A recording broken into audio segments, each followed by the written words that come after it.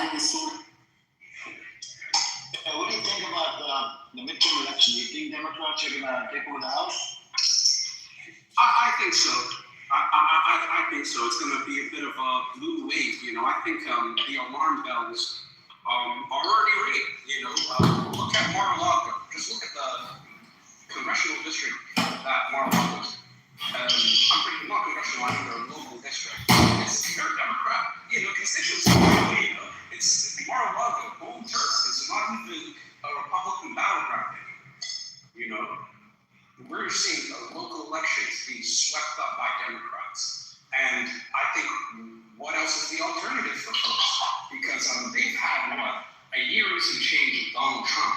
And they're sick and tired. They are so sick and tired of this guy coming in and fucking everything up, right? We could literally have a conversation for hours about everything Donald Trump has done wrong, everything that he has had happen that has ultimately affected people's lives in negative and terrible ways. We could have hours, days, the litany of sins is so long, it would be a waste of time at this point to even regurgitate any of this. I think people are completely fed up. I'm seeing people who, in my local area in Vegas, these guys were proud MAGA, proud Trumpers. Now the flag, it's like I was telling you the other day, the flags have come down.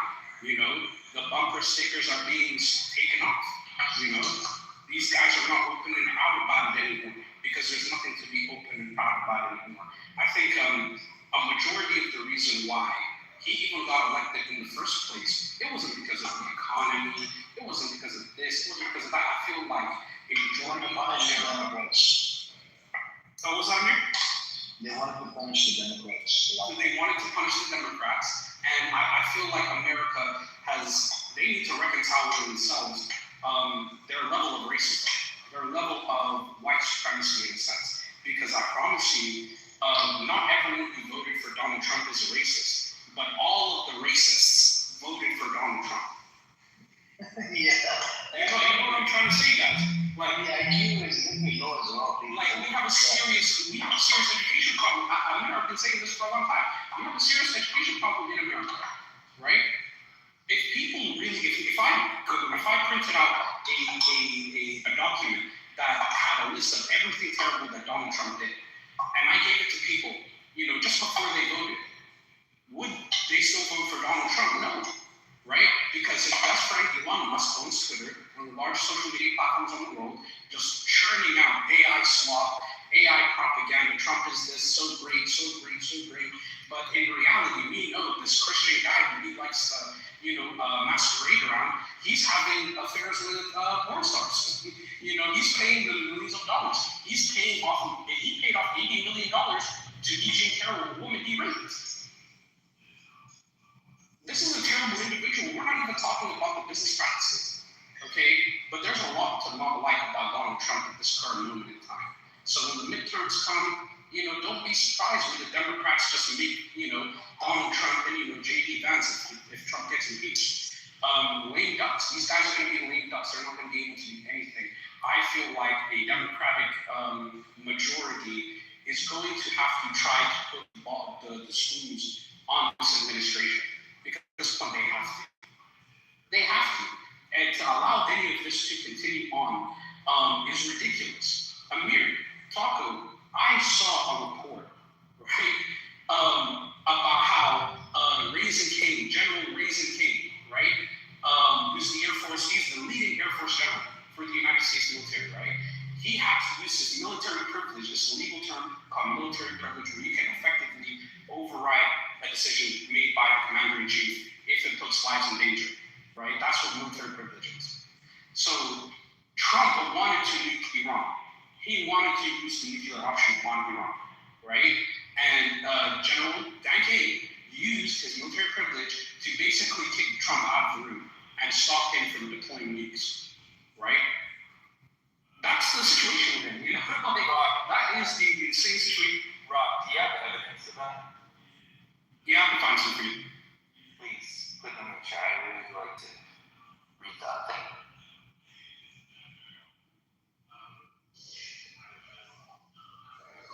Anyways,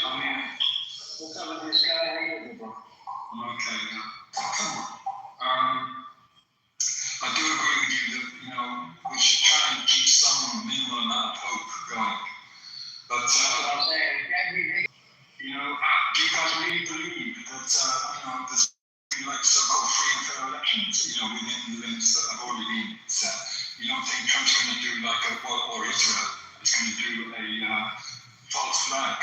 Like, there's talk about some false flag attack in LA. So that you can do like a 9/11 and have like, Homeland Security go wild and just clamp down on everything. Oh, no, we can't have elections because, Homeland Security, blah, blah, blah. So, I'm sorry, go on. I don't know if you look into Trump's background. He's a conspiracy theorist guy. So, I don't know, as a president, I think he's, to be honest with you, if I was on his place, the way he's moving, I would be more scared of the Zionist sympathy versus, trying to start shit with Americans. Because in Zionist sympathy, I don't know if you guys remember 3 assassination attempts in about 3 or 4. And they, Trump tried to put a blame on Iran. Do you remember that? So I believe 1 or 2 of the assassination attempts was done by Israel, by the way. It's to warn him, stay in your fucking place. Because look, inside Israel, the people were pro-Trump. But in America, the Jews, they're actually pro-Kamala, pro-Democrats. Except for Norman, that's on the Something Act, he defends Epstein as well on the side. Except for him, but there's a lot of Jews that actually were Democrats. They hated Trump. So, and as soon as he got, and I believe because Netanyahu was born raised in, born in Jerusalem, but raised in America. He went to school there. He was born in Jerusalem, by the way. So, and Netanyahu knows that this guy is unhinged. Trump is unhinged. And he's unpredictable. So, then I believe one of those assassination attempts was done by Israel, and it was like a warning. It wasn't really a assassination attack, it was just like a warning. So, that, make sure you stay in your line. So you wouldn't put it past Israel to do a false flag? Or even Trump himself to do a false flag? Israel might do false flag, but I think the FBI, I don't know if you heard the FBI the CIA director, but they don't even allow the CIA to go, and I think they're going to be on the lookout during elections to see if there's any bad actors. And Israel is on a hit list, even from the official side. I mean, look at that guy that resigned. He put the blame on Israel. He said this is the Israeli war. What are we fighting for? The Irish control. And Israel is on. So anything happens in America now, like in Johnny Kirk, automatically people start pointing to Israel without even knowing the facts. Yeah, you said you have the American control by Israel, aren't you? I mean, FBI wouldn't do that. Trump is on Israel. Oh my God, he comes to make this guy again. Well, next year, so make this. I'm doing well. I know it's controlled by Israel. I know. I hear you, bro. But try to have a little bit of positivity, bro. FBI is controlled by Israel. Yes, controlled by Israel. You know, Amir, Joe Kent wasn't allowed, he said on Tucker Carlson's show, he wasn't allowed to investigate Trump's, the shooting, Trump's attempted assassination, both. Yeah, even though he was elected by, even though he was elected by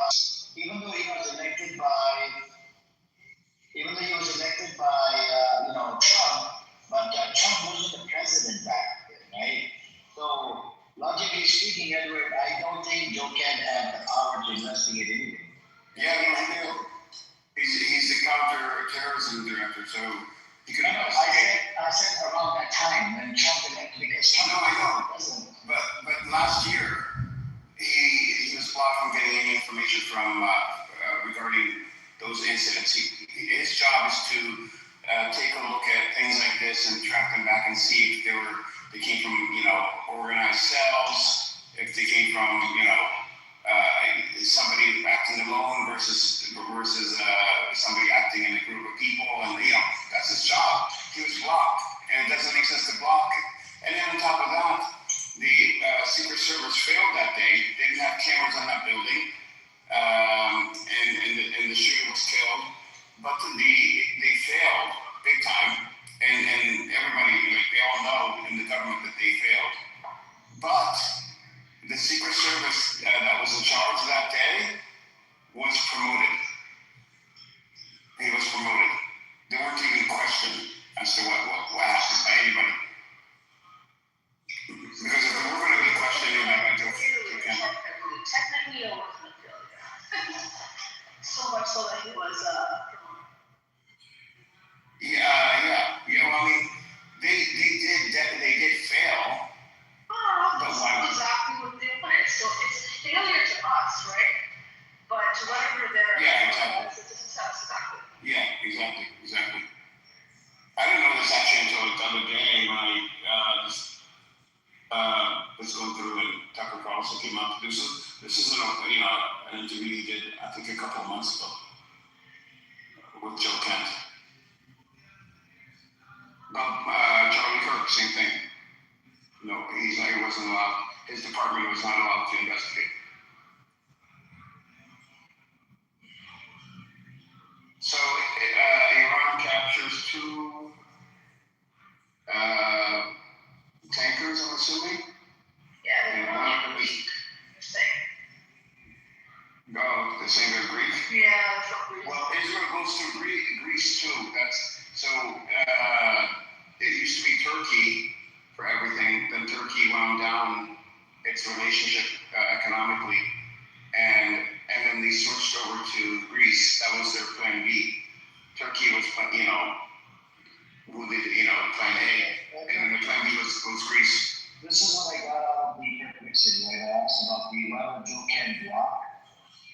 Right, so Ken said his team at the National Counterterrorism Center will stop and continue to investigate, and that there was still a lot to look into. He also said the FBI wanted to turn everything over to Utah state authorities. And why is that? That doesn't make sense. And why is that? Why, like we have in the public accumulation, the reporting is jurisdiction and case handling.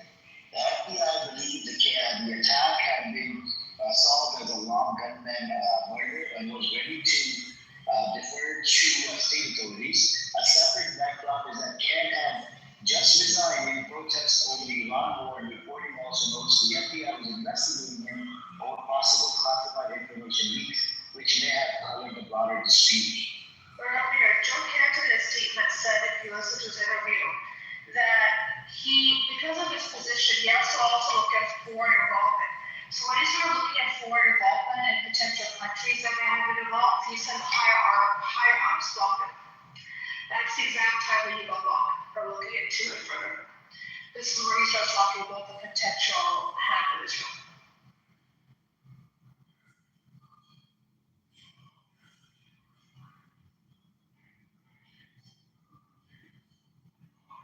But sometimes when the people resign or get fired or whatever, they have their own bodies to withdraw. But this is before he resigned, that he was just supposed to be. So this is what they pulled up first, right?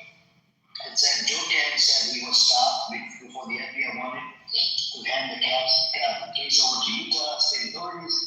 After concluding there was a wrong gunman case, while Ken believed there were still unresolved leads, including a possible foreign link connection that needed more further investigation. In the reporting I found, this claim is about Charlie Kirk murder investigation, not a specific Trump assassination attempt case. So he wanted to investigate the Charlie Kirk case.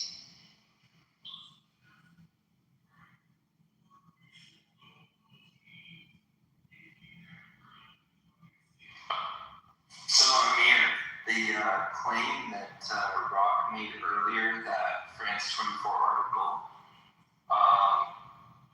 that's just one guy named Larry Johnson that was on a podcast who claimed that he heard that, or saw that interaction.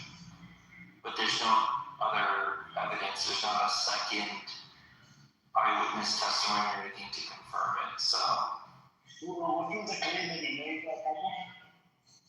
he said that during the Iran-Iraq war, before the ceasefire, that Trump had said that he wanted the nuclear codes to attack Iran, and General King stood in front of him and said, "I'm not going to do that." He defied Trump's orders. Which, boy, if that was true, I can almost guarantee you 90% of Highlighty supporters would turn on. In a minute. In a second. That's why I was really hoping that was actually true. But I don't like to spread propaganda. So if that's not true, I'm not going to tell them.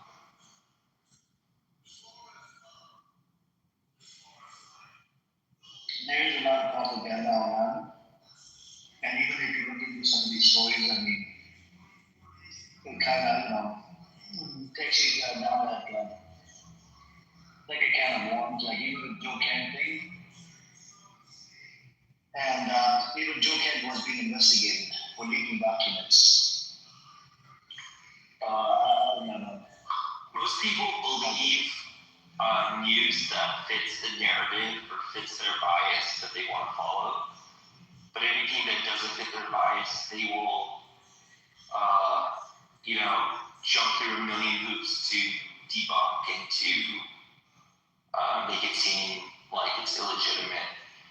I put the same amount of scrutiny on both types of claims because I understand there's a lot of propaganda out there. Both things that fit my bias and things that go against my bias.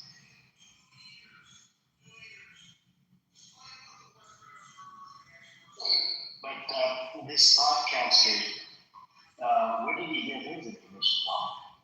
So the podcaster the name of the podcast is called Judging Freedom. I haven't listened to it, but I just looked into it a little bit with Andrew Napolitano. And the name of the individual is a former CIA guy, is Larry Johnson.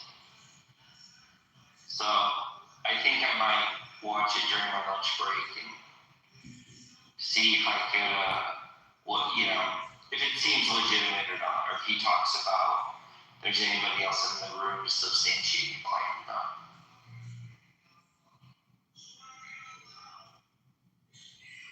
Like, I don't even know if he was in the room. Maybe he just heard it somewhere, so I don't know. But yeah, I'm gonna go listen to it on my lunch break and I'll report back this afternoon. Sure, no problem.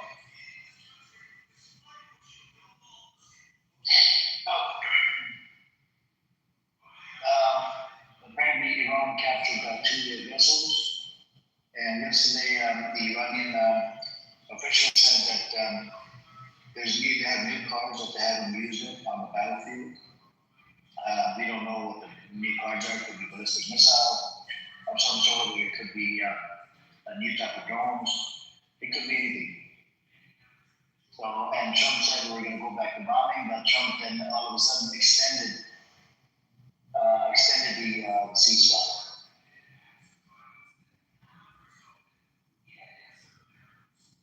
I mean, this is all just max pressure philosophy, right? He just wants to, every time he backs out, he chickens out, he puts it on someone else. He never, accepts any of the responsibility for backing down at all.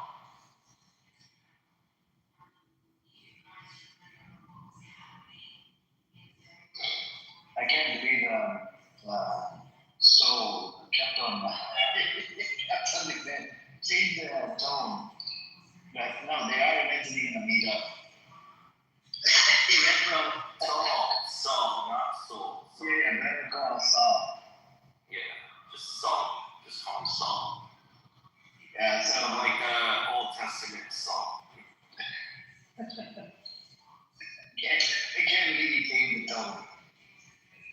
person and you haven't researched your facts, you just start arguing based on, well, if I was this, it's like, what about ism, basically.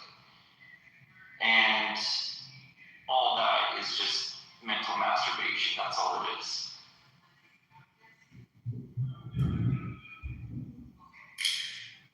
So, Taco, what do you guys see what's going to happen for the negotiation?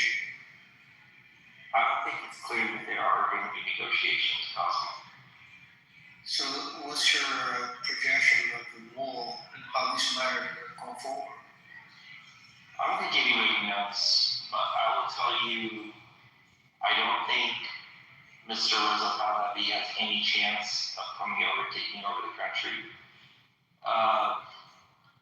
I think that the threats that Iran has made make it highly unlikely that there's Sorry, what was that person? Is that the new Crown Prince Reza Pahlavi. Yes. Okay. So that's one thing that I personally feel very confident that is not going to happen. The second thing is Iran has made threats to attack. If its energy infrastructure gets attacked, it will attack the GCC's water desalination plants, as well as their electricity grid with their drones and whatnot. And if they were to do that, the 4 or 5 countries in the GCC would be uninhabitable in a matter of weeks. So I think what the takeaway from that is that the U.S. Navy will need to eventually remove its blockade. Otherwise, if they try to starve out the Iranian government, it will lash out.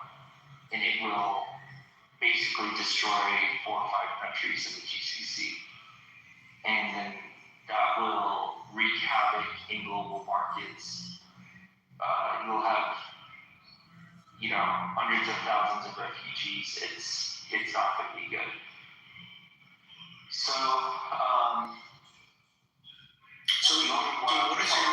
what is your view of the contention points in the negotiation, like the nuclear material and Iran's missile capability and its support to the neighboring countries that against Israel? I think these are the sticky points for the negotiation. Like, do you see them can reach somewhere in the middle to get an agreement out?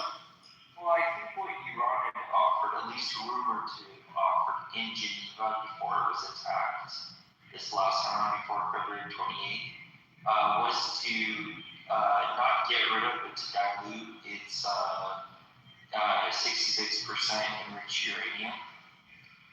But there's a lot of mistrust, so no one knows what's going to actually happen. Some people are saying that if Iran forces has 66% enriched uranium, it could really have 90% enriched uranium. So unless inspectors are able to see that stockpile, then they really don't have any idea what percent enrichment it actually is at, number one.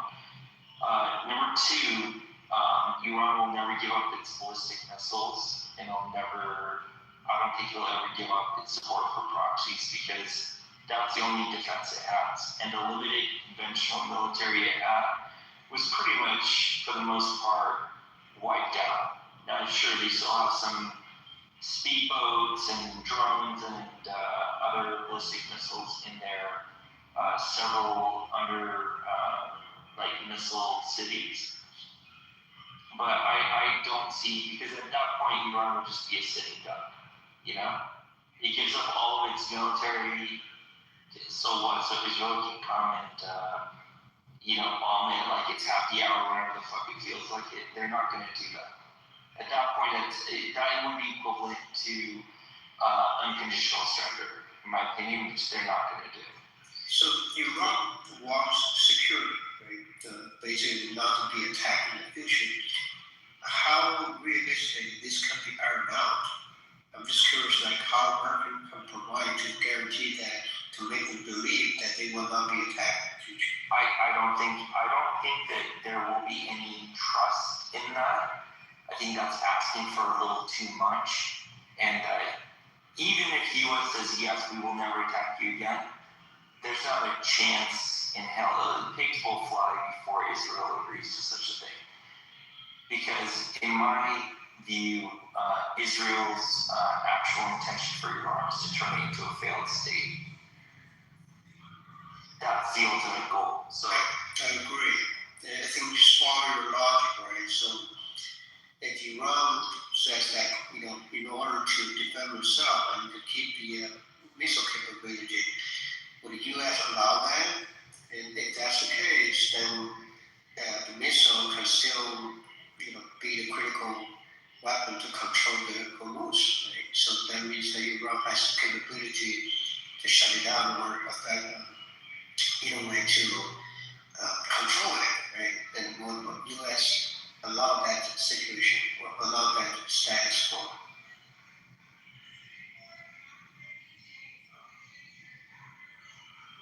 yeah, I mean, I don't know at this point, Cosmo. I mean, if there's going to be any negotiations that happen, I think Iran's position is going to be, my guess would be that the U.S. Navy blockade needs to at least allow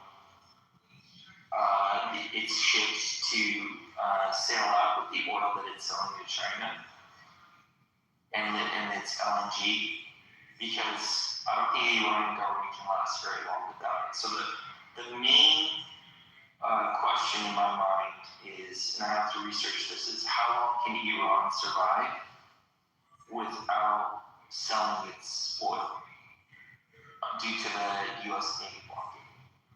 So let's say that number is X number of days, right? If you get pretty close to that X number of days and that Navy blockade is still there, that's when things are going to escalate, and they're going to escalate very fast. That's a very good point, but I think the two big countries behind Iran, they will kind of lower or something. They're not going to let the regime fail. So your point is right that if the blockade is sustained, then they're going to run out of foreign currency to buy the necessities. But those two countries, they will cut a loan for them, and that's my suspect. Well, I don't know how they would cut a loan unless they fly in shipments of cash, because China right now, I don't know if you know this or not, has $20 billion of frozen assets of Iran. So basically right now, when Iran sells oil to China, it's done in two different ways. One is mainly by a bartering system. So Iran gives about 80 to 90% of its oil to China, sells it to them. In return, China gives products to Iran, okay? It could be anything from, pencils, papers, pens, stuff like that, all the way to cars and whatnot, okay? Anything you could think of, electronics, so on and so forth. Those are bartered back and forth so that the money swap doesn't have to go through because Iran does not have access to the SWIFT banking system. And then those items are running on now.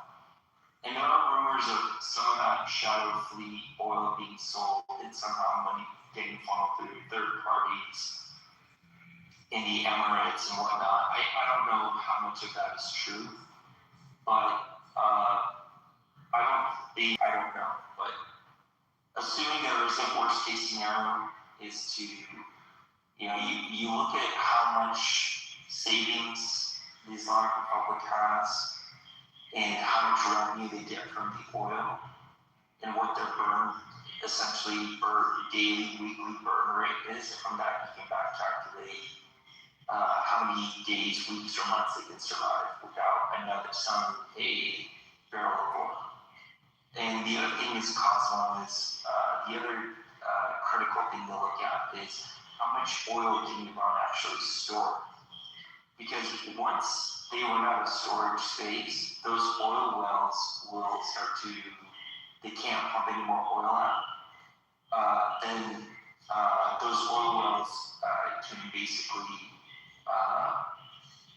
get damaged and potentially, if long enough, become inoperable if they're not pumping out oil. So currently, the refineries that pump the oil go through Cog Island, where ships used to come and take about, I think, 1.5 million barrels a day out to sea. And that's not being done right now. So we'll see how long they can survive. My guess is not very long, because that's a ton of oil that needs to be shipped somewhere, somehow, or stored. Well, these are very good points. I guess from Iran's perspective, I'm just going to do the game theory thinking, right? If they are cornered, and then there's no, everything damaged, they don't have a solution, then the worst case happen to them, they can just continue to fight and shut down Hormuz. That's enough retaliation to the U.S. and also the world economy. That's probably the U.S. wouldn't want to take that. So realistically, what's the middle ground that a peace solution can be ironed out? I'm just trying to think about what each party can accept to reach a common long-sustained truth, right? Rather than this 100% temporary thing. Well, Cosmo, the Strait of Hormuz is already closed. So Iran has already played that card. And there's going to be a lot of suffering from multiple countries due to that, both primary effects and secondary and tertiary effects, okay? But the peace deal, if you look at the US 15-point plan and the Iran 10-point plan, is that during the last Islamabad negotiations that J.D. Vance was there, the 21-hour marathon session that they had, apparently they had agreed upon all points except for the enrichment of the uranium.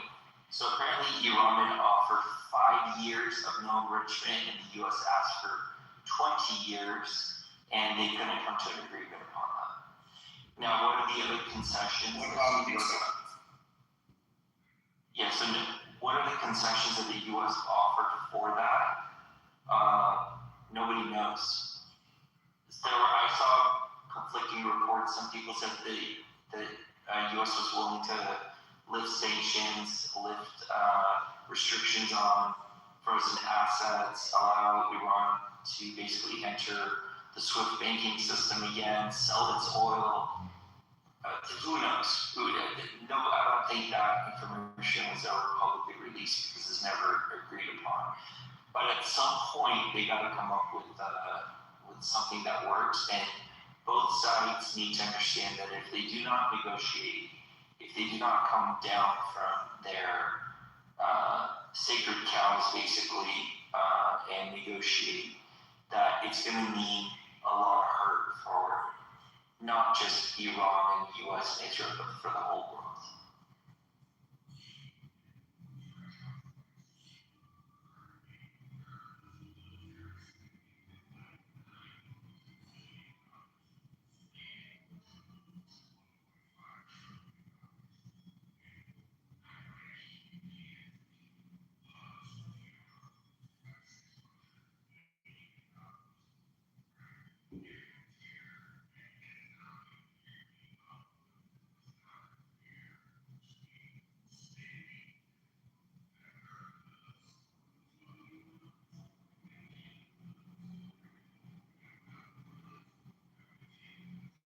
Hey, so you there?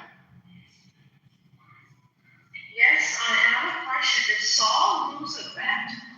Because I see his name as Saul Shifter. Did he lose a bet? I thought he lost a bet to sheep or something. I think he did lose a bet, yes. It was Saul Goodman, but it's been Saul Shifter for a few days now. Yeah, so I guess he lost a bet. AFC even lost another one. Tell me. It wasn't a bet, but it was, he wanted to tell me the bet. I said it's haram for me, so I'm not going to bet.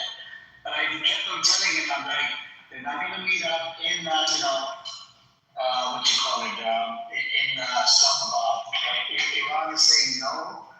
that's saying yes. All right? Now you have one party that's saying yes and the other party saying no. And Iran is more, most likely will not meet up. Because they kept on denying it, you know what I'm saying? And he kept on insisting. He's like, no. He kept on insisting, no, they're gonna meet up.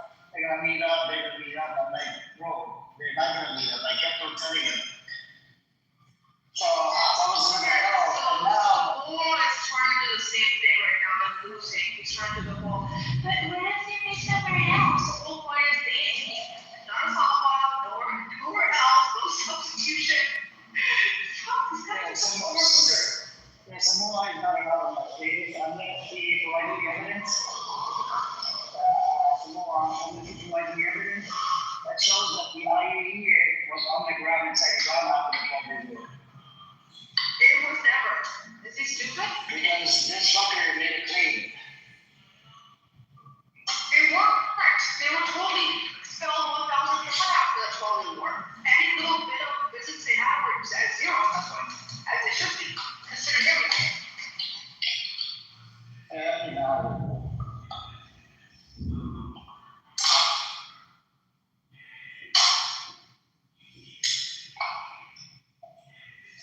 And IAEA cameras and everything was destroyed. Nobody knows how much you really need to have. It's just you have to go based on their words. IAEA cannot tell anything, even using satellite imaging, because you can't see through the tunnel, you can't see through the hole. How much you really need to have. Yeah, it's all speculation now. It's all fucking speculation.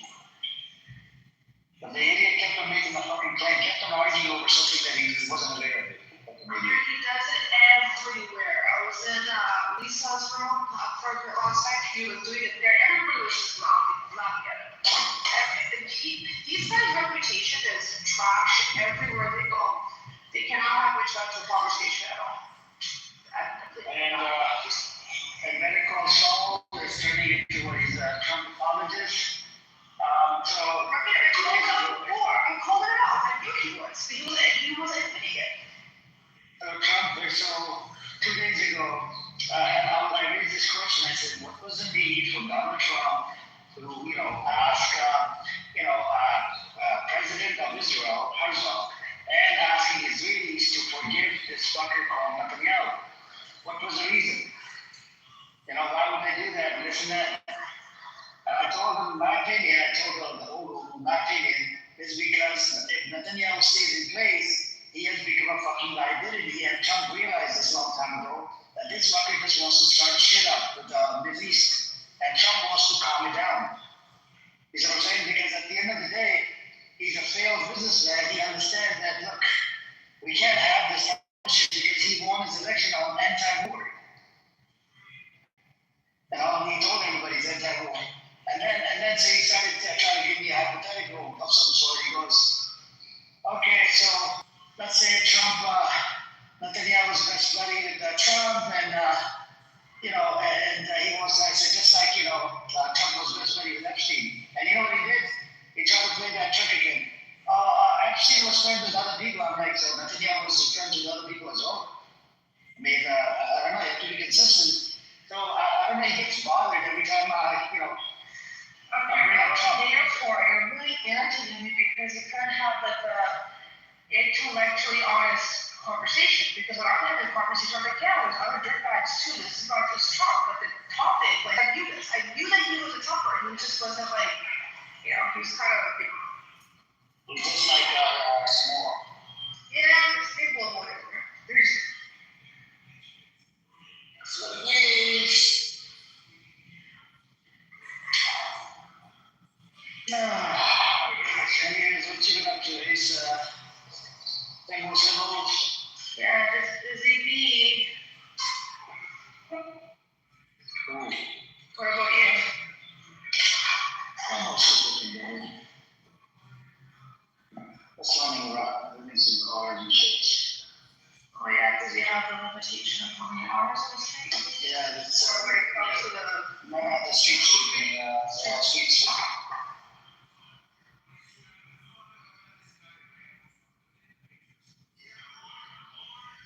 I was looking into something else today. Because I'm thinking of signing up for a drop shipper. nice. And the problem with drop shipping is, so see what I'm going to do. Is it too much time it takes? Depending on the No. subject? I wanted to use, so instead of using like the actual drop shipping company, I wanted to use Amazon as a drop shipper. Oh, that's actually very smart. Amazon Prime because they're quick. But the big problem, and it's a deep dark secret, the big problem with Amazon is, it's not about the fucking tax, it's about the tracking number. They give Amazon delivery tracking number. So let's say if I want to sell something on eBay, I'm gonna have a hard time if somebody from eBay complains that this is because eBay policy for It's on like pretty much. yeah, it's they'll suspend your account. If there's too many complaints of it, right? Yeah, and they'll suspend your account. You see what I'm saying? But what's the limit? There's gotta be a case rate or something, right? No, it's because you're using Amazon shipping. That's what they see. Amazon has its own shipping, right? So that's the problem. Amazon doesn't. Yeah, Amazon doesn't, use like what is it, post office or. Yeah, your own delivery, yeah. So you'll save money on Prime, but at the same time, your account gets suspended. So, I was looking into that, I'm like, how do you do it? And then even on Amazon, when you order, you have to select it as a gift, so they don't send out a receipt with it, You know what I'm saying? So the customer will end up receiving a receipt. So you ordered it for $30 and you sold for $50. The customer paid, customer paid about $50 and they get a receipt and then, they're gonna get pissed off. So you have to do it like I can't believe this fucking jumper values.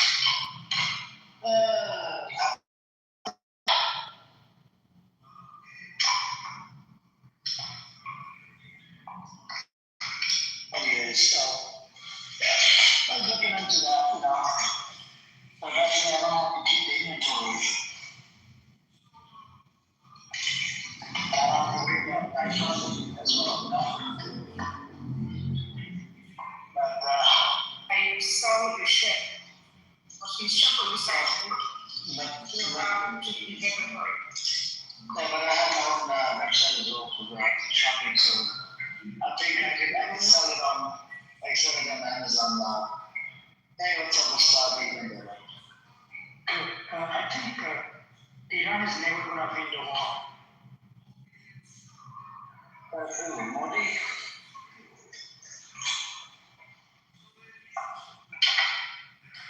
What's the opinion amongst the people from India? Is Iran going to win or no? What I'm saying is that Iran cannot win this war. Iran can win the war. It's winning the war. How do you define win? Okay. So Iran had Lebanon ceasefire on the table. Okay? They said you need to do ceasefire in Lebanon. America got Lebanese minister and the Israeli side to come together in the White House to do a ceasefire. So Netanyahu was forced into doing a ceasefire in Lebanon. Even though they violated the fucking ceasefire. It's all political, but let's talk about the people of Iran. I can feel like I just said, are you going to concede to this point? Yes, it was forced upon Israel to do the ceasefire. Just imagine if you are like being Iran, how would you feel? I'm asking you a question. Are you going to concede to that point so we can move on to the next point? We can't just, be all over the place. Are you going to concede to it? Yes. America did bow down to Iran. America is a superpower. This is the Did America bow down to Iran to do a forced ceasefire with Israel and Lebanon? So this is very political. Donald Trump. I'm not asking. I have to go based on objective data. The data says they did. This is a fact. They did. This was part of fucking ceasefire. Lebanon was part of on the table with the Iranian ceasefire. And reality is economically and politically Iran is weak. Bro, I'm not talking about it. We can only move on to the next one if you can see to the first one. Otherwise, there's no point in having a conversation. You're just intellectually dishonest. Unless don't act like a kid, we are an adult. Bro, you're acting like a fucking kid. You don't know what you're talking about. You just fucking bullshit out of your asshole. Say this is what you do, right? Yeah, this is what I do. This is how I fucking debate the motherfuckers on this app. If you can't concede, there's no point in having a conversation. You're just intellectually dishonest piece of shit. See, I'm not controlling you. Donald Trump is controlling everything. I told you, concede to the fucking first point, then you can move to the next one. Otherwise, what's the point of having a conversation? You asked the question, how did it lose? I gave you the answer. Are you gonna concede to it? You can look this up. This is all factual. Go use your ChatGPT and look it up. See, you open the room and anything that you. I opened the room not for you. I didn't open the room for you. Okay? Not for freeloaders like you to come in here and fucking bullshit out of the asshole. You don't know the you make it. I just told you, America had to bow down to fucking Iranian conditions. Iran condition number one was ceasefire with Lebanon. Okay? So you guys are thing like Ukraine, okay? You should worry about your fucking Indian politics instead of coming up here talking about Iran. Acting like Ukraine. What does that mean? Acting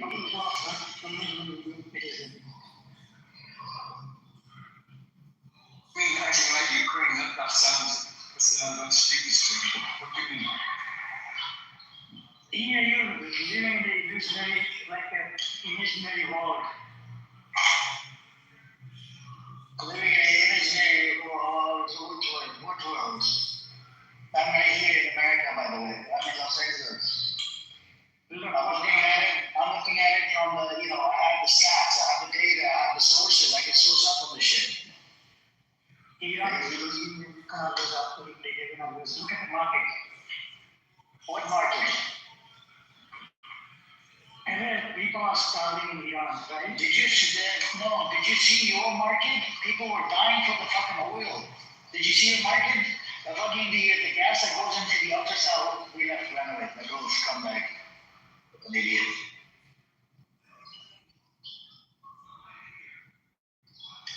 It's a big problem, man, when you're fucking being intellectually dishonest. Just ignoring questions. You're asking the question, just ignore this. He's the one that asked me the question.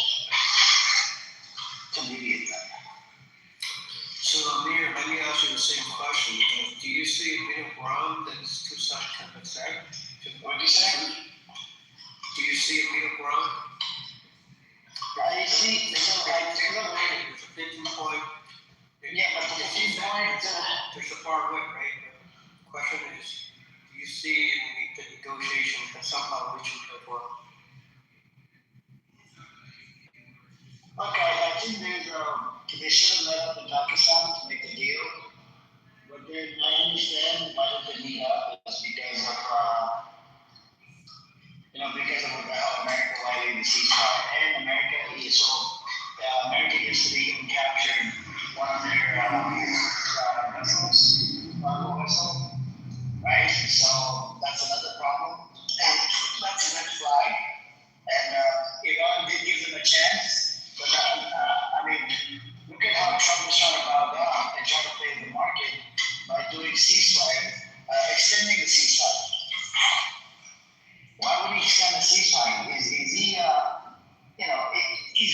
because he definitely doesn't want to go back to war. If he goes back to war, it's going to make America look bad. More bad than it looks. It looks really bad on the fucking world stage because Iran did not start this shit. It was started by America and Israel. And then yesterday, one of the Iranian officials came out and said that, we haven't tried the new cards. We have some new cards to test on the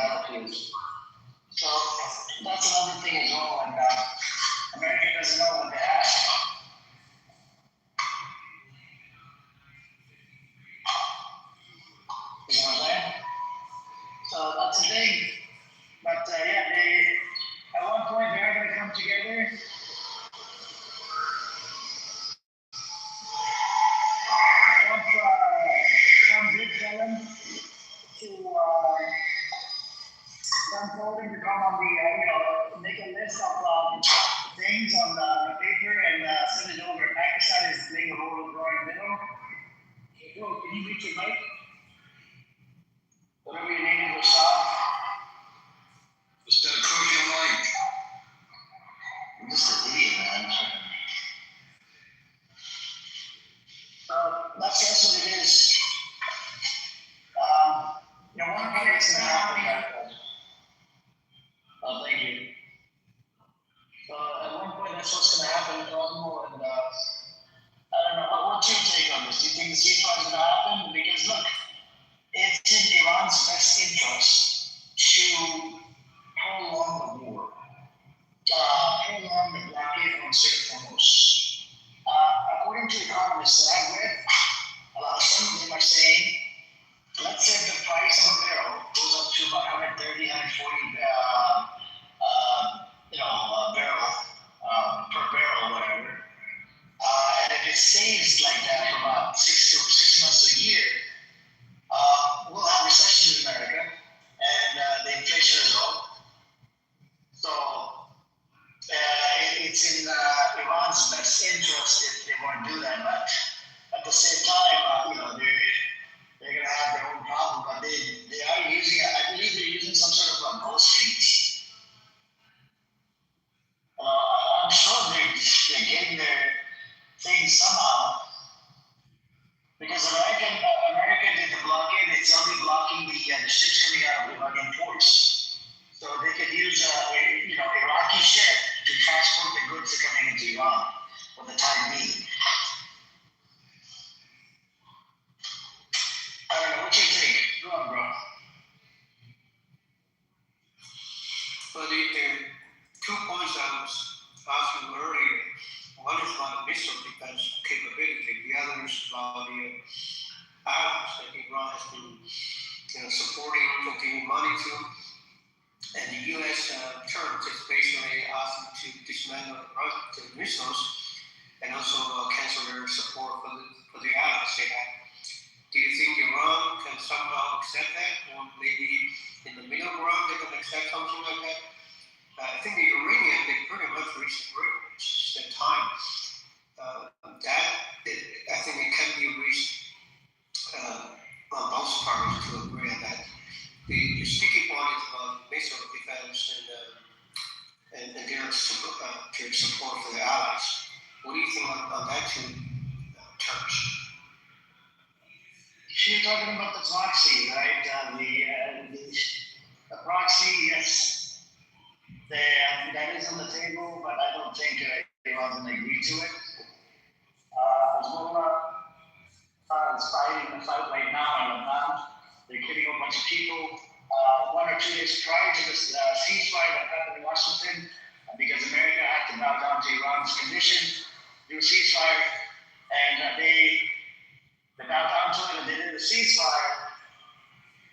And 2 days prior to that ceasefire, they killed about 300 people in one day, 300 and some change in Lebanon, and injured about 1,000 people. So they're not going to dismantle any of these proxies. And if you look into the history, Cosmo, Hezbollah is only there to resist against the occupation. Who's the occupier? Israel. And when the Lebanese side spoke to, there was a lady here, she's from Lebanon. She started, kind of crashing out as well. So even the Shia and Lebanese, they're actually divided. They don't want, Iran representing their country or their position. And then we have Rio that comes here, he's from Lebanon as well. He's from the Shia background and he supports Hezbollah. So as you can see, even on Clubhouse with the anecdotal experience, you have 2 parties, they're from the same country, same religious background, and they're divided. So, I don't know, man. There's a sentiment amongst Lebanese that why the hell Iran is playing a role influencing our, politics and whatnot. But in my opinion, Iran should, right now, they should allow Iran to make the deal. because Iran can make it happen.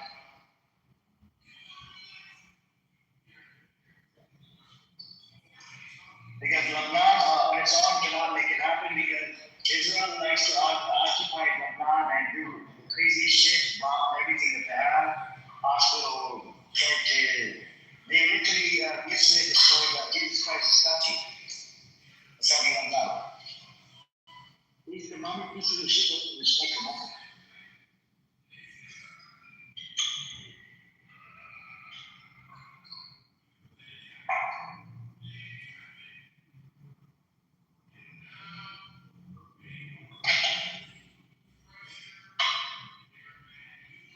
Anybody else wants to come up? You guys want to come on up?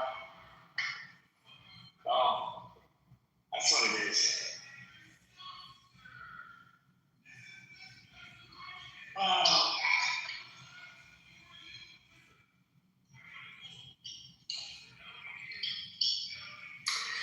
I think the best thing Trump can expect is to roll time back to before the war started. That means that there's no war between Iran and the US, and also Iran is not attacking GCC countries, and also that the Hormuz open. I think that would be probably the best US can achieve, and seems to be acceptable to Iran, as I consider. But the conflict between Iran, its allies, and Israel, that would never end. But U.S. probably will just cut off on that. So we're not going to get involved anymore on that. I don't know. Do you see Iran will accept something like that? I think Iran wants all these military-based out of the Middle East as well, by the way. You heard about the military bases, right? American military bases.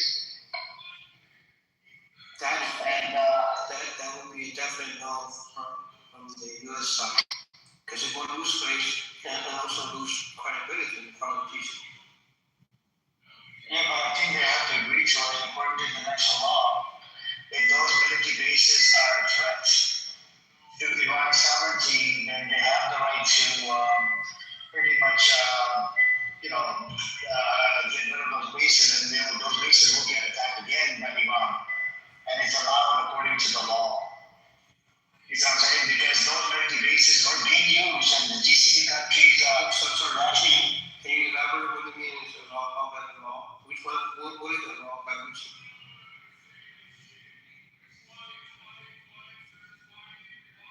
I'm talking about the national law, by the way, the international law. If there's an entity out there that's a threat to their own sovereignty, they're allowed to bomb it and whatever. You know what I'm saying? They're about to, get rid of the threat. So you're saying if military base exists in GCC countries under international law, there's a threat and allow Iran to attack them? Yes, international law allows it. Well, before the war started this time, the base has been there for decades, right? And then Iran never attacked them. Yeah, because they never got attacked before. So these military bases were being used to fill up their fighter jet, use their airspace, and did a whole bunch of stupid shit. And the GCC country leaders, they kept them out. There was an investigation done by a mainstream media news channel. You had a leader, I think it was Bahrain or somebody, was lying. And turned out, in mainstream media television network, they investigated it using satellite imaging or whatever. They found out that this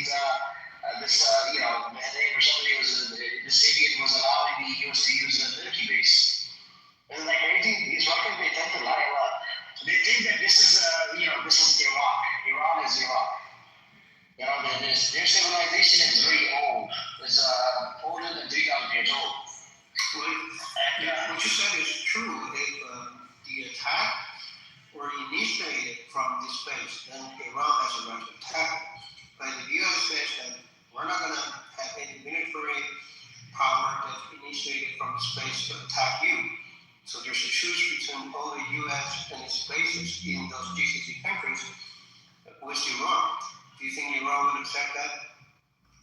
I think it's always going to be a threat, Cosmo, until America can guarantee on paper and everything that they will never attack.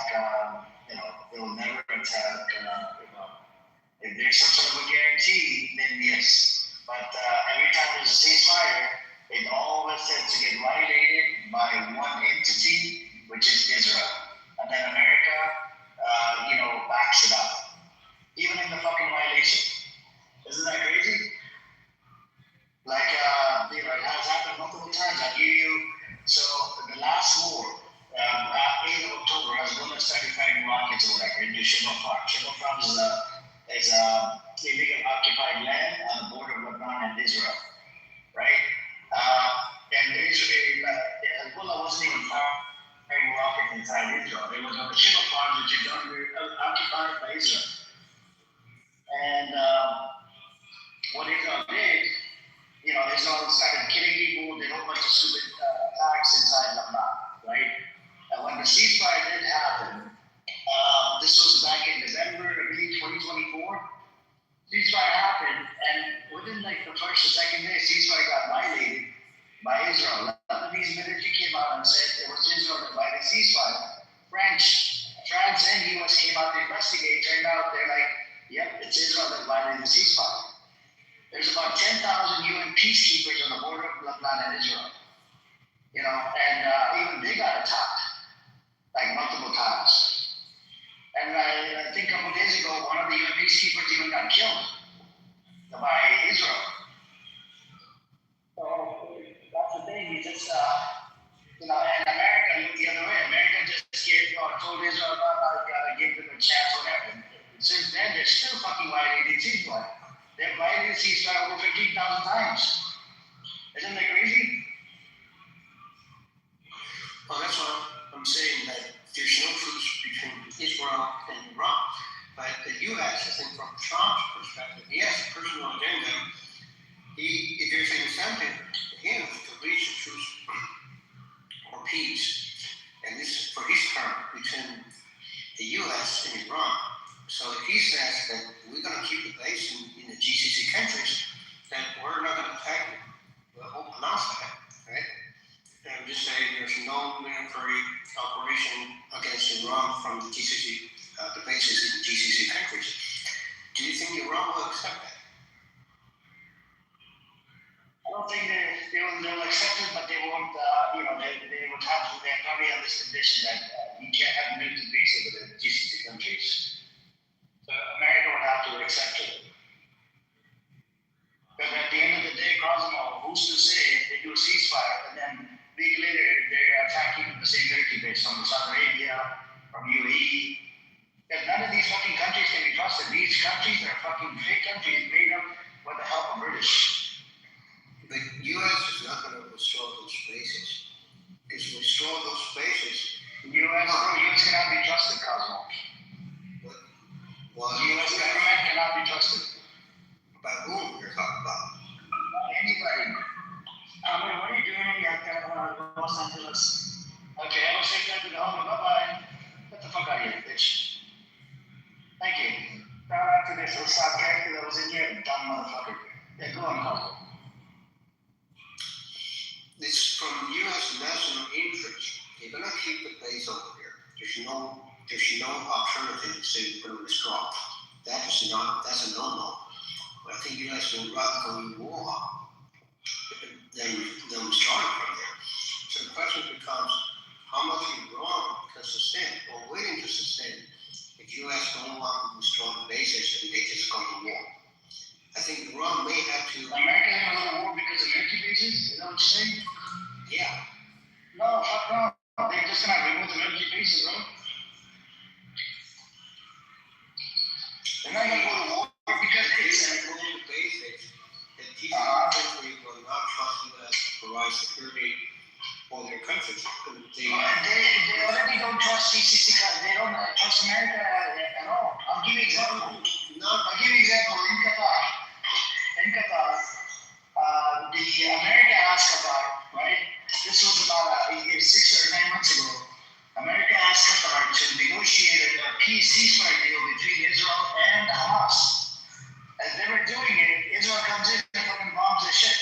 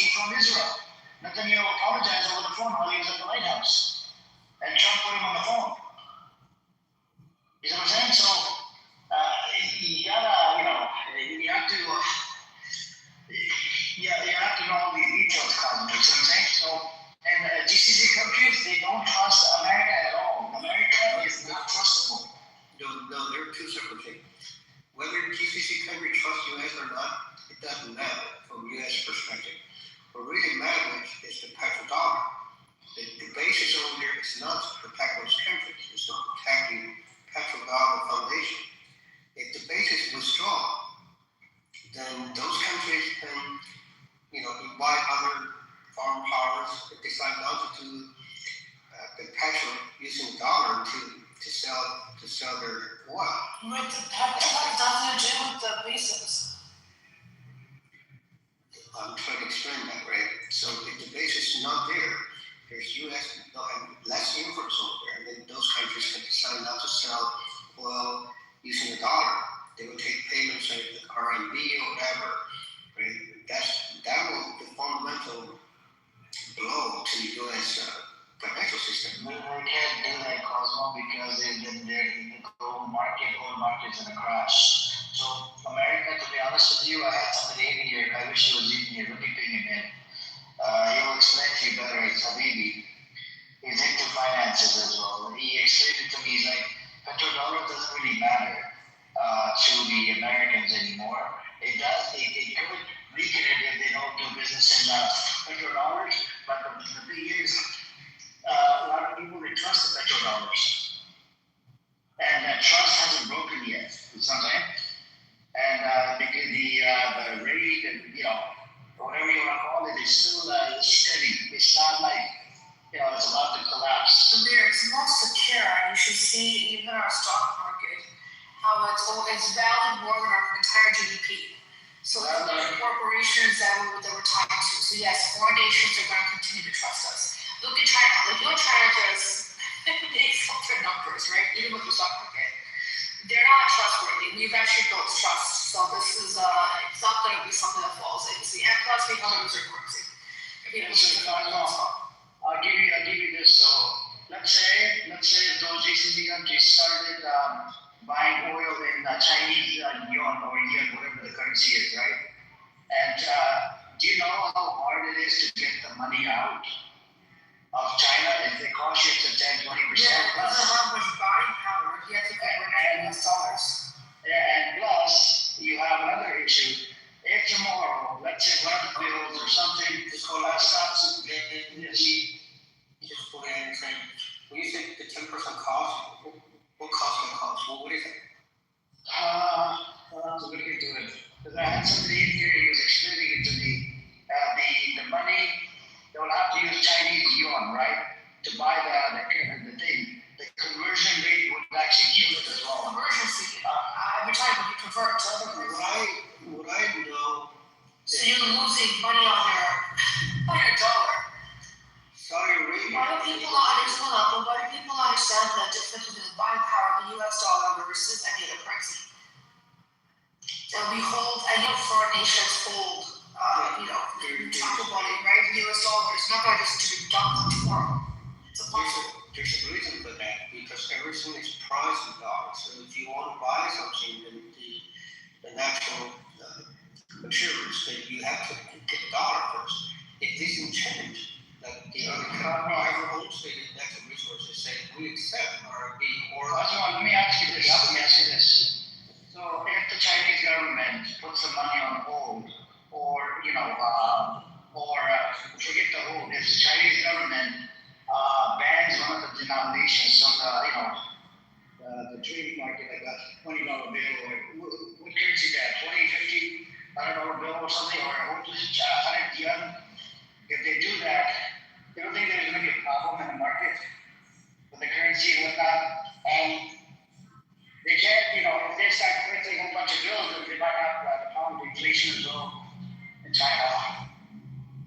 So the petrodollar system, it's basically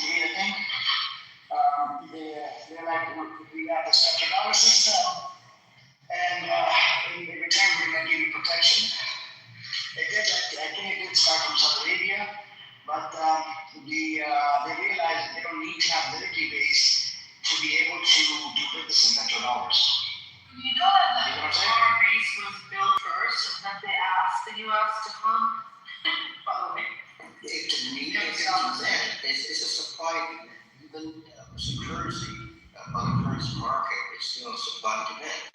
If demand for US dollars dramatically drop, that will be an issue for the US. Okay? That will be an issue for the US and also for a lot of the US companies because I don't have to. The currently they don't have a choice.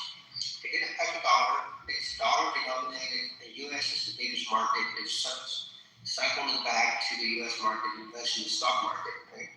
But if they don't take the US dollar, they take the RMB, they can just buy stuff from China or do some construction. They can buy construction from China and then let China build a lot of things in Saudi Arabia in those countries. They can do that. They're not doing that is because the US has military power in that region. And the US is responsible for their security. And it's kind of, you pay them, put it in the worst analogy, you pay them monthly with some protection fee. And monthly supposed to protect you to do business in the long term. If you can't do business, monthly protect you, they will ask the question, why would I pay the fee? Or I should pay someone else to protect me.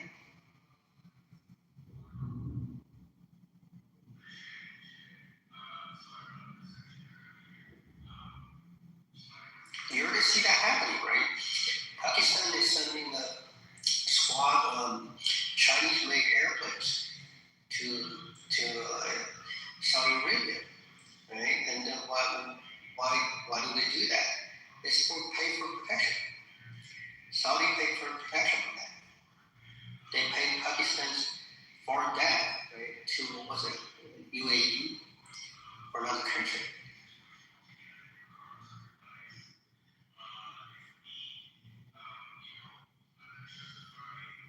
Just strategically, U.S. will not allow to restore those bases. If U.S. restore those bases, it will lose the supporting point, it will lose whole control of the rules. That will not be allowed. That alone will not be tolerated at all. So those are the sticking points. I'm just trying to figure out how Iran can make a win or to allow that. Right? At the same time, what they demand is total security, right?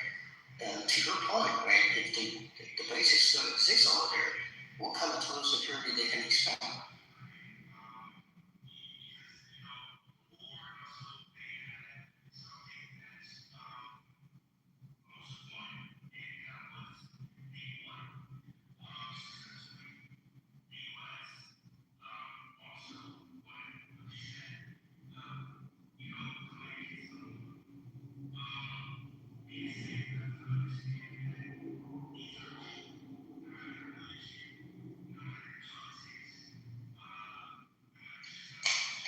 What I pulled up right now is the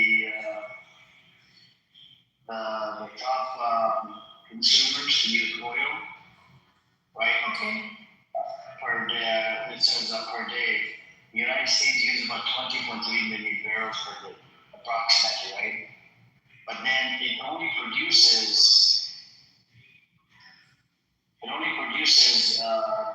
what is it?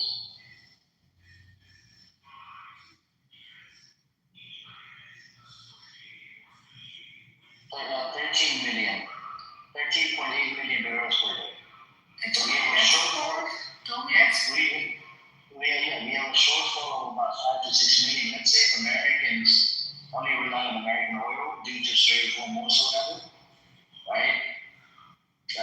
And they only rely on American oil, we're still gonna have a shortfall of about 6-7%. But a lot of oil comes from what we have in America, it comes from Canada as well. That's crazy, huh? 20.3 barrels a day get used up in America per day. We're the top users. Wouldn't it be China who uses the most? Yeah, top users. So China is number 2, 16.2. China's number 2. What the hell? Wow. But they're number one production country. We're number 2 with a huge population. Yet. No, production. Even production in America is number 1, by the way. No, I'm talking about what we call industry. So they're production. I don't know. We're talking about industry. It's industry in general, manufacturing in general. Yeah, production, all production, right? Got oil, obviously manufactured, because you know some of these factories need oil, right? Oh, So yeah. number two, and the China's number one for manufacturing worldwide. And they have a bill of 1 point something billion dollar, but it actually. Yeah, but we have, We've got they have a lot of electric cars. They used to have a lot of electric Yeah, cars. still. Oh, we have Edward here. Edward, I want to ask you a question. Welcome back, Edward. Thank you for having me. We acknowledge you. But hello, Hello, Ace. Work and then having to deal with my nephew who won't leave me alone when I'm working because he wants to do my job but has no idea how to do it. Here's the question for you. Now, America, I looked into the stats. America consumes about 20 million barrels of oil per day. Okay? But America only produces 13 billion barrels per day. Yeah. So let's say tomorrow America was to rely just on American oil, we're going to have a shortfall of fucking 6 or 7 million barrels a day. Yeah, like that deficit is mostly coming from Saudi Arabia. We still use Saudi oil. Yeah, but it's only less than 3 or 4%. The majority of the oil comes from Canada, isn't it? So American oil generally needs to be mixed with Canadian oil. Like, I don't want to say all of it, I don't know, but the majority of American oil is mixed with Canadian oil in order to make viable oil for the market. So America can't sell to oil, Canada can't sell to oil, you have to mix them together. Because one is too thick, the other one is too thin. So, we do get oil from Canada, but I don't think we get oil that we can directly use. It has to be refined with American oil. But we definitely get oil from Saudi Arabia. Even, a couple of million barrels a day is still, would we have a shortage in terms of demand? Probably not. It will be a little tight, but probably not. But the concern isn't that, or shouldn't be that, at least not now, unless something major happens. The concern is that we price our oil, obviously. When you pay for gasoline, you're paying for it based on the price of oil in the market. So, it doesn't matter if we have a lot of oil or we have no oil. What you pay at the pump is going to be based on what the world demand is for oil. America's not going to subsidize it for you. Because these are private companies. They're not going to give away their oil to you. It's not like Saudi Arabia, where they directly give free gasoline or near, I think, are they state-owned, the gas stations in Saudi Arabia? I'm not sure about now. Back then, no, they were privately owned. They were doing a share with the people. Yeah, so they were selling it, but very cheap. So they were not selling it, based on the market, like based on, they were selling it from really cheap. And for them to do that, they couldn't go through the market. They have to do it through a private sale inside Saudi Arabia, from the Saudi company itself to the distributors for gasoline. Because you can't you can't sell it for whatever price you want if you're selling it in the market. You see what I'm saying? Like here in America, if the refineries sell it directly to the gas station owners or the distributors that would distribute it to the gas station owners, then they could sell it cheaper. But they can't sell it cheaper if it's on the open market. If they're selling it through the market where people are buying commodities or futures contracts, and generally that's how you buy oil, and you have you can't, you're paying the futures price. What the hell? Why is it up to now in talking with Saudi Arabia. Before it was like 20 cents or something. 58 cents per liter. So, well, yeah, I mean, I'm assuming it would go up. Well, I mean, the 60, that's what is that? That's like $1 something. It's 365 or 375 reals per US dollar. Oh, when you say 58, is that 58 cents? 58 USD, 58 cents. So 60 cents is a liter. How many liters in a gallon? 4. So 6 times, that's 2,040 cents. That sounds pretty high for Saudi Arabia. Yeah, it is. It is that high. I can't believe this. But Saudi Arabia has a demand problem. You know, and getting the oil out. Now they're getting it through the what do you call it? The pipelines. So they're 2 million barrels a day short, and you know that's what they export. So they probably had to, pull back on consumption in their country, so people would have to pay more. So less oil available, less gasoline available in Saudi Arabia. It could also be that I don't know if Iran went after any of the refineries in Saudi Arabia. They maybe one of them or 2 of them are down. That could be a thing. I don't know. I'm just thinking about because many of them was here last week, right, or 2 weeks ago. And sometimes, when somebody says something, it hits you like later, right? So today we were talking about oil. I was talking about oil to, I think, Cosmo or something, about petrodollars. And then it hit me that, let's just look into how much does America produce per day and how much do we consume. And we consume fucking like extra 6-7 million barrels of oil per day than we can produce. So we're going to have a problem. We're definitely going to have a problem. Yeah, We consume 20 million and we're only able to produce 15 million.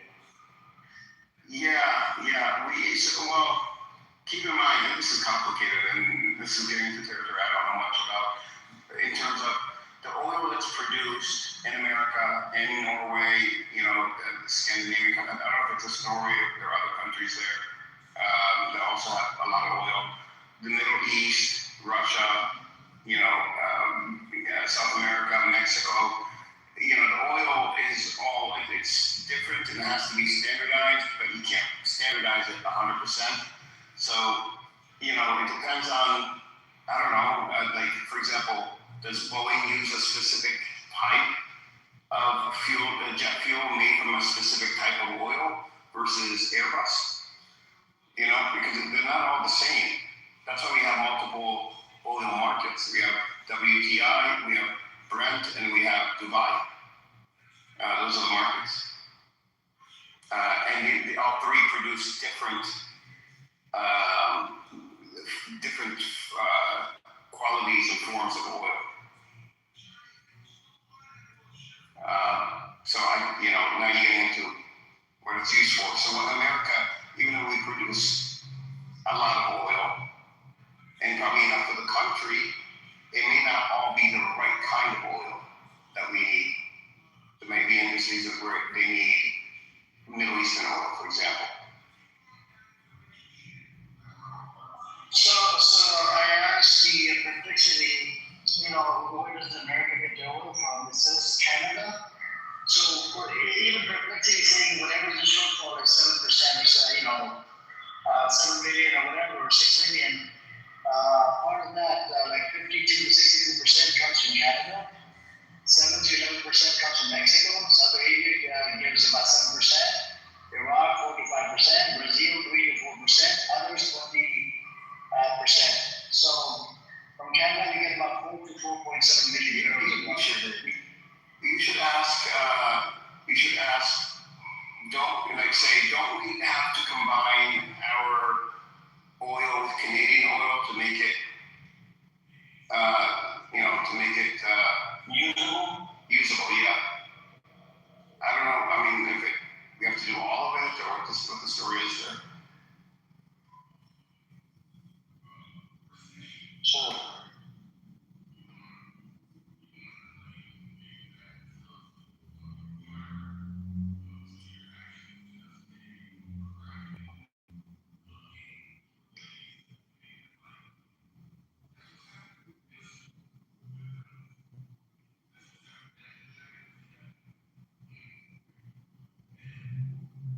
So Edward, it says no.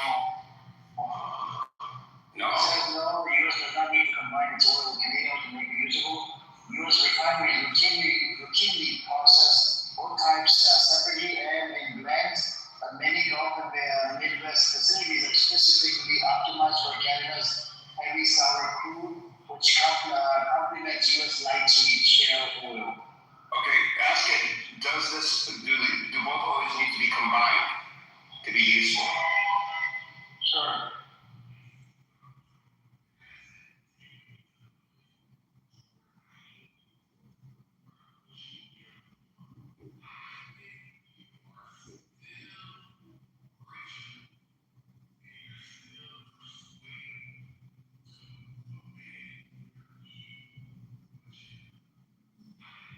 Need to be combined. I mean, it's not true. I mean, this is common knowledge that they combine the oil together. Last year, that was the big thing in the news was when Trump was talking about, talking shit to Canada, at the same putting tariffs on Canada. At the same time, it was, and that's where I found out that Canadian oil, and Canada needs America, and America needs Canada for their oil. Oh no, it's refining. It's refining. That's what it comes down to. Yeah, he's saying no. Yes, so they have a separate refining facility. Edward, they have a separate facility to refine Canadian sour oil versus our light oil. I wonder how does it taste? I think I need to taste it. How does it sound? Don't Sour means it has sulfur in it. It tastes like the devil. How the fuck do they know they taste? Well, no, I mean, they say sour, but it's not about taste. Sour means it has sulfur in it. Sweet means it doesn't have sulfur. But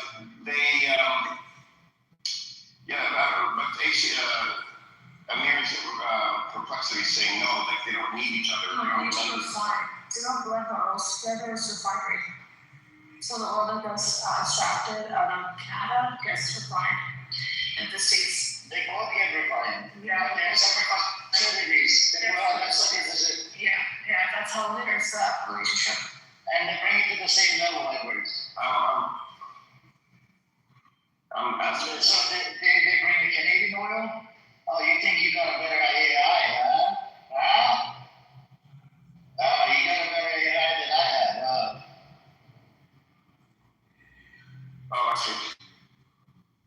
Okay, so Alberta oil needs to be blended with American oil to be able to move it through the pipelines because it's too thick. That's before it gets to the refinery. Okay, so it's just it has to be thinned out just to be refined. Not that it needs it. Yeah. To go to the No. pipeline. Then using it. So that's like I said, this is outside of my knowledge base here. We need to understand the bullshitter here. And why? Oh my God, I was arguing yesterday, and I was like, what the hell? And I'm like, okay, let's agree then, because we're not appealing. He's still in Scott. I was saying that he's the bullshitter guy. He's I don't know, I think he works in, it's something he works in. He works in a bank. Yeah, he probably had, deals with. He opens up accounts for people. He's just like one of those accounting guys. Are you supposed to do it with a smile? I don't picture that guy smiling a lot. Yeah, he talks to people that are in the oil industry and then maybe opens up an account for them. And so he learned it from like his anecdotal experience instead of doing a deep dive. Yeah. Because Taco did a deep dive. Taco was busy. He said I wanted to come off the mic, but I was busy working, and I looked into this, and he was just bullshitting Alex. Yeah. I just like always. I mean, it's it wasn't a big deal. We were literally, I forgot who the woman's name is. She's in Texas. We were comparing prices, and she asked why the price in Texas would be different than where I am, and that's where It was Nazi, yeah, and because she's in a different pad region, and then my region is different,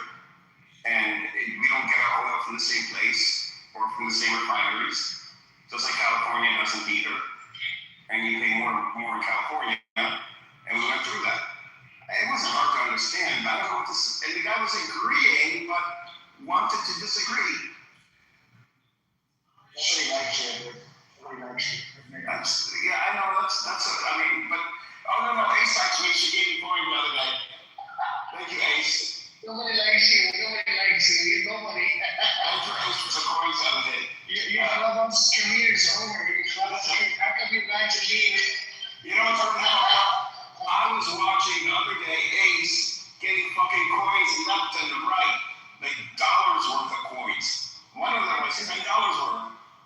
I was like, what the fuck is this? She got 1,000 coins in one shot. 25 here, 50 there, 100 there, all within an hour. Yeah, it happens, man. It depends on the room. No, I have to say Ace. Who else is that? Because it's a girl. You know what I'm saying? Oh, yeah. That's the thing. It's a girl. So girls, they get way more raves. They get private people. Hold on. I knew it. Intellect precedes by gender, okay, guys? Let's not fuck around with that one. Because there's some ladies in here and other places who get sick. I'm joking. You guys just, you guys just blah blah blah. They freaking dragged this shit. It was so fun and so bad. Oh, 2 days ago, Ace, he should have been in the room. He was walking down the street, giggling and laughing about any little thing, and he's looking at puddles, and I was like, what are you on? You're celebrating Independence Day. I'm an independent. What, you motherfucker? Like, Independence Day? Get the fuck out of here. Yeah. It's so pathetic. The story is since 1860 up to now, this poor, tiny, little, fat, bald, hairy Jew, about over 25,000 of them have been killed, these poor Jews, since 1860. Oh, really? Since 1860? Since 1860 or 1880, these are, they fought the fascist Zionism. And that's what he was saying on News Channel. I watched the News Channel today. Wow. That's what this fucker was saying. The other over to the cycle. And Argentina, like a scumbag fucking he is, the leader of Argentina, fucking bitch. He's a staunch Zionist. He was there, they appreciated it. They're like, yeah, I was there for us. You're the best state, you're this, you're the friend of Israel. Is it true that was a second cousin? Danielle Weiss. No, Argentinian prime minister is apparently that now second cousin. Here's what I want to tell you about the coin business. So I'll give you an example. I was in one of the rooms. It was very fucking ghetto as fuck. Ghetto.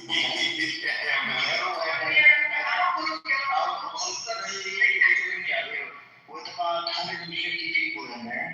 A lot of girls, some of them were showing whatever, right? And they're big. Yeah, they're big boats, yeah. And they were collecting coins right and left. That is One girl, she collected about $100 worth of fucking coins within 1 hour. I would be immune to this. See, if I could turn this feature off, I would, because this. So what I'm saying is, the girl being a girl, having a picture. I'm not you. I'm not saying you. I do not agree with you. I'm talking about people on this side. Well, that, girls always get the perfect treatment, the more they That's what I'm saying. That's different. Oh, look at that. It's not shit.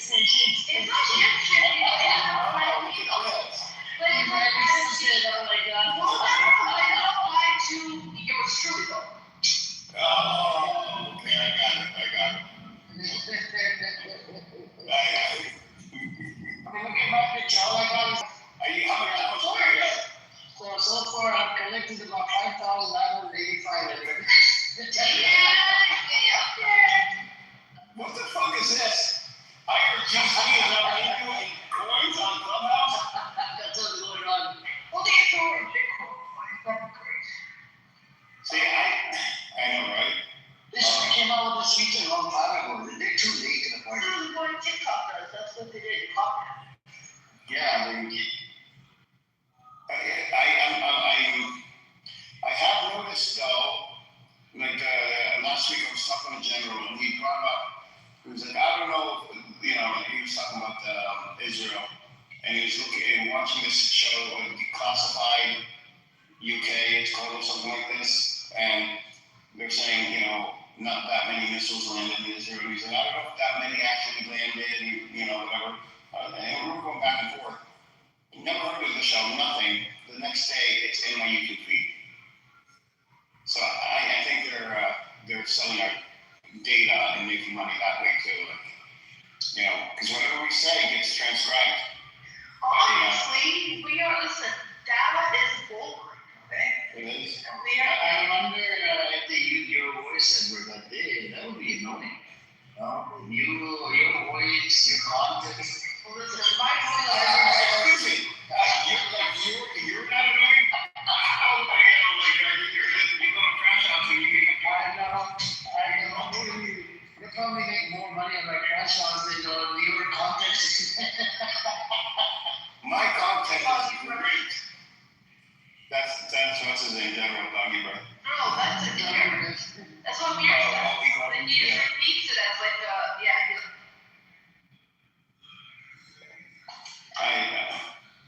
The best is when you're asked, was anybody happy when you were born? Was anybody happy when you were born? Yeah, it sounds like a cultural thing. Something that people in the Middle East or South Asia, you know. Yeah. I've never heard it before. So I'm very sad. Well, it's But you heard it in Punjabi, right? No, never heard it. No? Instead of more like curse the day you were born. But not like, was it happy when you were born? No, it's what the it's Somalis have the best, though. The Somalis have the best insults.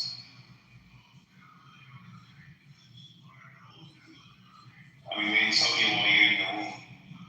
Oh, I've said some things I've made up there just like crawl back into a boat and choke yourself to death with them. We had the person in here from Lebanon that was fighting the RD with me yesterday. Ace, were you here? You were here? She said she knows her history more, blah, blah, blah. And they got heated. She said she lost her house and family member and something like that. And she's from a Shia background, by the way. And she's against Iran coming in the middle, right? But then Rio supports Iran. You see what I'm saying? Like, you see, the Shias are divided inside Iran, bro.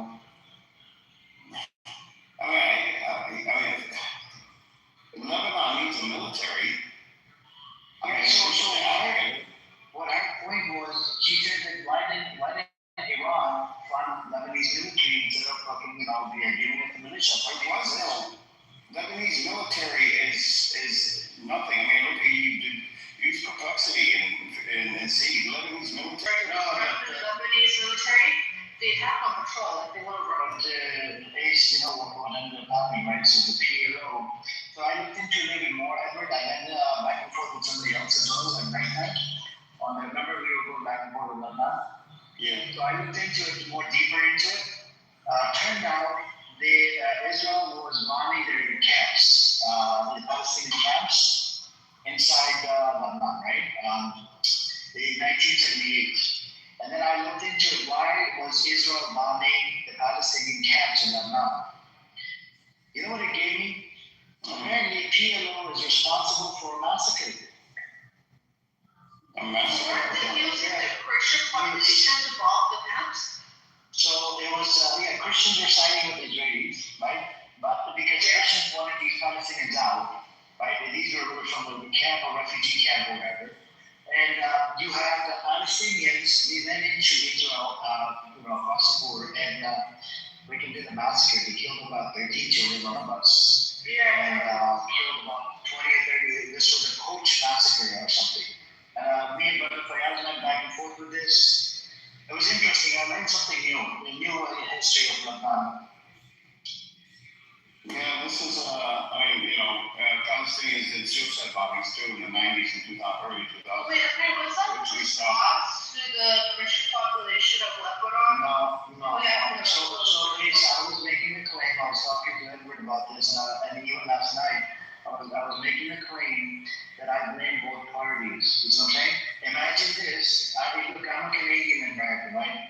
Let's say Canada passes and suppresses my family and kills my family members, right? And America, I moved to America, they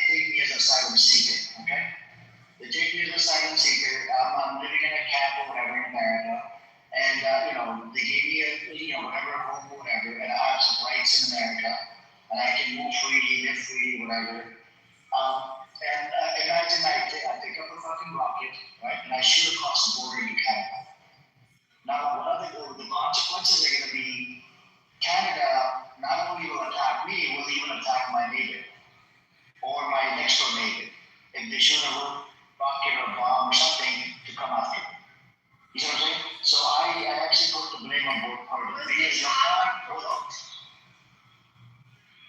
So Jordan, when I learned from Edward, and I actually verified this as well, Jordan kicked the Palestinian resistance fighters out, and Israel would not allow them to go back to West Bank. They were from the West Bank, Palestinians.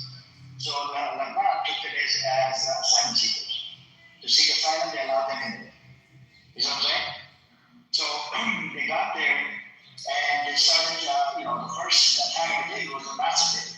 And do you know where they did the massacre? Palestinians.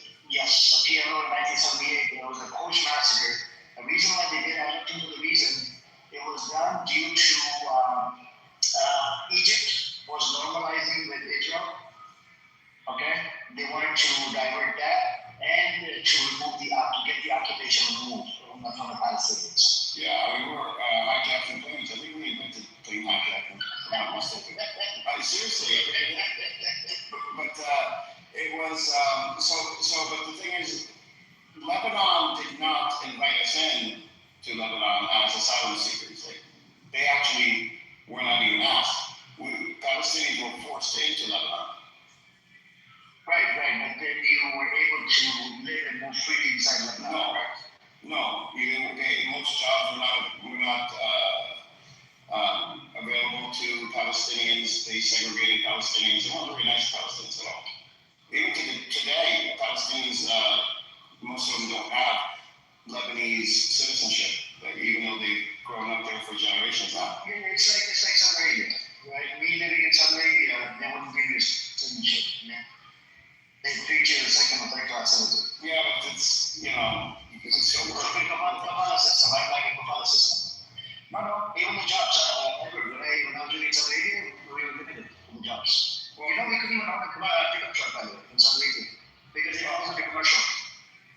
So Palestinians in Lebanon, they're in refugee camps, and they contribute around, GDP says around 10% to the economy on average, and most of the money that they make or they spend comes from families outside of Lebanon, Palestinian families supporting their families in Lebanon. So, it's I don't think it's a fair analogy where, Lebanon was really nice, they weren't. I wouldn't say they were nice. The Shias hated us for being Sunni, and the Christians hated us for being Muslim. Yeah. So I wouldn't say they were nice, but then you were still allowed, inside Lebanon. Otherwise, if they wanted to, they could have grabbed you back and kicked you out of Lebanon. No, they couldn't.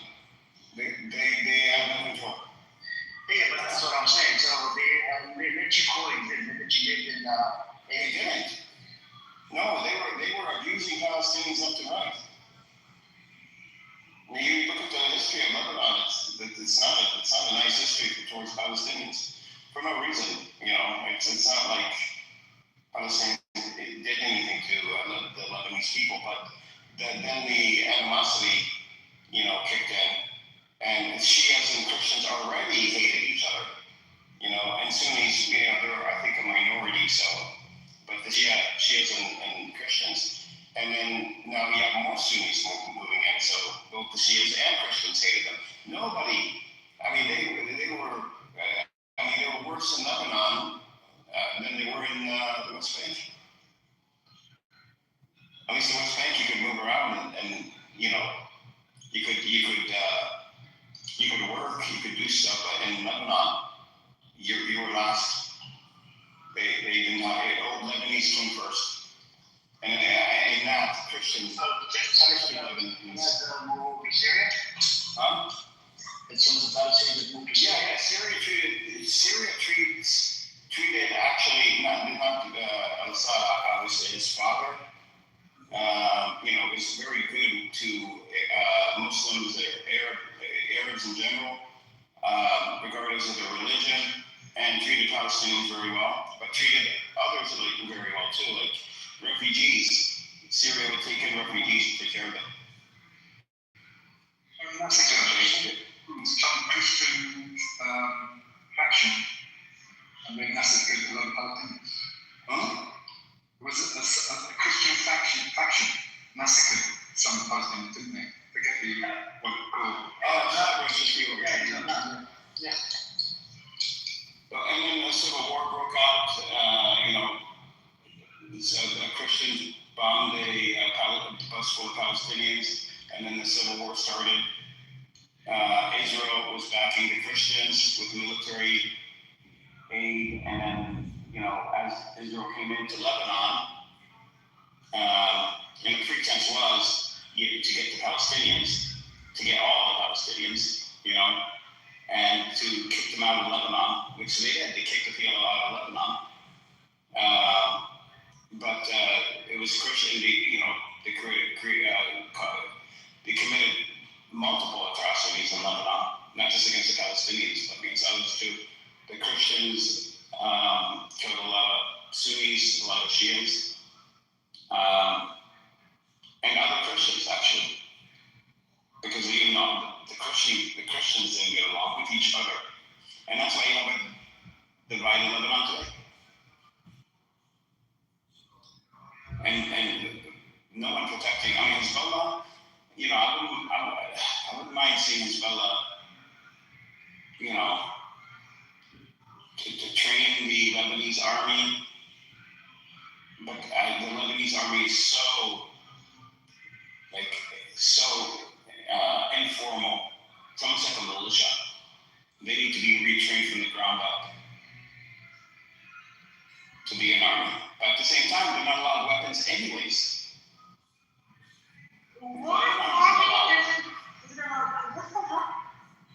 Like they have like machine guns. They have grenades and some APC carriers. I think they may have some things, I'm not sure. But what they have is old and so ragtag that it's just, and the discipline, it doesn't take much to be in the Lebanese army. It's not an army that's ever fought anyone or done anything. It's really for show. It's very small. It's basically for show. And they're not allowed to have air defense weapons. Why don't they have air defense for their people? If they have air defense. The U.S. and Israel. Yeah, not allowed. If they have air defense, Lebanon will be a different story in Lebanon right now.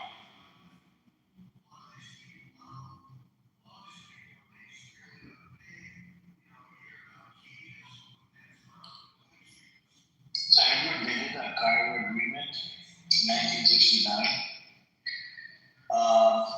So Palestinian refugees numbering around 300,000 by 1975 lived in camps under strict Lebanese control until clashes in 1968 to 69 led to 69 Cairo agreement. This deal granted Palestinian rights to work, self-governance in camps, and armed struggle against Israel. But it was resented by many Lebanese groups, particularly Christians who saw it as creating a state within a state. Yeah, it was creating a state within the state, but the Lebanese didn't want Palestinians there to begin with. So they couldn't work, they couldn't do anything. So they had to create an economy for themselves within the economy. Yeah, so the Cairo agreement came about in 69. And then the rising tensions, camps were heavily policed by Lebanese intelligence.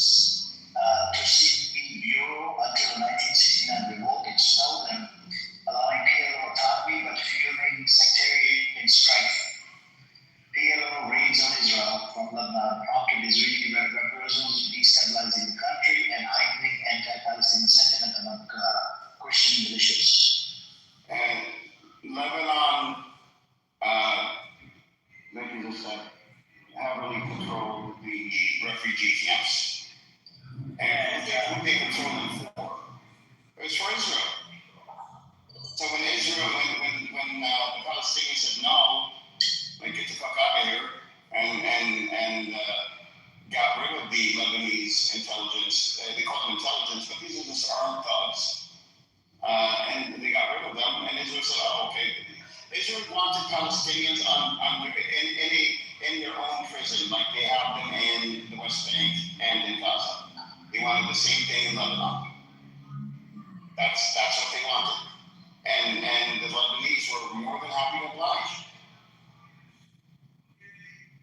But we don't blame the Lebanese people. You know, it's the government.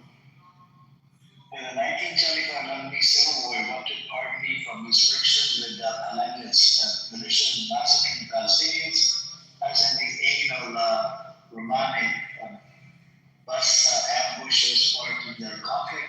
Massacres like Tel al-Zafar in 1976 killed thousands of Palestinians, showing brutal treatment by right-wing Lebanese forces. The Lebanese forces were by Christian, right? Yeah. Yeah, Christians rule.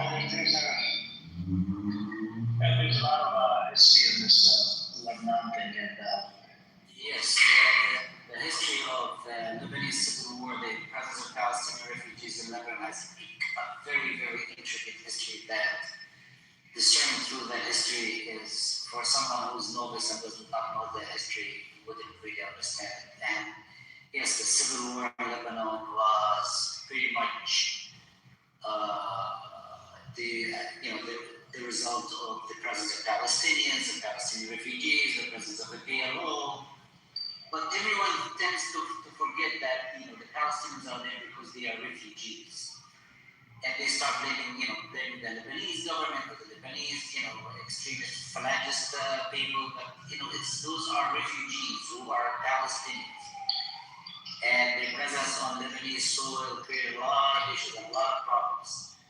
And yes, the Lebanese phalangists did resent the presence of Palestinians, but also the Palestinians have a very long history in Lebanon in terms of characters who pretty much carried out a lot of the Lebanese economy over the years of Palestinian stock. So the history is very crowded. It's not easy to understand. Lebanon is a small country with many factions. So when you talk about it, sometimes you get to you really have to understand where who is who came from where, and so on. And Lebanon has always been the playground for influence in the region. But Jim, let me ask you this question. I asked this question yesterday.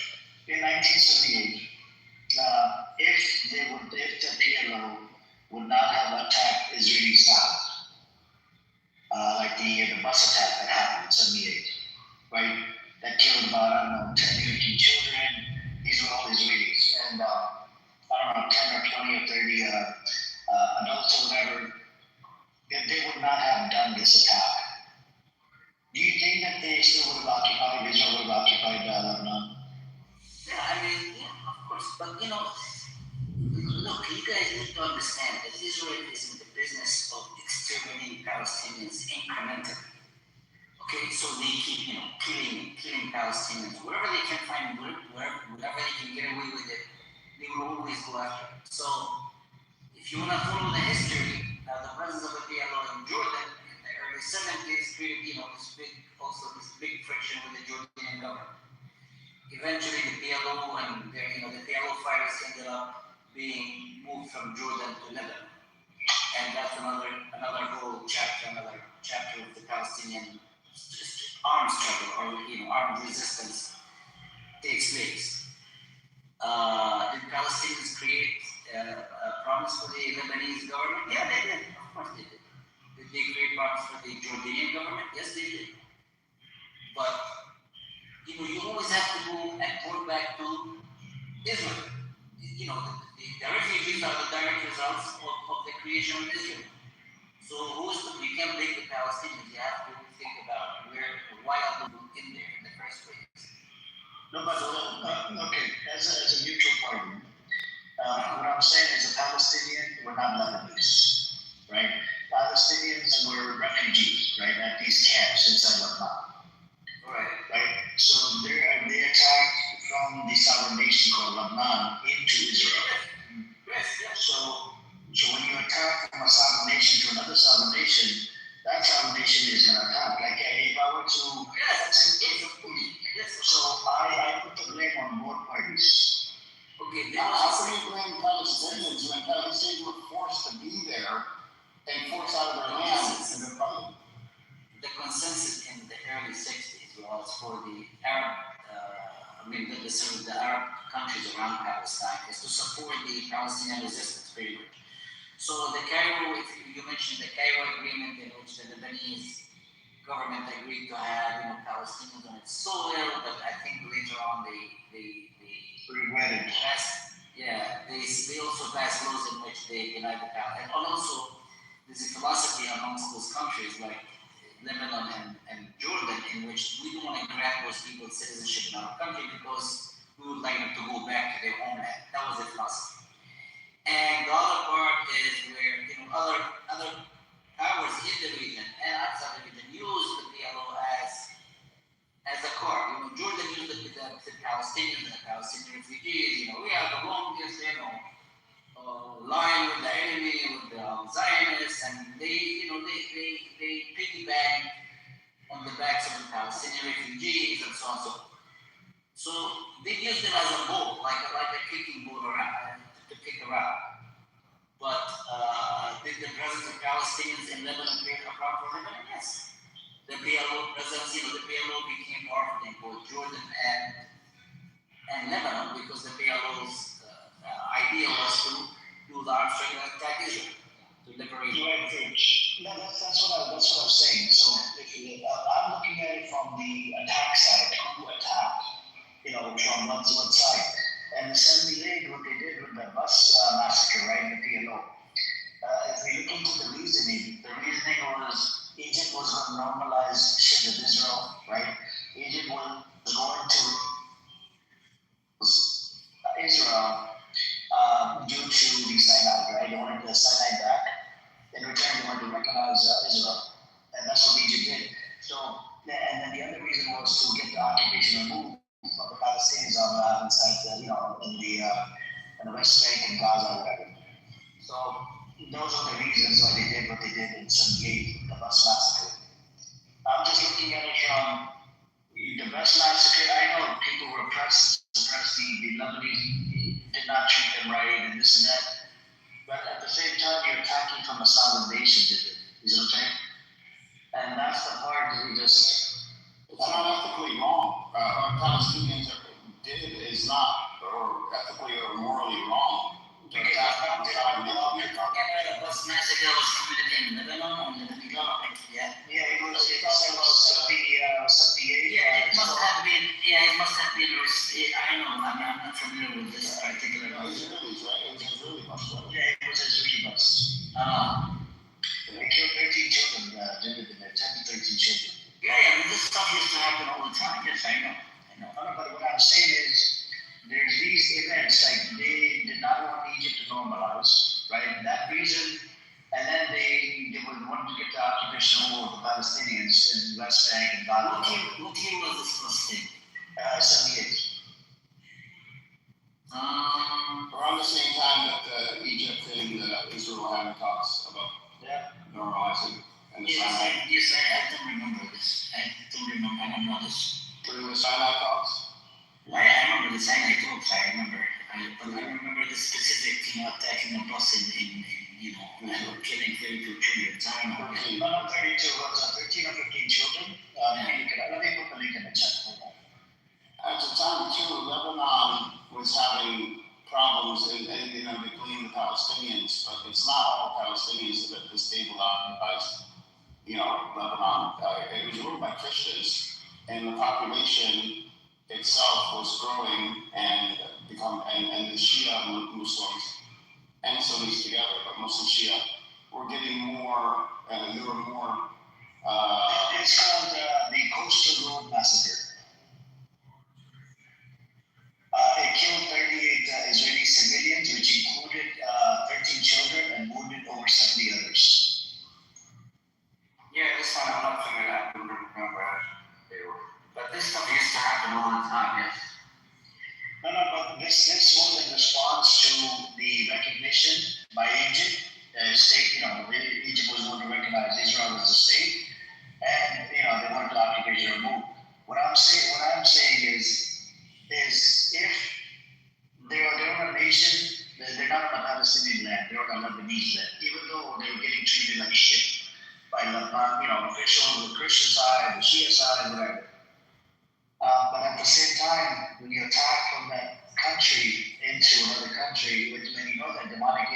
actually woke up and take over your land and occupy and kill people, I don't know. That's where I do put a little bit of blame on Palestinians and Israelis. How can you blame the people that were massacred and displaced multiple times, and Israel consistently went after and bombed? If you really want to look at I'm talking about the early if you want to look into the intricate history of, mayhem in Lebanon, the atrocious stuff that used to take place in Lebanon in terms of during the Civil War. Civil War's after. We're talking about this is happening since You're talking about this very particular incident, which was in response to Egypt recognizing Yes. Yeah, it's possible. I just don't see during the past. So And then they occupied the land in 82. yeah, they invaded Lebanon to recently chased the PLO out of Lebanon. Yeah. So that was one of the incidents that triggered them to occupy Lebanon as well. That was one of the points as well. So during the bus massacre. And I'll put the link in the chat for you guys. Hold on, let me see. But does Zionist really need a reason to occupy? But look, I'll give you guys a pushback, okay? I'm gonna be the devil's advocate here. So they always bring up this point that there's certain things that the Palestinians did. Now, if they wanted to, they could have normalized, like we have normalization of Jordan and Egypt. The Zionists, they always bring up this point, right? If you watch like YouTube videos or whatever, they would you listen to it, right, from both sides, they'll bring up this point. If Palestinians did not do any kind of these attacks, we could have have normalized relationships with Lebanon and other places. People who steal your shit. Israel had no intention of normalizing. Yeah, but that's Egypt, right? Egypt got their shit back. Egypt got the second back. I know there's a different story with Palestine completely. This Jewish is called. I'm talking about Lebanon as a sovereign nation. It's not. What does Lebanon have to do with Palestine? It's a single acts and a race. I'm not talking about Ace. I'm not addressing the Gaza. The Palestinians live in Gaza and the rest of them. I'm not blaming them. I'm not blaming them. I'm blaming the PLO in Lebanon. Not inside Gaza or the rest of them. I know that. So my take here is if I look at the history, they did the attack in 78, the massacre, the bus massacre that happened in 78. In return, Israel decided to occupy Lebanon, a sovereign nation. That's not a Palestinian land. That's what they were trying to say. refugees. Yeah, you're trying to say that particular military activity by the PLO against this bus, the school bus was the trigger behind the Lebanon by Israel. Yeah, it's very possible. I lived through that war, okay? I know that war in and out, okay? Right. One second, please. Our first presence in Lebanon in 1982, 83. I was a young kid, but I lived through that thing. But you were talking about the history of Lebanon and the presence of Palestinians in Lebanon, the massacres and civil war, so that's why I say that the history of Lebanon and the Palestinians is extremely intricate, and it did trigger the civil war and so on. Right. No, I got you. Yes, Mohammed, did you want to say something about that? No, I'm just saying that, I'm not trying to be suspicious here, but what rule book tells us how the Palestinians should resist?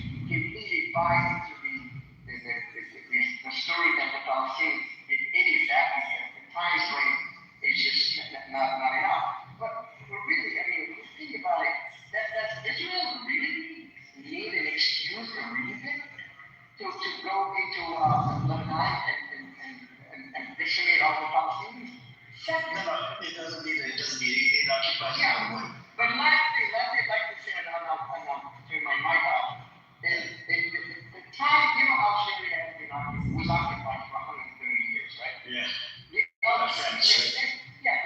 Algerian resistance used Morocco as a launchpad to a lot of their resistance activities, especially in the northeastern part of the country. My grandparents and my parents happened to be from that area, and we have family members that have died because of that. I'll tell you something, I couldn't be more proud of my country having allowed the Algerian resistance to be active in that area. You know, that's why you look at a fucking occupier. That's not just the colonizer. And I keep on making this distinction. That they are friends with the colonizer. Israel is fucking settler colonial entity. You know what that means? They want the land, but they don't want the people. In other words, they want it delivered free of all occupants. Just like when you buy a house. So that's the difference I'd like to say. I agree, Mom. The occupier, the this, but what I'm saying is, look, I'm making the argument for the occupation that happened in '82. What triggered it? What events happened that triggered it? You know what I'm saying? Egan, what's your take? Egan is Israeli. Let's see what his The objective of the invasion of Lebanon was in '82 was to push out PLO from Lebanon because they attacked Israel from South Lebanon. That's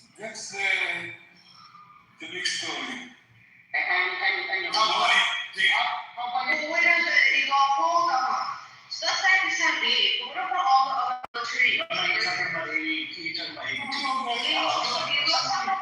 Yeah, so there's some but there was also, if you guys look back at the 61 to 62, there was military excursions into Lebanon by Israel. Slowly, I mean, it wasn't an official occupation when they did after 78, but they already started their aggression in the early 1960s. It was not to happen.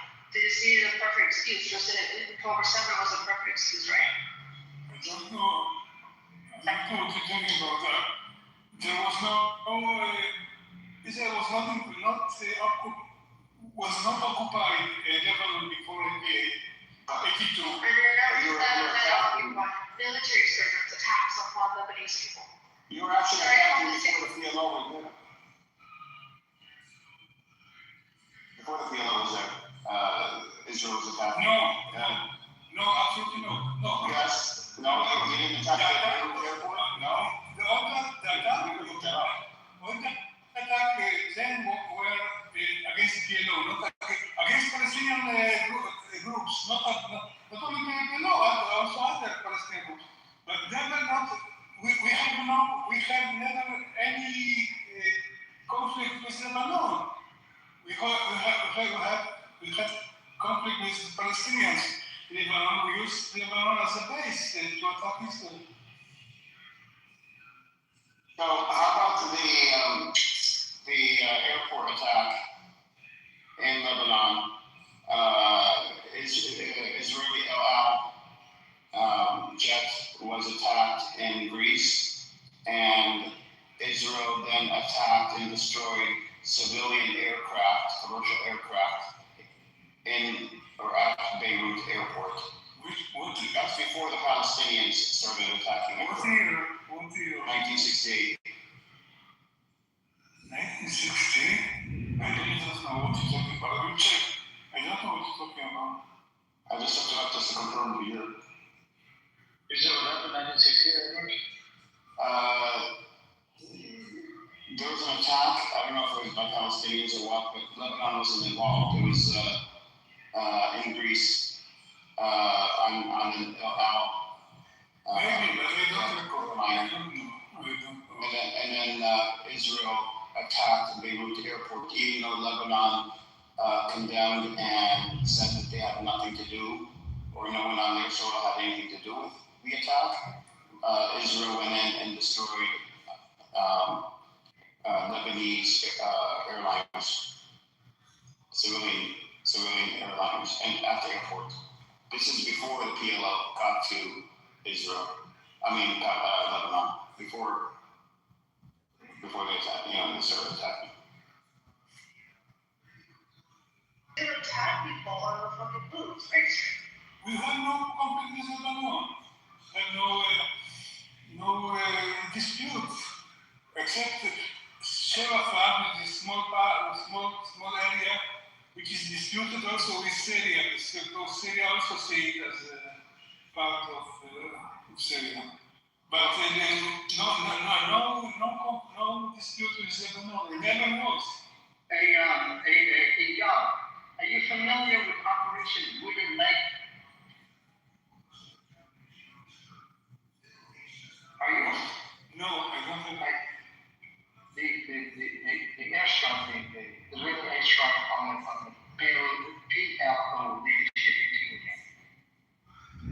Yes, of course. October 1st, 1985. You think that's legitimate?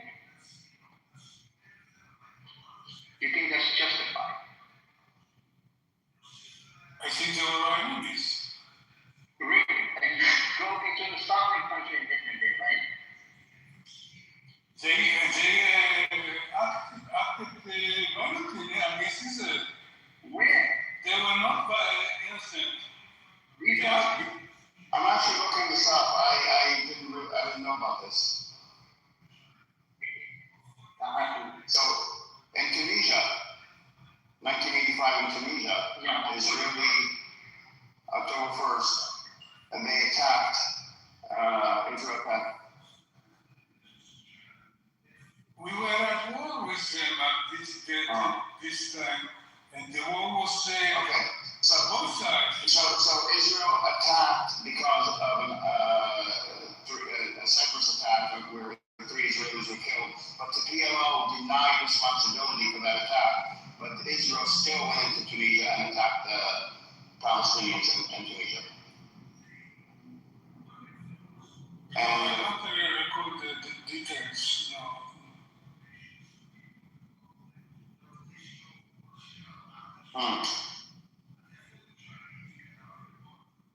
Okay, and the UN actually condemned, the UN Security Council condemned the strike, condemned Israel's actions. So the UN Security Council said that this violates Tunisia's sovereignty.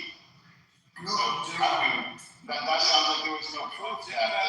At that time, there were violent acts on both sides. It was a war, and the war was usually started. And the one who started, anyway, it was a war. No matter who started. The PLO was in war, and PLO and another president organization were in war with Israel. So what And attacked Israel. I wouldn't call it a war. I wouldn't call it a war. If you have the army and the other people don't, it's not a war. See, this is where, I really disagree with you here. Israelis already do not take responsibility for anything. And shifting blame away from what they do and putting it on Palestinians, I don't think it's fair. They should take responsibility for their own actions. If Palestinians attack civilians, then Palestinians I'm based on their discussion. I'm looking at the history myself. But the state attack, if they do something wrong, then you say they did something wrong. No, I put the blame on both parties. You can't put the blame on anyone else for something that someone else did. If you went off and killed somebody and you did something because I pissed you off, somebody can't say, well, Edward, it's your fault too, a little bit here because you pissed them off. Okay, that's why you did it. Okay, so I gave this example yesterday. Canada, I got 2 passports, right? Let's say Canada suppresses my family, kills my family member, occupies it, whatever. And I go, I run away or I get pushed into America and America takes me in, or whether they don't take me, they treat me like shit as a refugee in America, okay? And I'm happy, I'm segregated, whatever, but I'm in America. I'm in a different nation, sovereign nation. Now, if I were to, shoot any fucking rocket from America into Canada, Canada not only will it fight back, attack me, it will attack the neighbors that live next door. Yeah, so who do you blame for attacking the neighbors, purposely going after other people? So it did happen on a sovereign nation. Canada is a sovereign nation. America is a sovereign nation. So I would put the blame on both parties because I'm on a sovereign nation and I'm trying to fight back. I'm not allowed to have to abide, even according to some, I have to respect the laws of the land. You know what I'm saying? The laws of the land tell me I can't fucking shoot rockets. It's illegal according to U.S. law. You know what I'm saying? I'm sorry, Edward, 1 second. Yeah. There are laws in place in the event something anecdote that you just cited. There are laws in place where America would ask them to extradite you to bring you back into the country so you can be judged speaking of the full extent of the law. The thing is that Israel thinks that it can take law into it takes its own hands, which completely utter disregard to any laws that adjudicate relationships, be it domestically or internationally. That is the problem that we're talking about here. I put the link in the chat. I actually want to hear your opinion, right? Look at this link. It's called Coastal Road Massacre. After the PLO did this massacre to the Israelis in 78, what action do you expect for Israelis to do to the Lebanese people or to you? What action? Why would you expect that they should be brutally to the Because it's a sovereign nation. You just did an illegal act from a sovereign nation. So you have the right to go and attack innocent people? You don't have that right. Israel doesn't have that right. That's what PLO did. Okay, PLO did something wrong by attacking a bus of civilians. And PLO was running out of Lebanon. What?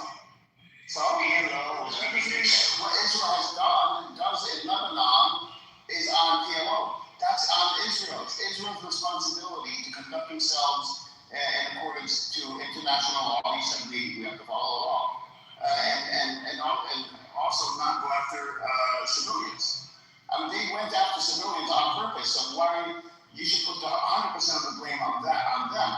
If they went after Palestinians, then of course, that's a direct result of Palestinians attacking Israel. And Palestinians and Lebanese. Yeah, but if you go to the Lebanese, then that's Israel deciding to do this, not Palestinians. Okay, so 1978 massacre, and then you have the other rocket attacks as well into Israel from Lebanon. I mean, you would expect Israel to fight back. Yeah, to fight the Palestinians. No. They not only they fought the Palestinians, even killed over the Lebanese and then. Yeah, that's on them. Right? That's on them. No, but Palestinians started from a nation that they're not from. That's not how life works. They started from a nation that they're not from. That's not how life works. That's not how my world works. So you say, okay, let me get this straight. If a Palestinian gets kicked out and migrates to America and starts shooting rockets from America, do you think that's how life works, Edward? Yeah, life does work that way. Yes, you can't do that. Yes, you can. Whose laws? Whose laws are international law? Okay, we don't go And you have to respect the laws of the land, even from Muslim You don't have to. No, from the Muslim paradigm, you don't have to respect the laws of the land the way that you're saying you do. You live in America. No, if they get kicked out, right? If a Palestinian gets kicked out of their land and moves to America, gets kicked out of America, America takes a Palestinian as a refugee. You're saying that the Palestinian that's living in America as a refugee can shoot a rocket into Israel. I'm saying America might say that that's illegal, and that's fine. Not only America, even international law would say that. Okay, but doesn't international law also say that Canada can't go and attack other people, like Americans have nothing to do with the people that shot the rocket? Yes. Okay, so then bring that Parties would be blamed, Edward.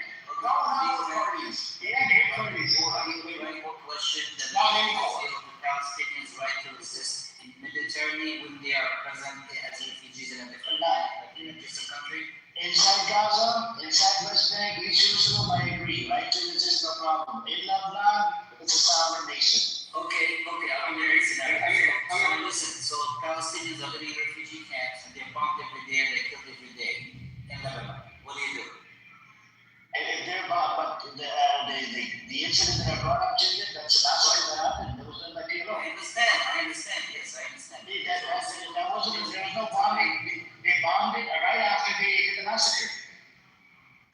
You know what I'm saying? That's the problem I have. There was a consistent agreement from the Lebanese government and other governments to allow the Palestinians to operate militarily from their lands to liberate Palestine. You get it? But yes, of course, you know, committing an heinous act of killing of children of us, it's hard, it's fucking harsh, it's not pleasant, it's not good. It's horrible, it's a massacre, yes. But the Palestinians did commit those acts, you know, trying to resist or, you know, poke at the occupation of Israel and so on. So, is it legitimate? Is it justified? I mean, is it legitimate? Maybe, but justified? I maybe not. Israel did respond harshly by invading Lebanon to root out the presence of PLO fighters in Lebanon. Yes, that happened. When you're occupying land, right? You know, you kind of forfeit any rules. I reserve the right to resist in any way possible. You know, I'm sorry, yes, the bombing costs, what have you, it's hard. No, it doesn't work like that, brother. But here, that is, and this link in that is where the whole story started. We gotta go back a little bit. You can't just be stuck in one incident. But let me go back to your History plays a role, Muhammad. For me, 7th of October did not start the history. History started 47. Exactly. So that's why when it comes down to the occupation, right now they're in occupation again. By who? By Israel. And I'm looking at it, you know, how did it happen? What happened in this? What happened in this? What happened in this? But I'm going to go through your own logic. I mean, sure. Let's say for the sake of argument that what the Palestinians did from Lebanese land is wrong, right?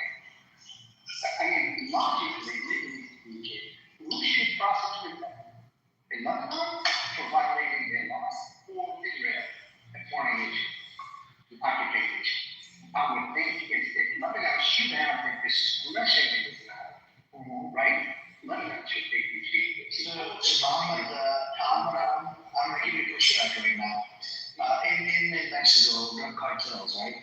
America goes in there, you know, it cooperates with the other authorities, goes in there and shoots them down, correct? We already know that America is. Yeah. So America cooperates with the, I would say, Mexican authorities and, you know, goes after the drug cartel members. So back then, Christian Lebanese, the one that were in power, they cooperated with Israeli to go in there and literally they were celebrated. Did you know that they celebrated?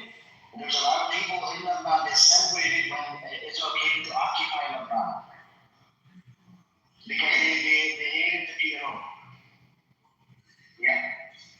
You know what I'm saying? So, because there's a lot of context to it that, you know, I would suggest people to look into the context. You know, if the Lebanese, the Israeli Lebanese, they're celebrating, which shows they did more, Israel to come in and take these people out. No context gives Israel the right to violate another country's sovereignty. If the Lebanese government is working with the Zionist scumbags, then they're cooperating with it. Even right now, how do you think the ceasefire happened? It happened because of Iran and the Lebanese government. They want to do a round of talks, I think, a second time. But that's what I said to Marcus yesterday. I told him, your problem is not nobody problem with your government. Because I'll tell you what, every single scumbag of your government has appeared on the Panama Papers. They have taken millions of dollars offshore. Okay, when you sit in there telling you, look, and distracting you, telling you, look at people like the problem. The counterpoint is these people we elected to office.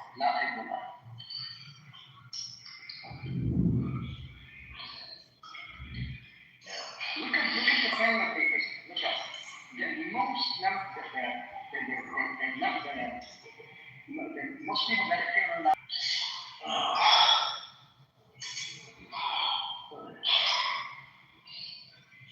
Let's see.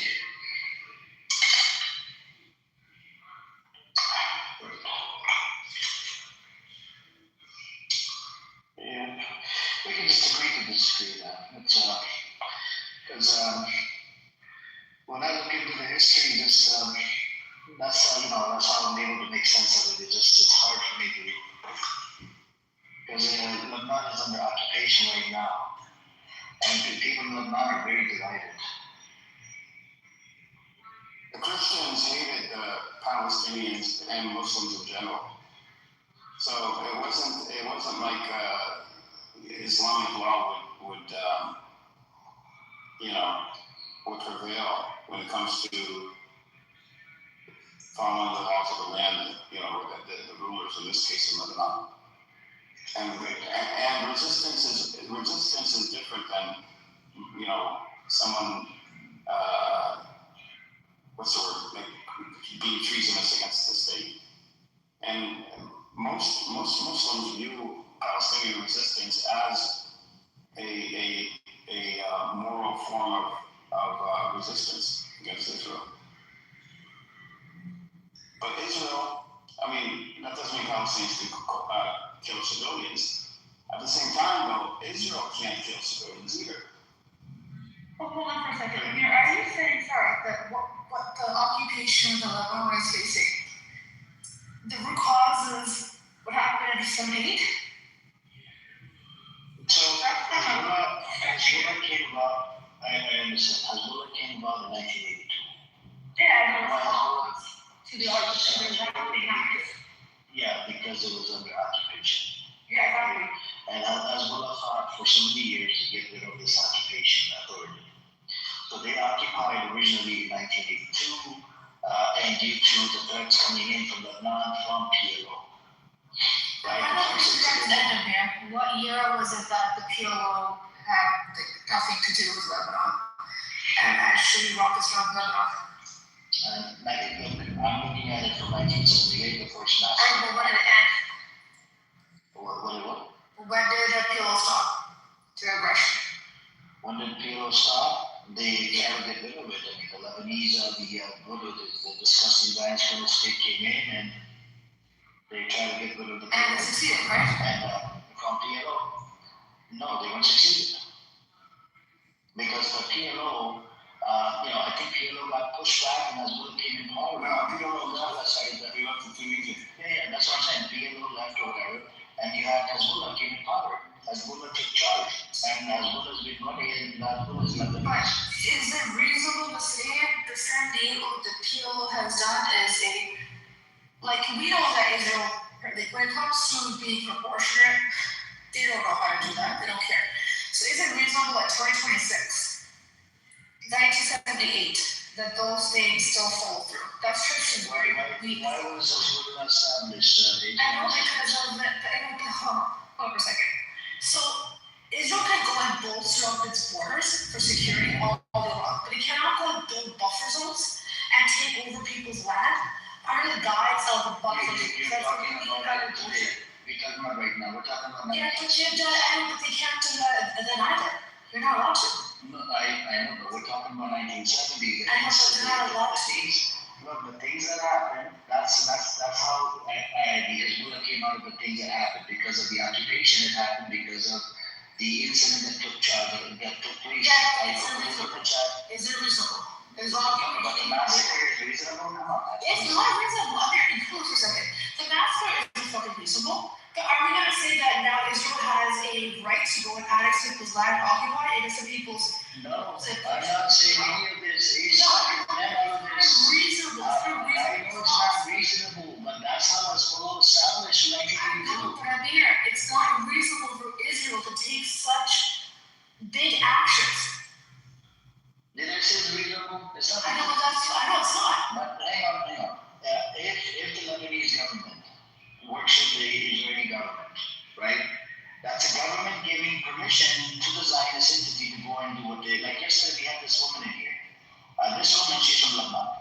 Okay? She co-mods with Israelis. She loves the Zionist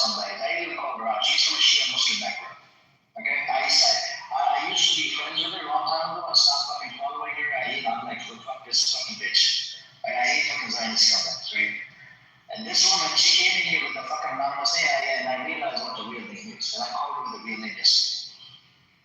And she's like, I mean, you call me with a real name. I'm like, yeah, what are you gonna do? And this woman, she's like, you know what, Iran's speaking on our behalf, and even Rio said this. Rio said people, even among the Shia Muslims, they're divided. They don't want Iran influence. The government wants to dismantle Hezbollah. And when the leader of Lebanon went to the White House to make the deal of ceasefire, some sort of it with Israel, Hezbollah shouted at the leader, and then the leader, had to come back or whatever. And do you know that one of the Sunni presidents or something of Lebanon, do you know Edward? He actually served in the ICJ. He was the president of the ICJ, by the way. Yeah, I know. He stepped down to. It's like a small world. It's a small world.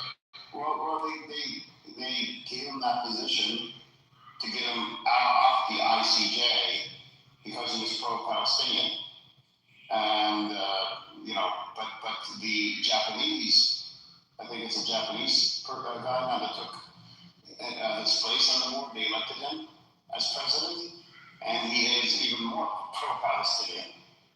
So it didn't work, but it was a Zionist plot.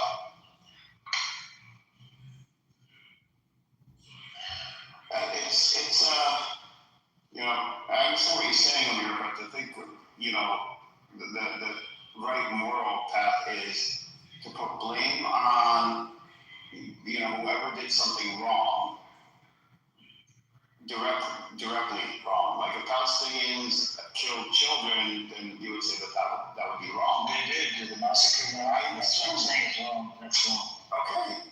But he That's why I'm putting partial blame on.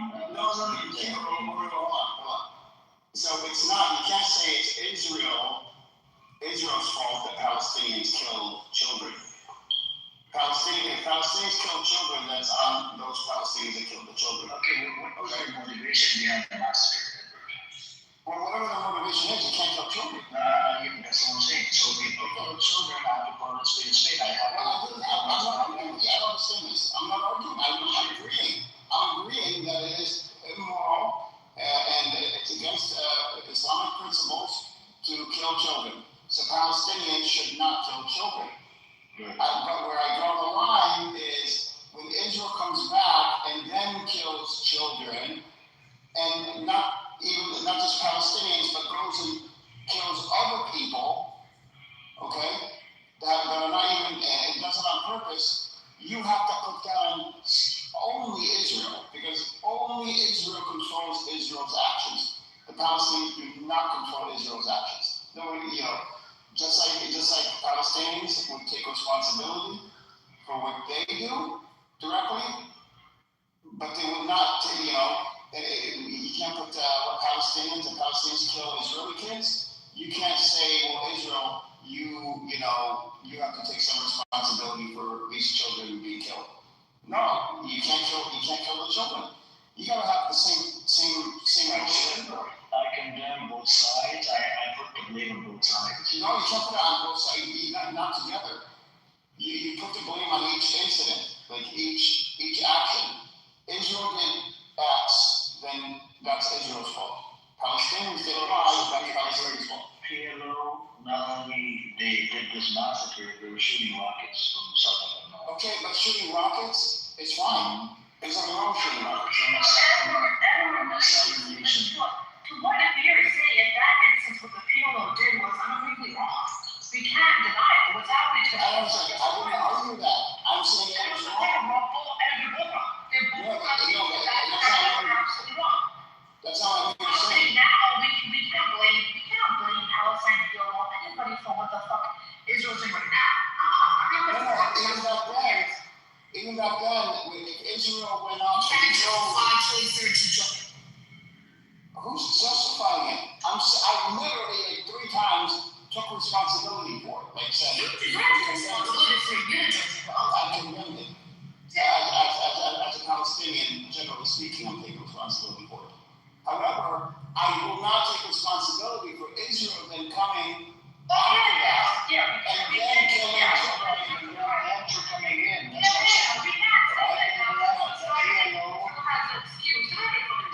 I condemn PLO for doing this massacre and shooting rockets at Israel. Okay,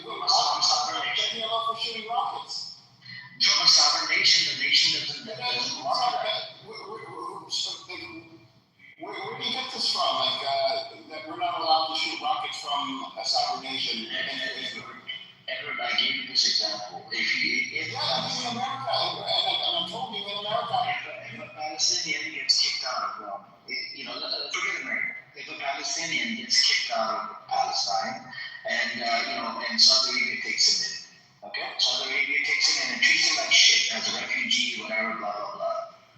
Now, then, does he have the right to fucking build a rocket and shoot a rocket from Saudi Arabia into Israel? Yes. Yes, of course. Palestinians have the right to resist no matter where they are. Inside, if they're under occupation, inside, because you're on a sovereign, you're in information about it. It doesn't matter.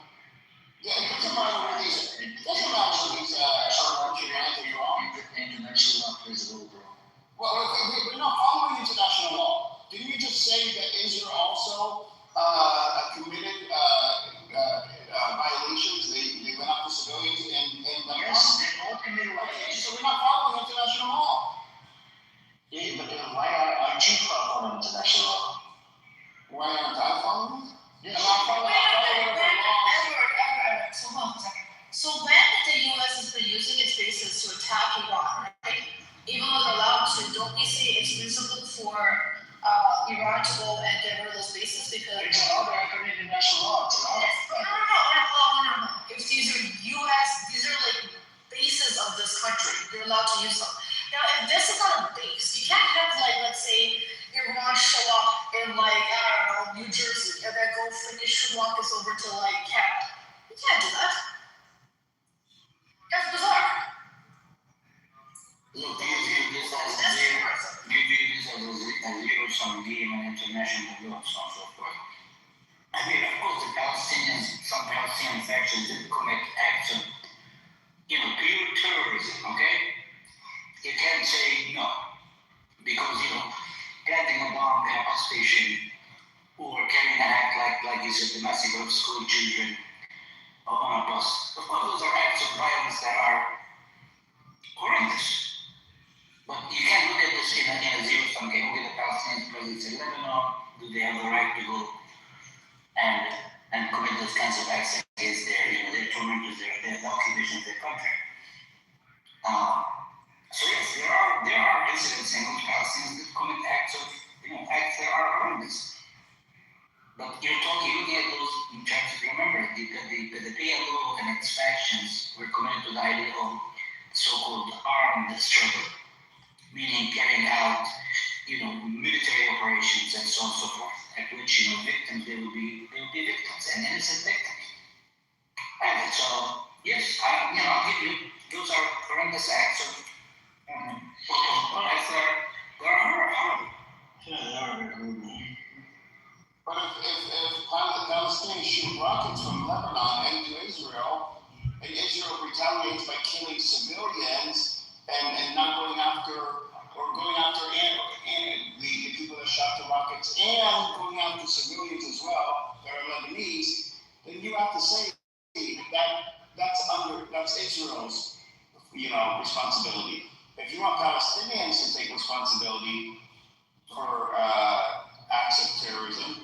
Yeah, to that point, there was a consensus within the Lebanese government to allow Palestinians to operate on the land militarily to regain control of the land, right? So that's where this whole thing comes from. But, these things turn into something else in terms of the presence of refugees and the presence of Palestinians on a foreign land and so on and so forth. And create a lot of friction and this. You can use Iran. How about Iran as an example? Iran was attacked, right, by Israel in the U.S., but Iran went after bases in sovereign countries.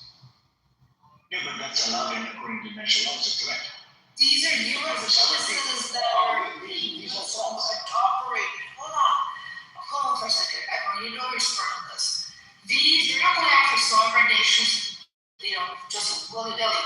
They're targeting and they're also warning the very bases that the U.S. is using, Israel is using to attack. And also, don't forget the attack that was made upon Iran. So it's not, no, you understand. Those bases are not considered sovereign. They're actually U.S. bases. This isn't my position. This is Amir's position. It's like no, but hold on for a second. Did the PLO have some sort of base, a military base of some sort?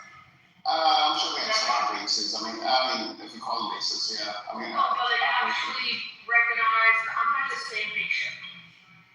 No, I would say more makeshift. But I mean, if Israel attacks them, I'm not saying Israel, you know, well, I don't think. So if Israel's going to attack them, then they're allowed to respond, right? But Palestinians are attacked. First off, Palestinians were attacked first, right? That's what we're trying to figure out. No, that's what we're trying to figure out. Was there attack upon the Christian Lebanese were also sort of actually they're kind of like pushed into doing attacks on the refugees in Lebanon. You know why they did the massacre? Did you hear what I said earlier? They did the massacre because Egypt was going to normalize and recognize the state of Israel. Oh, right. Yes. Because of the Yom Kippur War that happened in 73, whatever. And the other thing was they were looking into getting the occupation removed on Palestinians inside Palestine. You see what I'm saying? So there's two reasons. We're trying to push trying to change it up or something. Okay. Yes. So these are the two reasons, and that's why they did that massacre and whatever to sort of like change the outcome. But Egypt still went ahead and normalized it, recognized Israel, and returned to get their Sinai back, that piece of land that was taken during the the 67 war, whatever.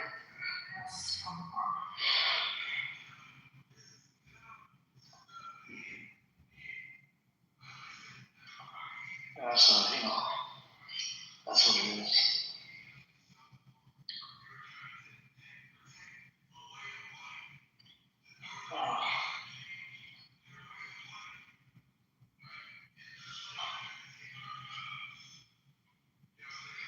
We have Mangoose here. You want to talk to Mangoose? You want to come up, Mangoose?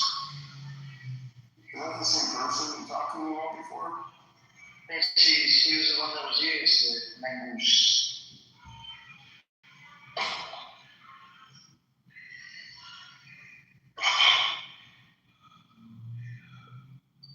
Yeah.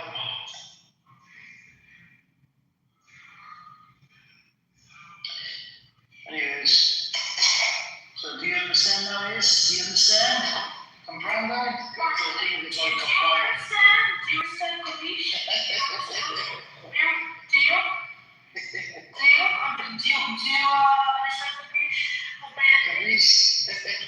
Kabish, do you?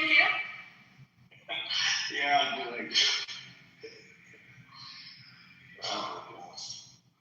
Do you understand, Kabish? No, I don't understand. I'm just sorry for the levy. No, You're fighting, trying to give me, how do I read it?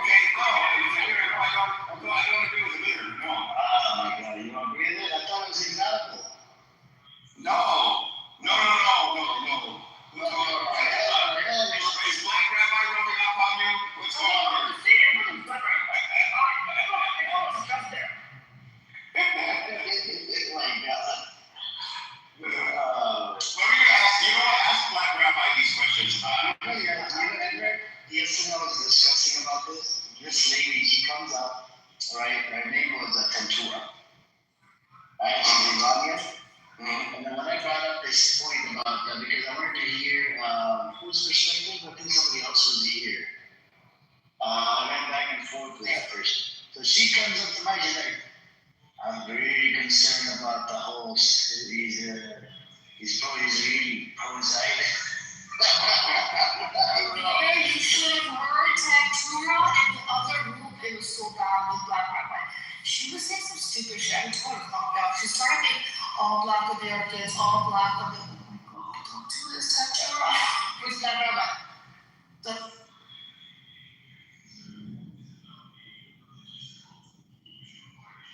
Tactura is another interesting character. Black Rabbi, I'm sure, will be in here today. He was here earlier, gave me a little bit, and then I moved away. I think Taco was here, and we were having a good conversation, and then as soon as you stop giving attention, he runs away because he's a bunch of poor. What do you expect from attention? See, the thing is too about Iran being involved with Hezbollah is, do they want Hezbollah, meaning Lebanon wants Hezbollah gone, dismantled? Is that what they're saying? And who are saying that? Divided. Lebanese are like, we have Mangoose in the audience. She said she doesn't want Iran speaking on her behalf. Yeah, that's one thing, but how about Hezbollah? Do they still want Hezbollah? Do they not want Hezbollah? That they divided on that as well. Well, Hezbollah was trained and paid for by Iran. So, what Mangoose said yesterday, she said that why could they not fund the Lebanese military instead of funding Hezbollah? Please, look up the Lebanese. I never think it can be trained. So I looked into why did Iran not fund Hezbollah? So there's multiple reasons. Religious, sectarian, right? They believe in the life of fucking. And that's what Hezbollah said multiple times. That's what Tony always brings it up. The Islamic system. Number two, the aligning with the way they do business, Iran. And basically, I think Iran had that ambition maybe at one point take over Lebanon. Well, Syria had control over Lebanon for a long time and worked, and we're fine with having Hezbollah there. But the thing is, the Lebanese military, I'm not sure if it still is, but it was predominantly run by Christians who hated Muslims. It wasn't like they had a good relationship with Muslims. So it wouldn't make, that would have been a genocide waiting to happen if you had a well-trained Lebanese military that was, run by these phalange Christians. I don't know. But now,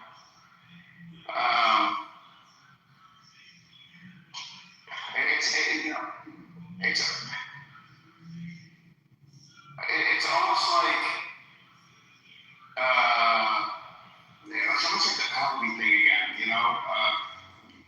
people want to, because if you take out Hezbollah from Lebanon, and if you're expecting that Israel will not take advantage of that and roll in and destroy and take over the country, have we not learned about what they've done so far in Iran, Israel?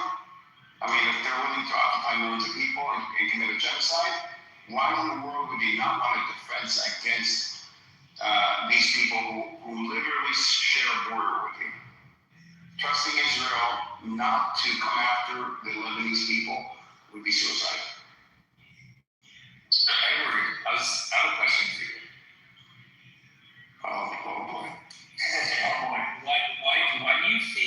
Why do you think that in all these years Lebanon has not developed a stronger military so that it could defend itself better? Because Israel's policy for Lebanon since Israel's inception is to keep Lebanon weak. Israeli, the founding father, David Ben-Gurion, one of them, said this himself. There's a nuance. Let me give you a nuance answer, Taco. Is that Taco? It's Taco, maybe. I looked into it yesterday. This point came up as well. We had, what's her name? Mangoose.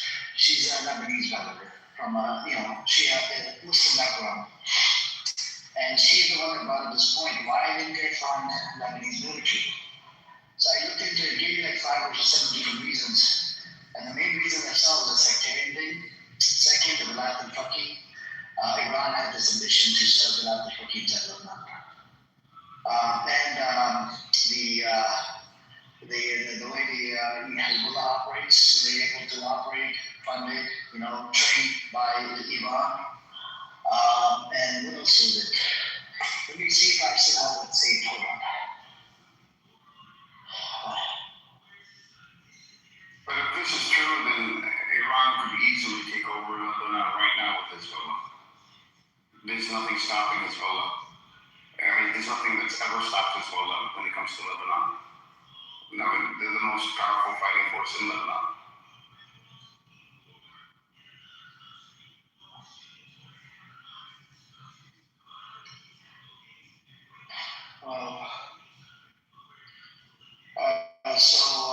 Iran sponsors Hezbollah as a loyal proxy to advance its regional agenda, particularly confronting Israel, extending influence, and then influence. And Iran rather than the Lebanese armed forces, which is backed by U.S. and aligned against Iranian interests.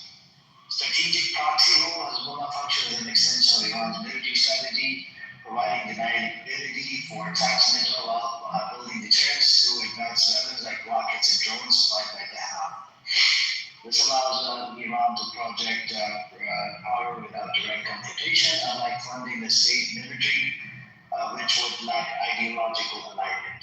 Lebanese military alignment, the LAF receives billions in US aid, over $3 billion since 2006 to bolster its Lebanese legitimate defense force for UN resolutions. Positioning it as a counterweight to Hezbollah, Lebanon rejected Iran's offers of military equipment such as missiles and mortars due to U.S. sanctions and pro-Western ties. And ideological and control factors. Hezbollah shares Iran's Shiite revolutionary ideology, enabling tight control by IRGC oversight, training camps, and annual funding up to $700 million or more. Funding the multi-sectarian LAF seen as pro-U.S. and committed to state monopoly of arms will undermine Iran's proxy network and risk equipment, bolstering anti-Iran forces. The last time I looked it up, Taco, yesterday, it said about they had the ambition about that system, the Velat al-Faqih, like you have it in Iran. Yeah. Because I was going to say it a number of times on video. And sectarian was another thing as well, because it's the same sect. Hope we got your answer then. Which answer was better, mine or Edward's? Edward said, come on, come back next.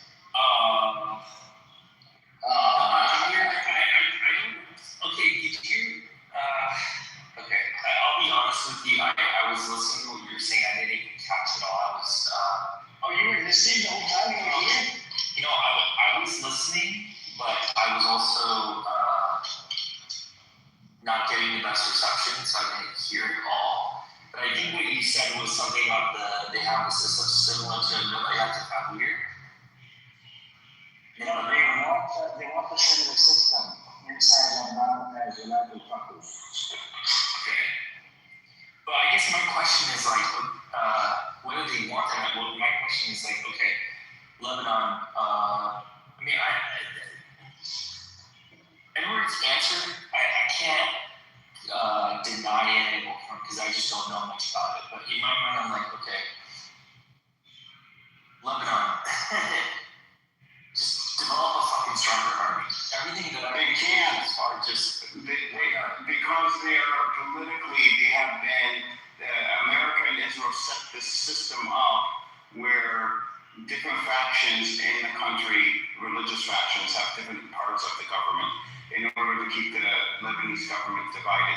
The Lebanese army cannot do more than what they can do. They can do, counter-terrorism within their borders. They can do some things. But they can't buy like a police force and all that. They don't have the ability to. They don't. And the first one, Lebanon has been broke forever since its inception. No, I shouldn't say that. Up until the 70s, Lebanon actually did very well. But once the Civil War hit, it destroyed Lebanon, and Lebanon was not able to recover because of the system that they have in place now, where you have three different religious factions: Shia, Sunni, and Christians. Yeah. And so the Lebanese military is last on the list, and nobody pays attention to them. They don't get anything, and they're not allowed to have weapons or even defensive, like air defense systems and things like this. Even if they can afford them, then Israel and the U.S. tells them, what they can and can't do. Lebanon is barely a state. It's barely a state. The only reason it's still a state is because of the Lebanese people that live there now, that stay together as a community. That's the only reason why it's still a state. Remember, for years, they couldn't even agree on a prime minister. The position was vacant. But Until last year. Do you think, okay, fine. Do you think if Sheikh was in here, he'd agree with you? What I just said? Yeah. Let me think about it. Hold on, because I have to time I don't pay attention to what I say. Hold on.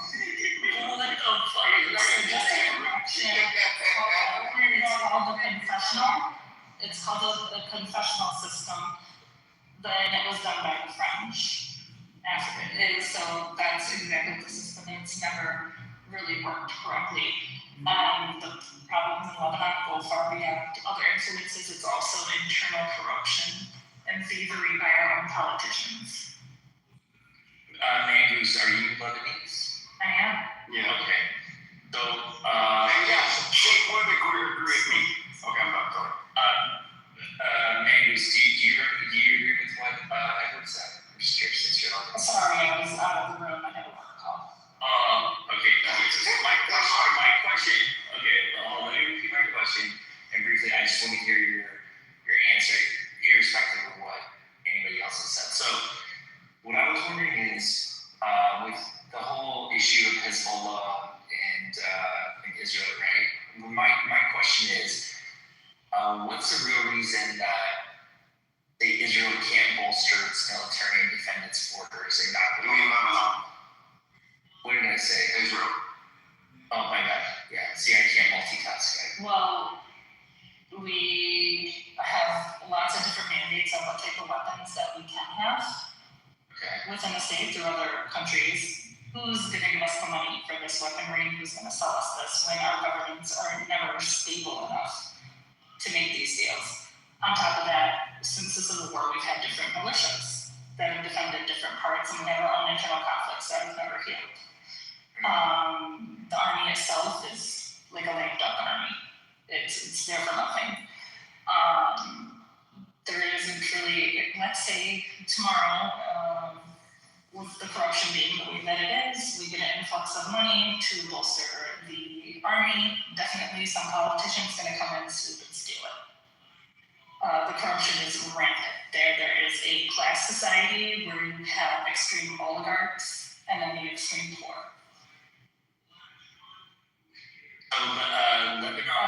Collapsed economy, civil unrest. It's extremely corrupted society. Unreliable electrical grid, so manufacturing is unreliable, right? We can produce our own electricity out into the ocean. We have generators right out there. But the politicians are fighting over who's going to freaking bank off of it before giving it to the people. And then when you go and get electricity in Lebanon, you pay 3 different things down there, which is from the government, which you get no electricity. Then you have to pay Ishtiraq, which is your local mafias run by different groups, different ideas. It doesn't matter the religion. We make a joke on it. They're all And then you have your own generator, which then you have to buy fuel for in order for you to have energy. So it's an extremely corrupted system. And she's talking about you're talking about the natural gas reserves that Lebanon has. Oh yeah, the gas reserves, everything is, you have to go through 3 different people, have to change money in hands and get in their pocket for you to get a little bit. So yeah, this person is fucked. Talk about Lebanon, because of the gas reserves, which aren't huge, but for Lebanon, it's huge. It could have electricity. It could set up industrial economics and manufacturing zones because natural gas derived electricity is very cheap.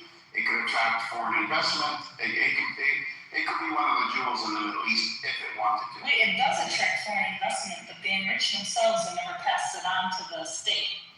So it's individual oligarchs and families, and then they stay on these ideologies, right? Things from the past, and then they can do no wrong even though they're robbing you blind. And so, Mango, do you believe that Hezbollah should not be there? I do. Okay, but and I believe if Iran really gave 2 shits about Lebanon, why didn't it try to strengthen and stabilize its government through that way? Why does it have to be through a militia that they control? So, okay, well, I have my own opinion on that. However, I don't want to sidetrack here.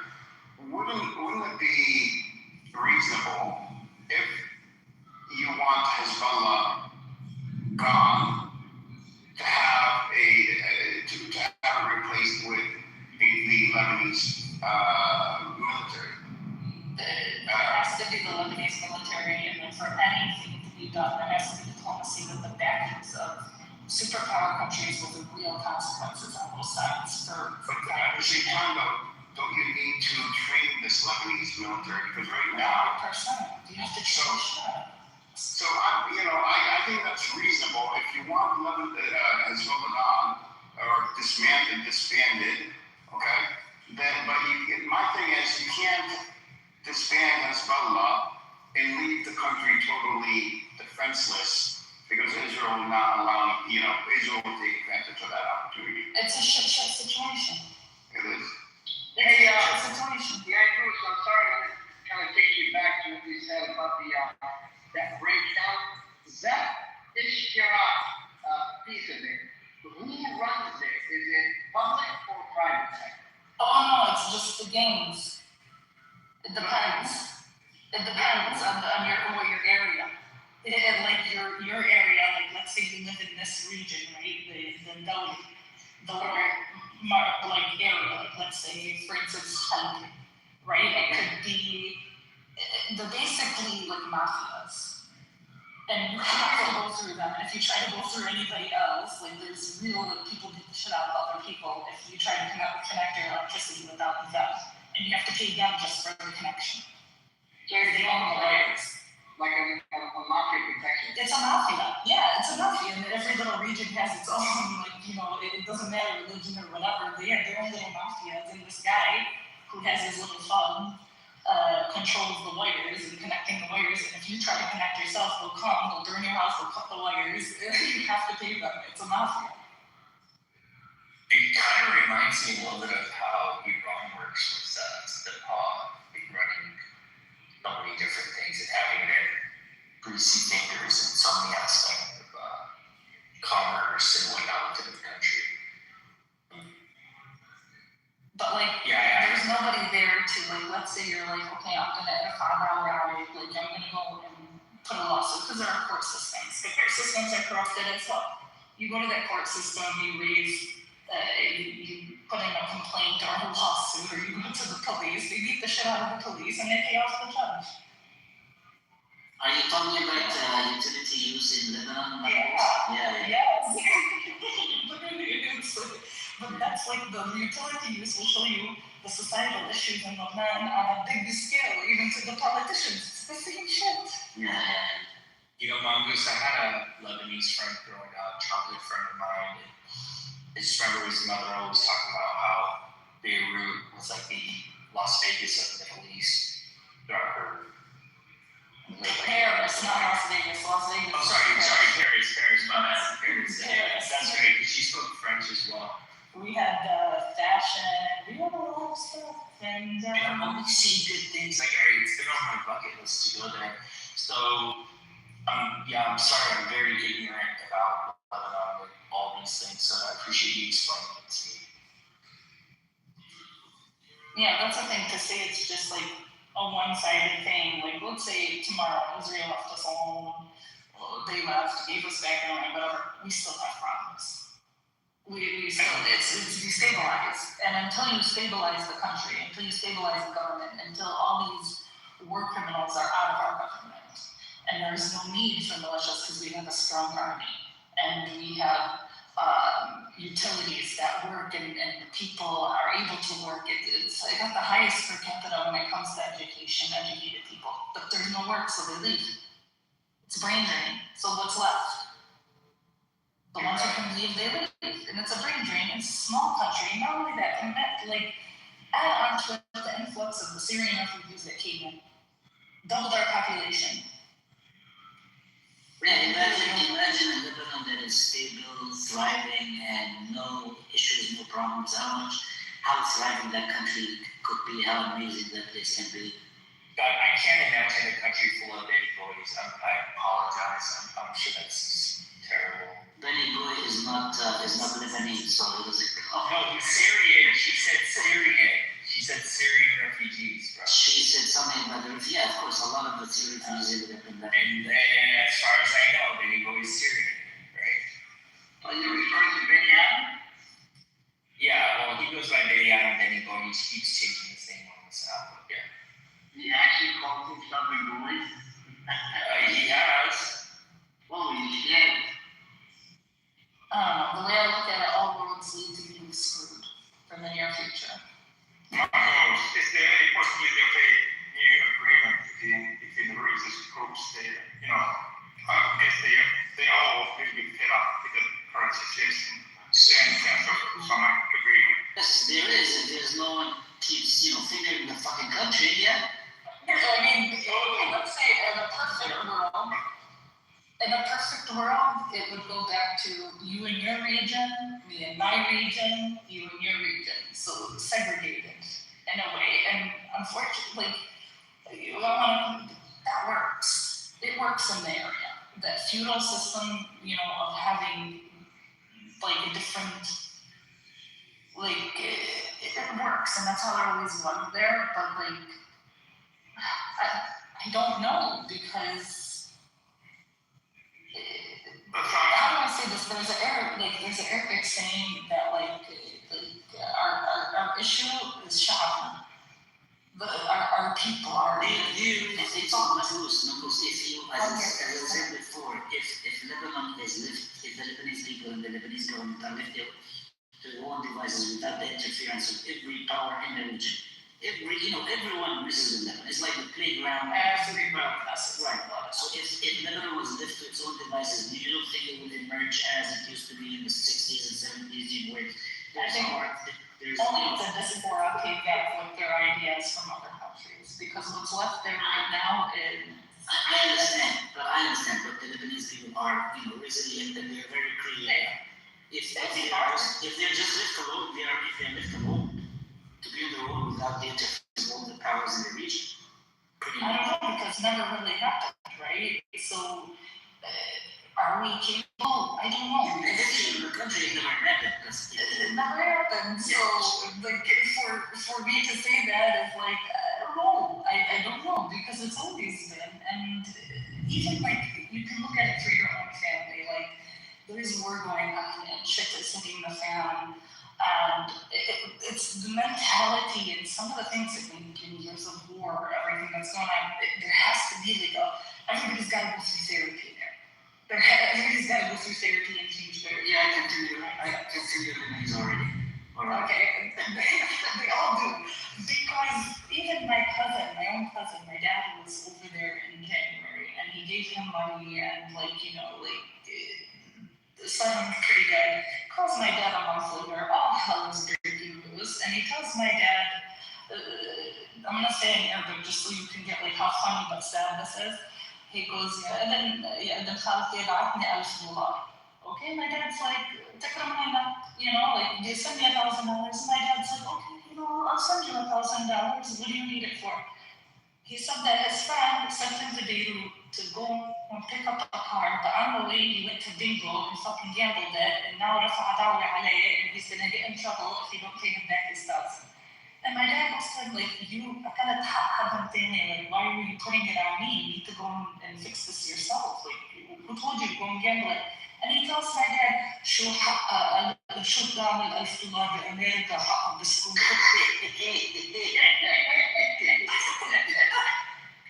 He just thinking that before his bingo habit. So he goes to my father for the once supposed to be fair, but he tells my dad, what's $1,000 to you in America and buys a cookie? And like that is how it's like. Don't you think he's creative though? Very creative. This is like what you want to feel bad, but you can't because you're like, look, his mom what you know. This kind of stuff is not only prevalent in Lebanon, it's the same stuff everywhere. I can tell you, as a Moroccan, even not in the region, it's problem there too. God, that attitude, you know, it's too much. You get pissed and you're like, it's something better to be something else. Like, you get to the point of you lose hope. I think this is like almost where I'm at this point, is a loss of hope. But anyway, I think you might Do you have any survey or anything like that on how many people inside Lebanon is supporting Hezbollah, how many don't? Do you think they're going to sit and take a survey of these people? So there was. Any survey is going to be true. You give them $3 in a sandwich and they're going to go and vote for whoever you tell them to. No, but there was some survey done by the mainstream media. I'll see if I can find it. I don't believe any survey done in Lebanon, just because I know the way the system works, and I know the way, like, even when they do elections, literally they buy someone's vote with a shalom sandwich.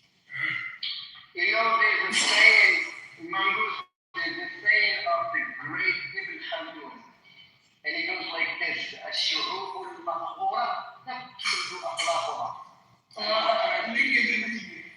Meaning oppressed people tend to be morally corrupt too. So, Yeah, sad truth. Sad truth.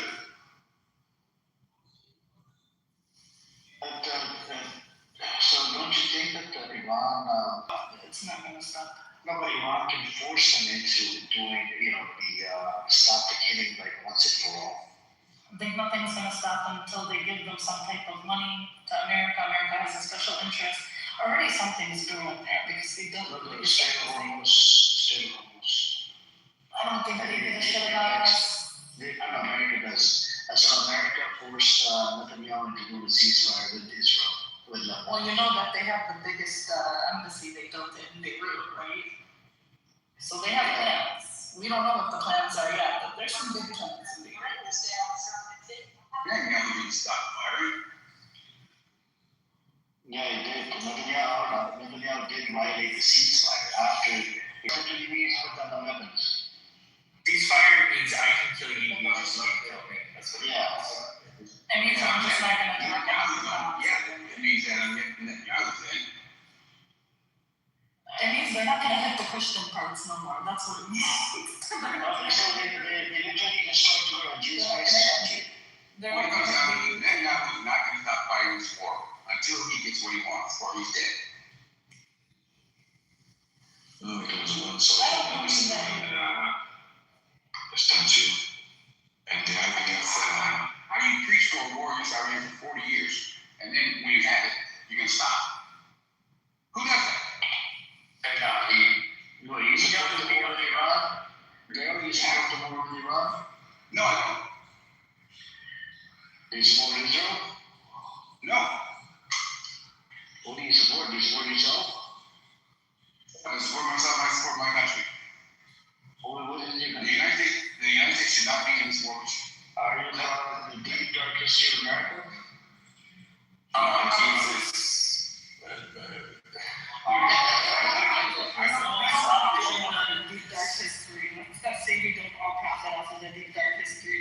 us that are living in America. Well, I want to know, I'm not about to get rid of him. Daryl, are you a American? Yes, I am. Okay. All right, so America goes to war with different countries, Iraq and, Afghanistan and whatnot. Do you think that we did good?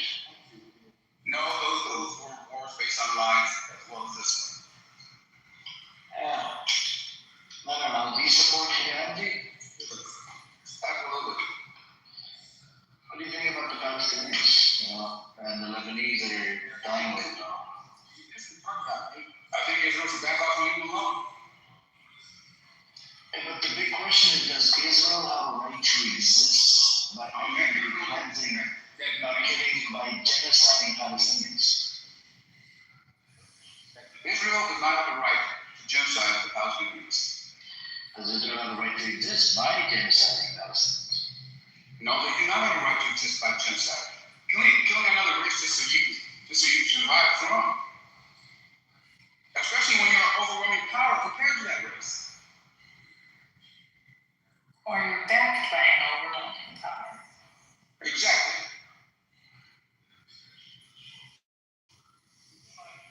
How can you say the boy is right? How can you say the boy is right? This is the word. First of all, they say it's based on October 7th. Okay, fine, October 7th. Okay, tit for tat. The Hamas went in there and a bunch of hostages and all that. The story did not say October 7th. No. That's what I'm saying. So. They can clarify what they want. The story didn't start on October. Israel goes in there and now annihilates an entire race of beings? Just based on October 7th? How's that right? It's not right. Make your voice known. You're an American, make your voice known. Raise your voice, people. The tax dollars were being used to commit genocide. How could you?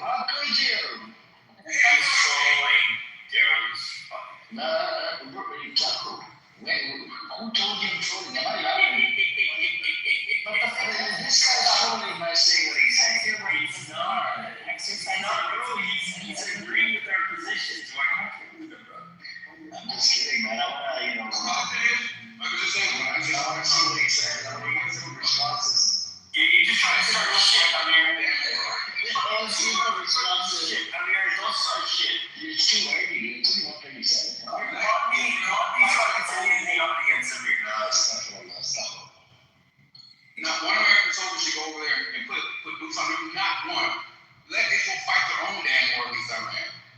So let your voice be known when you vote. Let your voice be known. Contact your Congress people. Go to every one of those Democratic conventions. Let your voice be known.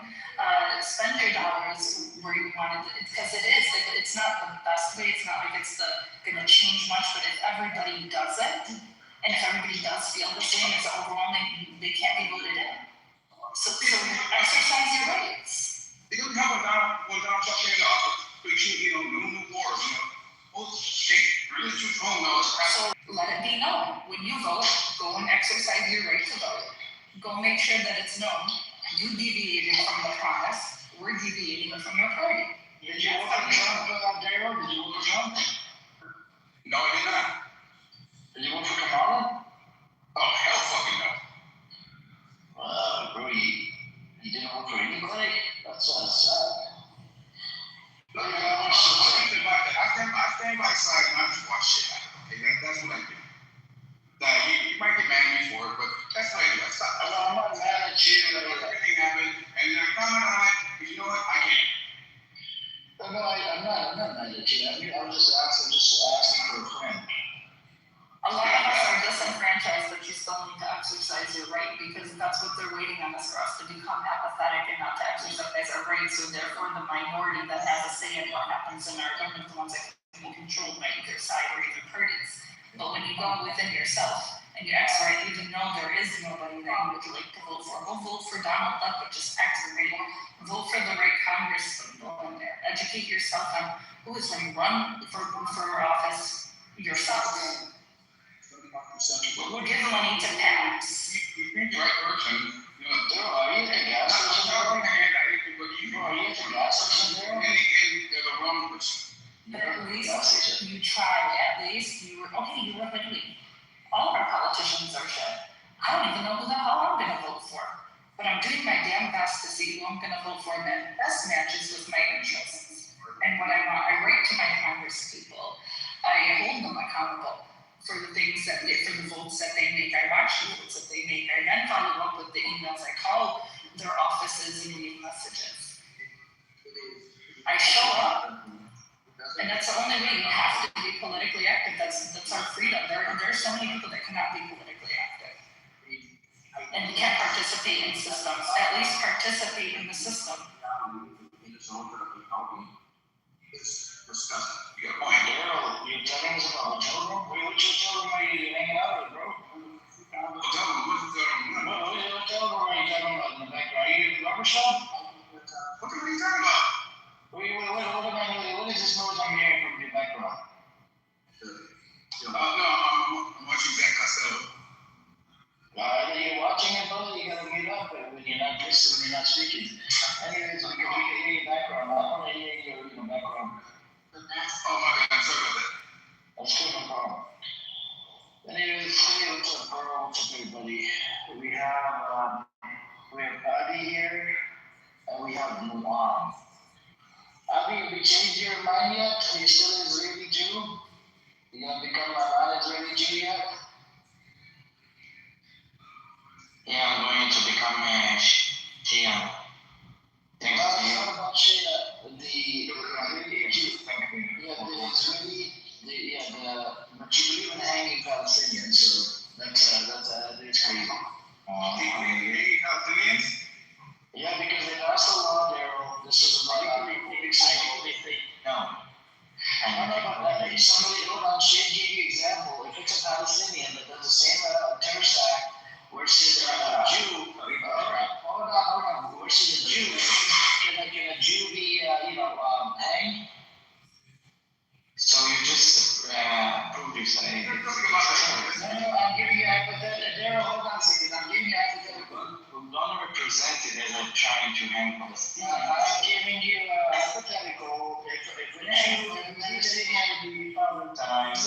but if they commit the same act, you believe in hanging the Palestinian, but not the Jew.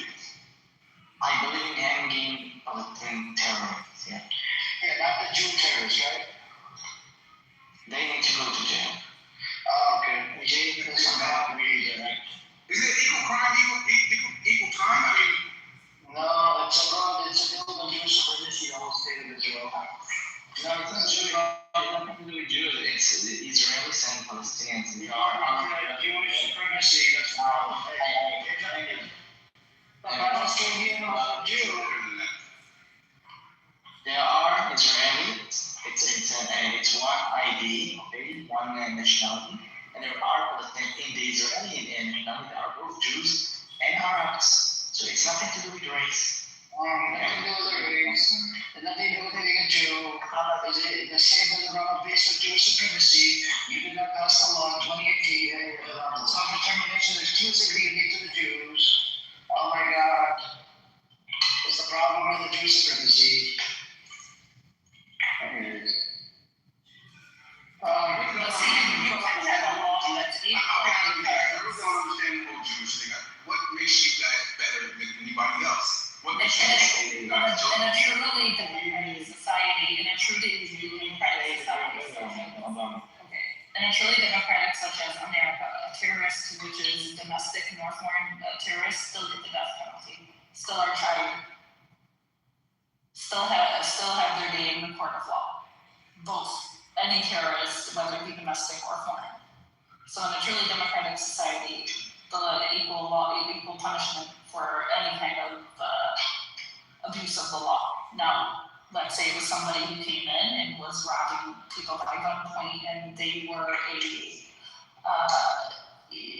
illegal alien, right? They came over, they don't have papers. They're still going to be tried in court of law. They're still going to go to jail. The only thing that's going to happen is they will be deported after they serve their time. Because that inside Israel, there's no democracy. That's the problem. They claim to have democracy, but there's no democracy inside Israel. It's a one-sided law. It's built on Jewish supremacy. There's so many freaking laws that are racist towards Palestinians that live inside Israel. And the West Bank literally have a fucking apartheid system. Agreed. Dara, who are you and what's your background again? It's You're typical Black American, man. Black American. Yeah. I don't have a degree, I don't have all this stuff, but I do watch the news, and I do watch both sides of the news as best I can. All right.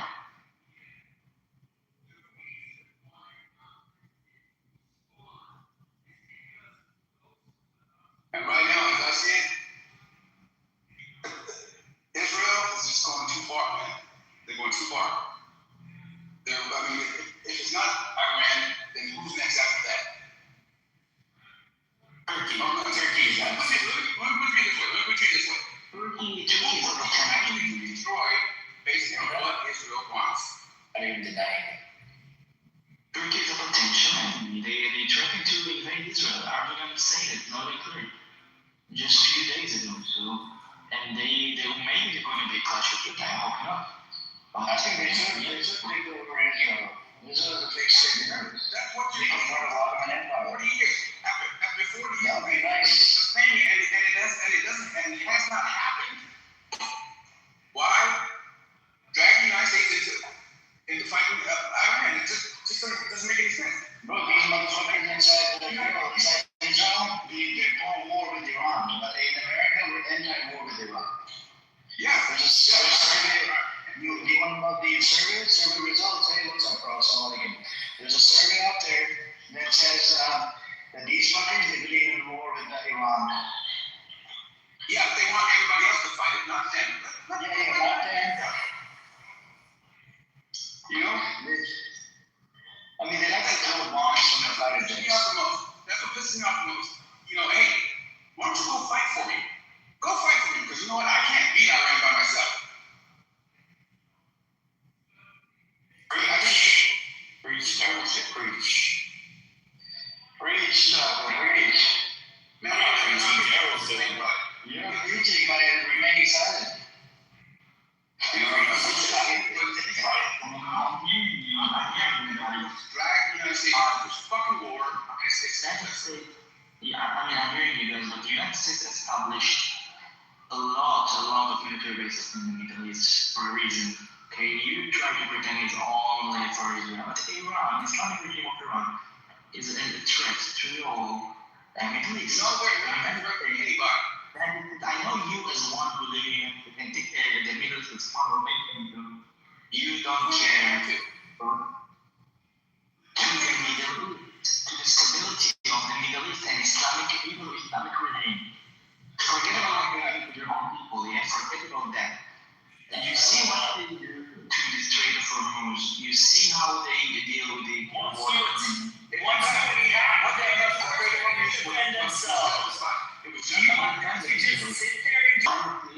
It's taking advantage of their geography, nothing more. Don't fucking attack Iran if you don't want what?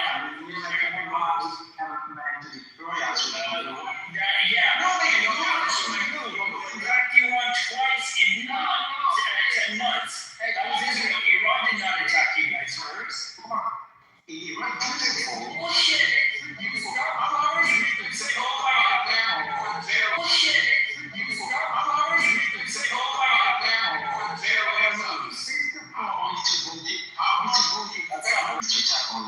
So first of all, they did attack us many times to Hezbollah. And you attack directly. You attack directly. You attack directly.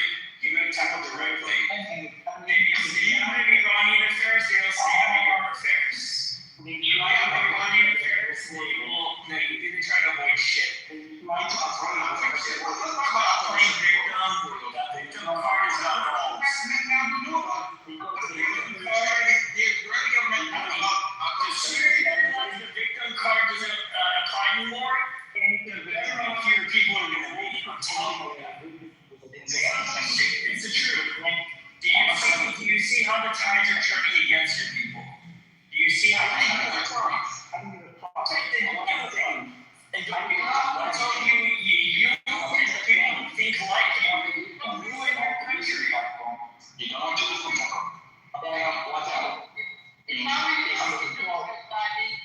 what I'm saying. You fucking nervous. You fucking terrorist state. You welfare state motherfucker. Now, hold on, don't call it names, man. That's not right. No, they're a fucking welfare state. They're taking my taxes. I'm an American. Yeah, they're taking my taxes too. They're Okay, fucking so Don't call him names just because he's Andre voiced his opinion. That's not his opinion. Even though it's fucking wrong. His opinion is your welfare state, so he can have his opinion too. Even though it's fucking wrong, it's wrong for the opinion. So they use our lives. It's 100% wrong in this country. They are wrong. We brought the war to them in 2025. We brought the war to them, and it's kind of inconvenient, right? All these years to proxy, all those years to Hamas, to Hezbollah, and to some jihad, and suddenly it's inconvenient. Let's go. Can you please tell us how Hezbollah established in what year? 1981, I believe. Hamas for 1982, we were introduced.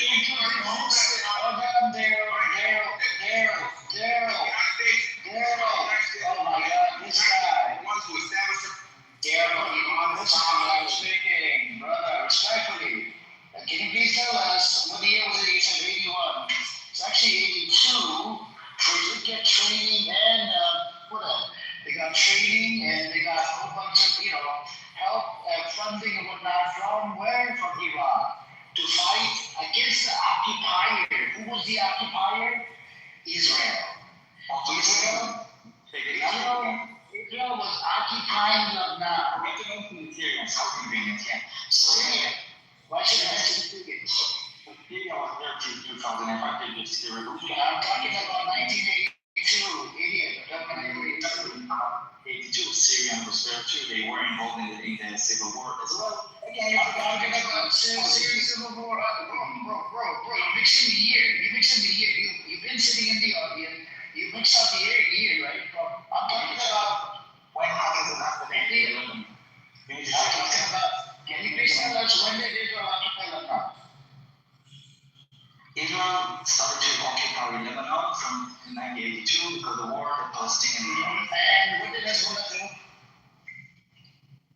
Hezbollah, according to them, followed Israeli occupation. According to them, according to historians, a whole bunch of historians say the same shit. Hezbollah literally came to existence to resist against the occupier, which was you, your people, your disgusting animals, the Zionists, terrorist fucking Jews that came into the land of Lebanon, they fucking occupy their land. You know which one that is? Let's call it. You know which it is? You don't call it. These are Zionist terrorist motherfucking Jews. These are Zionist terrorist motherfucking Jews. What are you gonna do? Boring. I'm calling them the Zionist fucking Jews. You understand? These are Zionist terrorist Jews. Well, then I was against you to shut it. I will tell you to shut it. When I'm calling them, I like to call spade a spade. Alright?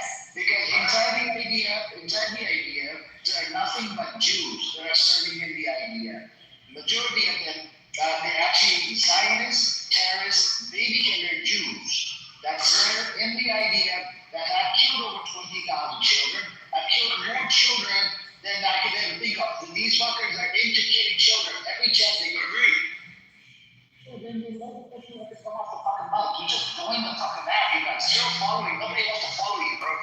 Then shut the fuck up. Like literally, bro. Just shut it.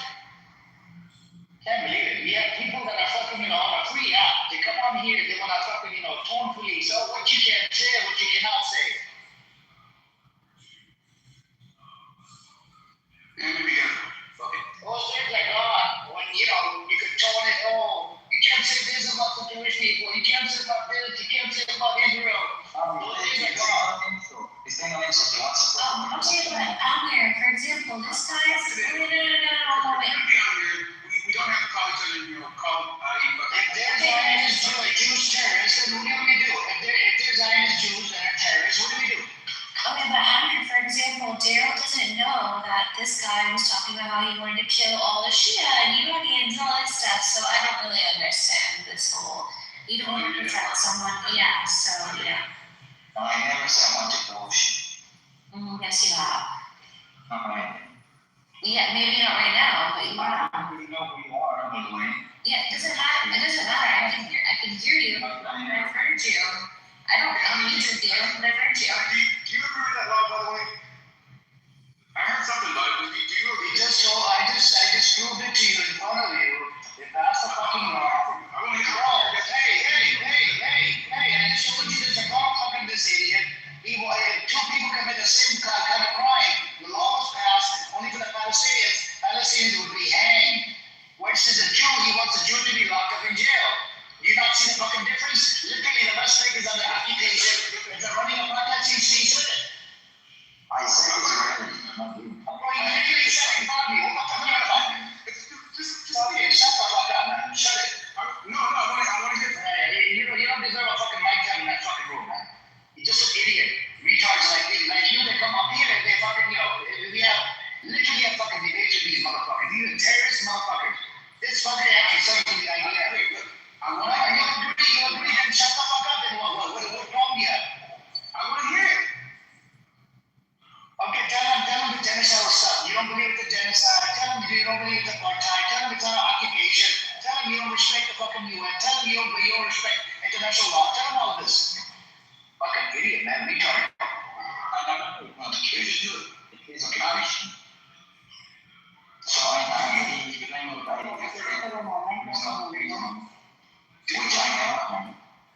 Do you support the law? Do you support for the law of Israel? Then fuck you. Okay. I'll stop that. Okay. How can you sit there and say that's equal justice, man? How can you sit there and say that? Because Daryl, it's not about equality. It never was. It's about supremacy. That's what we're trying to tell you. It's all about supremacy. They don't want equal rights. They don't want equal representation. The Jewish supremacy state. Look at this. And they may not. They will dance around and they'll say, "Oh, who's this lady Palestinian?" Or sorry, pardon me, Israeli Arabs. They don't call them Palestinian because they consider that a fake state. They're not. And they're going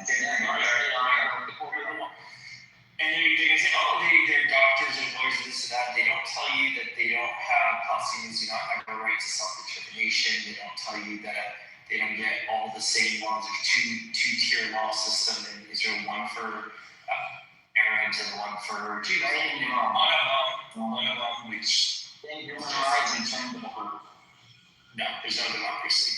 You don't have to rule yourself. you don't need to make yourself a retard here. I'm from I'm not a retard. What's the law about the nooses you just said? You said Palestinians need to be hung within 90 days, but Israelis which are not Israeli civilians. What is that? We're talking about they're so human. You would claim that in Israel, Jews and Arabs are different. I'm telling you, they're not in Israel, they're Palestinians. Oh, so then they live in Palestine, right? You said Palestine. I also call the Palestinians police officers. Palestine doesn't exist then. Okay, so they don't live in Israel, they live in Palestine. Got it. Red blood. Right? So Andy believes there is a Palestine. He doesn't think it's like the rest of them. No, there is Palestine. Either they're Arabs living in Israel or they're Palestinians living in Palestine. Which is it? You can't have both ways. You can't have both ways. I know. You are the one who needs the options to give me. Hold on. Why in disputed territories called Judea and Samaria, They're not all Judea and Samaria. See, this is what they like to do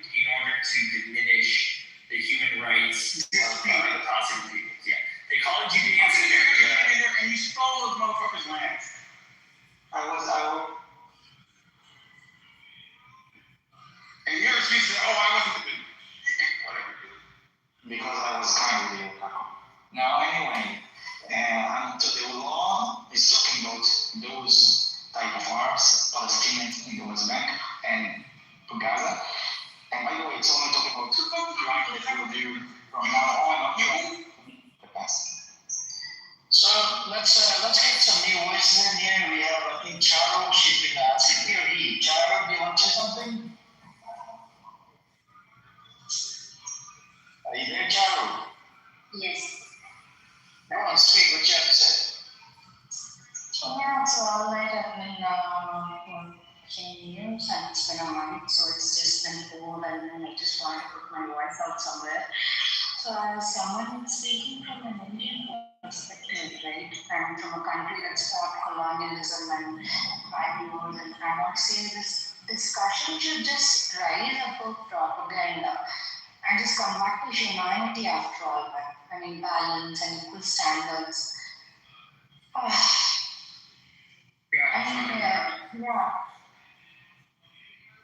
Yes, I mean, yeah, of course, India has been democratic.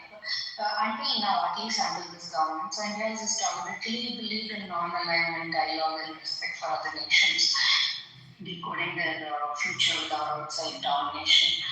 But now we're seeing all these powerful countries who are deciding who is the threat and who deserves punishment, who can possess weapons and who must obey.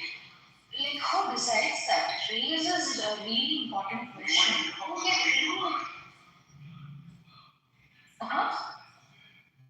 What do you think about it? No, it is. It's all boys come to you and all boys come to you and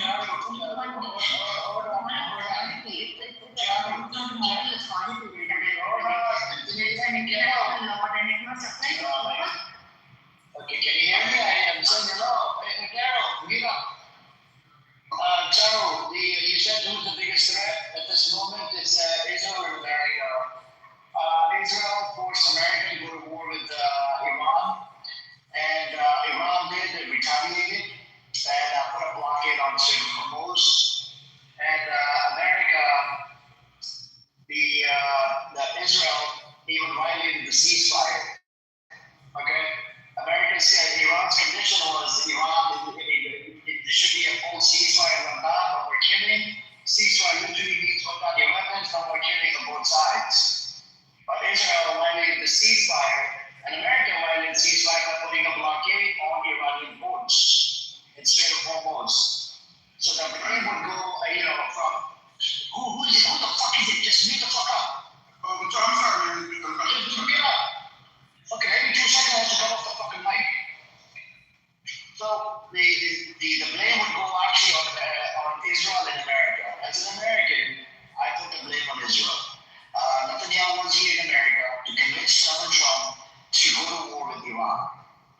And if Netanyahu wanted, he could have told them Trump that we don't have to go to war with Iran. But Trump, Netanyahu decided we should go to war with Iran, and it didn't happen once, it happened twice. They were literally on the table trying to make a deal with America, trying to, come to some kind of common terms and get the sanctions removed. And right now, that's what they're doing. Iran came to the table, and America. I think my mic was off all this while, but I muted everybody because you could not hear me. I said, "Hello, can I respond?" You asked a question, so I was just trying to respond to you.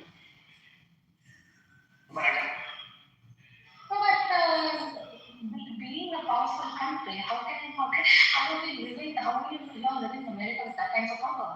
And somebody who's just being just listening to everything from Israel and of course, Israel is at fault, but America's not done for that.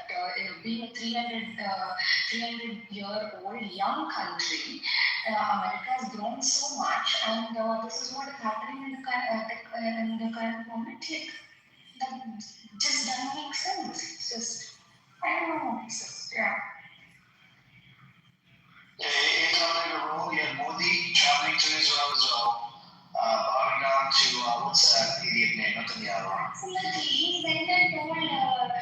He went in Israel and in the parliament he spoke that he told Israel is his fatherland and India is his motherland. So fuck him. That's what I'm saying. I mean, the people in India that voted for Modi, they should not have. Modi is a demonic piece of shit. I mean, look, you all voted for Trump and all your sisters saying. I did not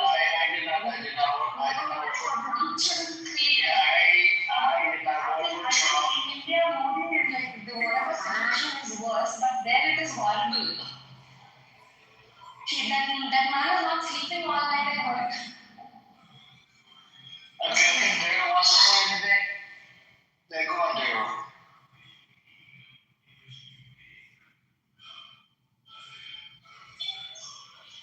Go on, Daryl. What do you have to say? What did you say, Daryl? Did you vote for Kamala Harris? No, bro, I didn't vote for any of them. Good. Neither did I. So please don't hold that against me. They said that I don't know you don't have a voice, but I do. I was trolling you. Somebody told me to vote for the Green Party, but then the Green Party wasn't going to win anyway, so I decided not to vote. Understand, man, I get it.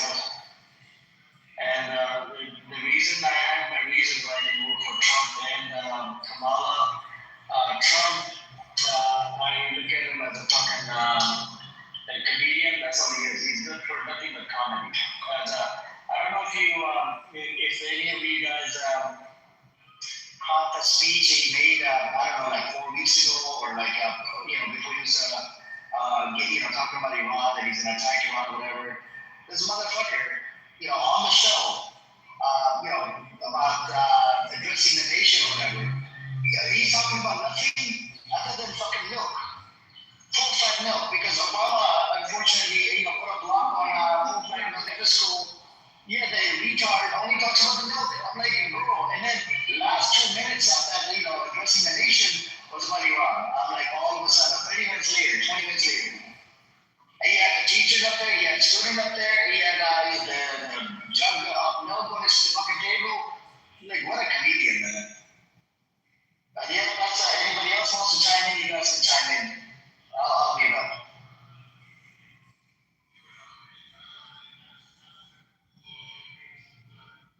Okay, man, I do like Trump. Except what he's doing now. If he wasn't doing what he's doing now, he'd be almost a perfect president.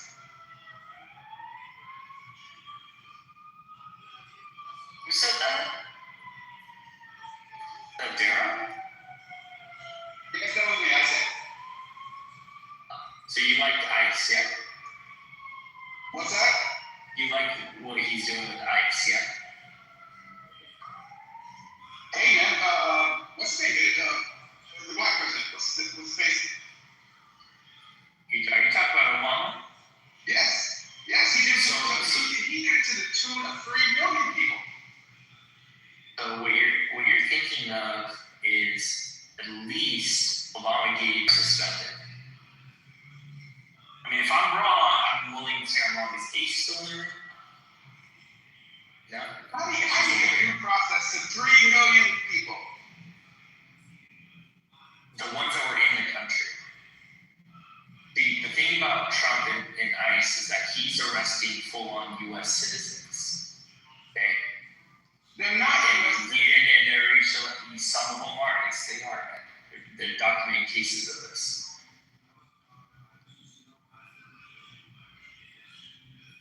Perfect president. Wow. I said almost perfect. Almost. You said if it wasn't for what he's doing right now with Gaza, right? He's perfect. I would say what he's doing with Israel. To you, he's a perfect president. Almost perfect president of Wall Street. Yeah. Okay. Well, because they have to use it. I'm just stopping there.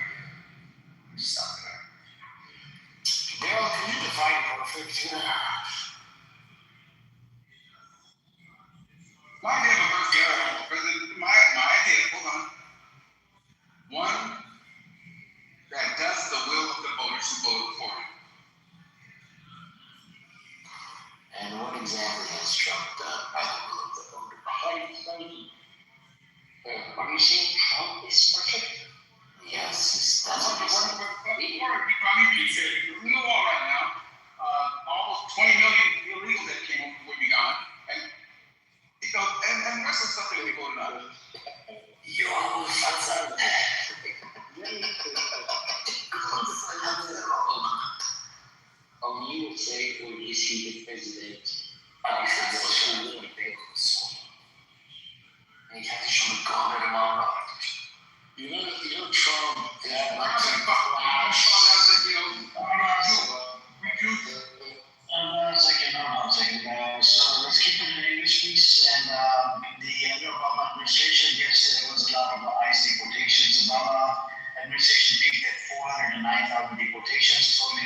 1 million largely from broader encounters. Trump's first term was 269,000, total 932,000. So under Trump, it's actually lesser deportations versus the. Sorry, I have to mute everybody because everybody was speaking of each other, plus and partially. Anyways, you guys can. Overall.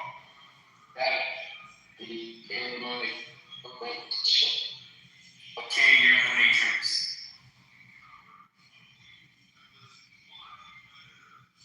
What he said?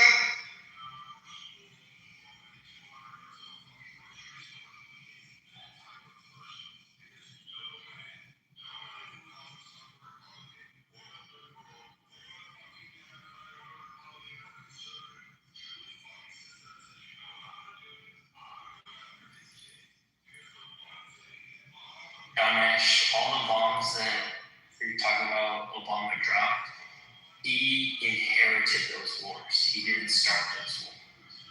Let's not try to whitewash what George Bush did. Yeah, but he developed the drone program, so I'm looking at that. That is horseshit. Come on, I can No, you are so wrong. You don't even know what you're talking about. Taco, I can send you scholarly work that proves it was. Add me back as a friend. Say that again? Can you add me back as a friend right now? Hang on a second. Where's Taco? Yes. Send me back. Even when Osama's attack happened, the way he, came out in the press and spoke, and this man doesn't have any respect towards the press, especially women. And what kind of tweets he tweets in the middle of the night? Is that man even sleeping?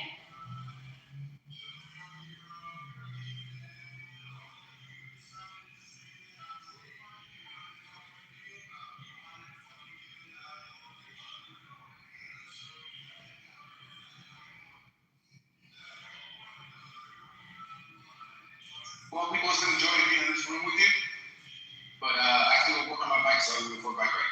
What you guys do? Quick question. Trump is the president of the ones who voted for him, or is he the president of all U.S. citizens? Right now, he's the president of the donors who are backing him with the war in Israel. Is that the right thing to do? No, that's what we're talking about. You said he was perfect. I said if it wasn't for the war in Israel, he would be almost a perfect president. That contradicts the definition of perfect. I said almost. If it wasn't for him, back Almost. and you're gonna have a man like this, he'd be almost a perfect president. Okay, I think that's the only thing that makes most of us happy. Thank you. Okay, man.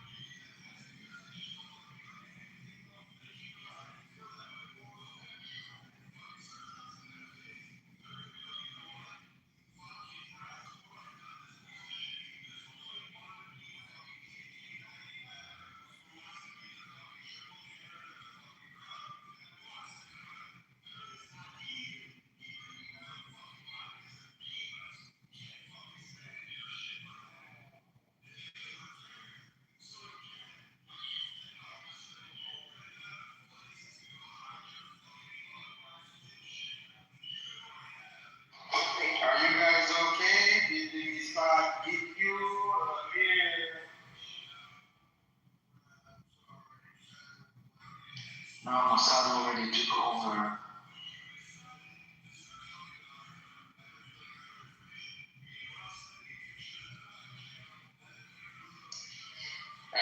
Adi, I want to send you a video and I would like to hear your thoughts on it. Cool. Yeah, that's fine. Maybe I want to see what you think about it. Okay. Oh, let me find it.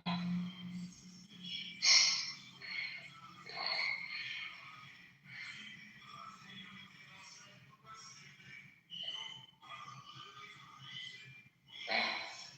I sent in the chat. Let me know what you think about it.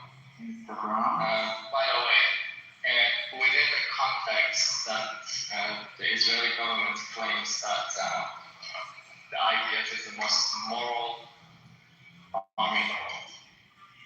Okay, sure. Let's see if I can open.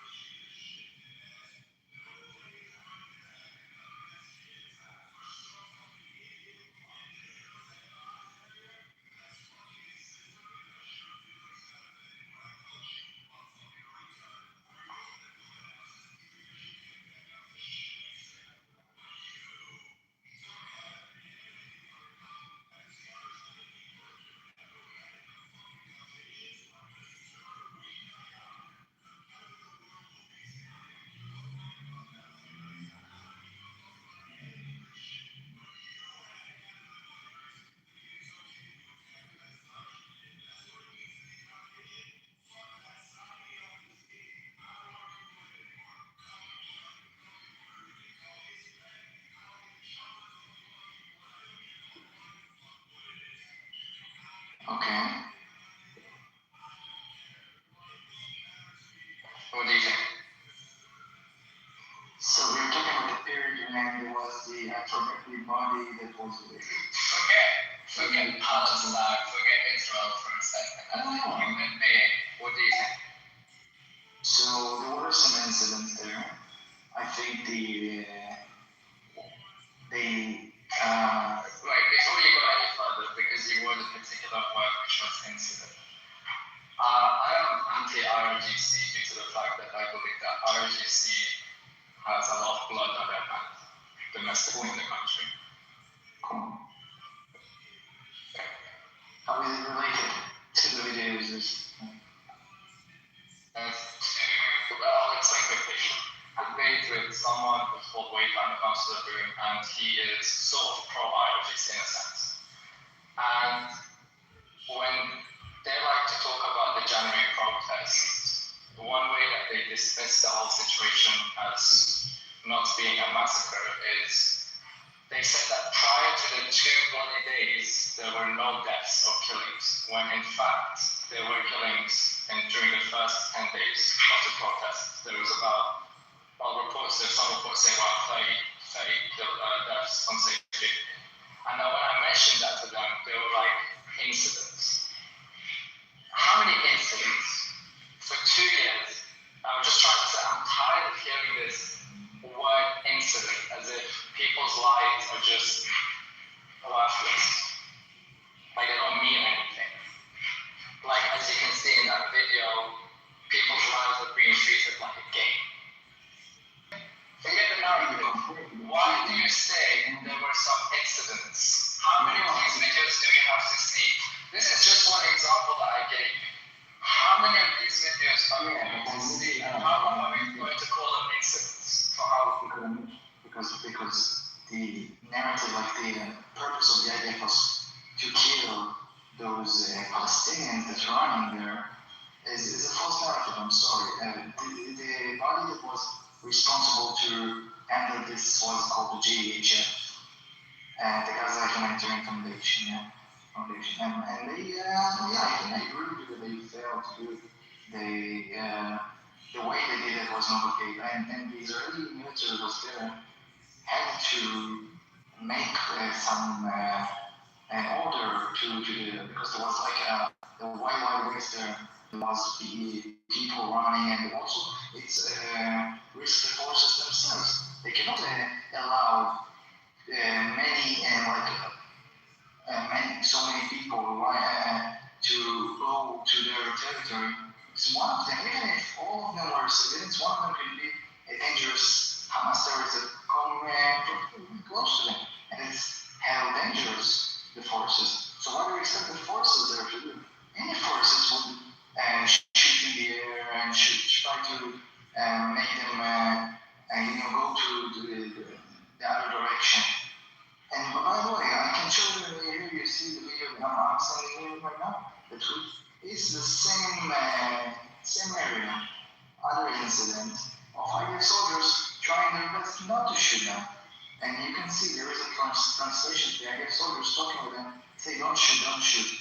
And then the Palestinians clapping their hands for the IDF soldiers. This is like a footage from the same period of the GHF giving foods for the Gazans. So yeah, I'm calling it incident because there were some people get killed there. I'm not saying they were not. And I think comparing it to the RGC shooting protesters, when the purpose of the RGC did the siege, you should know it better than me. The purpose of them is to No. Let's not confuse. Let's not confuse people and the listeners here. It's exactly the same. They would make the same argument as you just did. The fact that there are some dangerous Hamas. No, 1 second. Because they were making the same argument that they were dangerous Mossad agents, and they had the right to do so because the Israeli officials also and Mossad themselves claimed that they had people on the ground, right? So if we are going forward with that sort of analogy, then let's not understand. Answer the question: aren't they Iranians? Mossad or not? Aren't they Iranians? Because you don't see Israeli. No, I don't support killing innocent people. If you believe there are some dangerous people amongst those individuals, it doesn't justify you killing tens and tens of thousands of children and innocent civilians. Trying to explain the audience if we have any. I'm trying to explain the difference. Because we have some spies as well, spy for Iran. I don't know if you're aware. We didn't shoot them. We put them in jail. But we didn't shoot them in the streets. That's not what we do. Okay, now you're talking about Israel dealing with other people, with basically our enemy. The Palestinians are enemy. I'm not saying every single one is the enemy, but the enemies come from there. Hamas is Palestinian. Okay? And among all this crowd that's running from place to place could be Hamas terrorists that needs to terrorist IDF soldiers. So I don't think it's the same situation. We're talking about two different sides. Yeah, let's call it Israel and Palestinians. And you compare it to Iranians and Iranians. I don't think it's the same. Actually, Palestinians belong to that land, more than anyone. Okay, so More than anyone, more than me. No, I'm not saying it's their land. Their land has been taken away from them. What efforts is the Israeli government doing right now to stop the illegal settlers in West Bank? What effort illegal according to what? International law, which you don't accept. No, I'm not accepting. But I'll tell you, there is a settlement that illegal according to Israeli law. And there I can accept criticism about why Israel is not removing them. Because sometimes we do, sometimes we don't. And I think Israel should remove all illegal settlements. Illegal, of course, according to Israel. This is precisely the issue that we don't want to have some sort of universal measures to keep countries in check, right?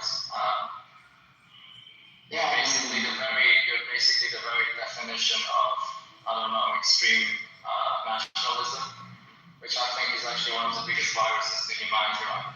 Alright, you're right. The international community failed me so many times.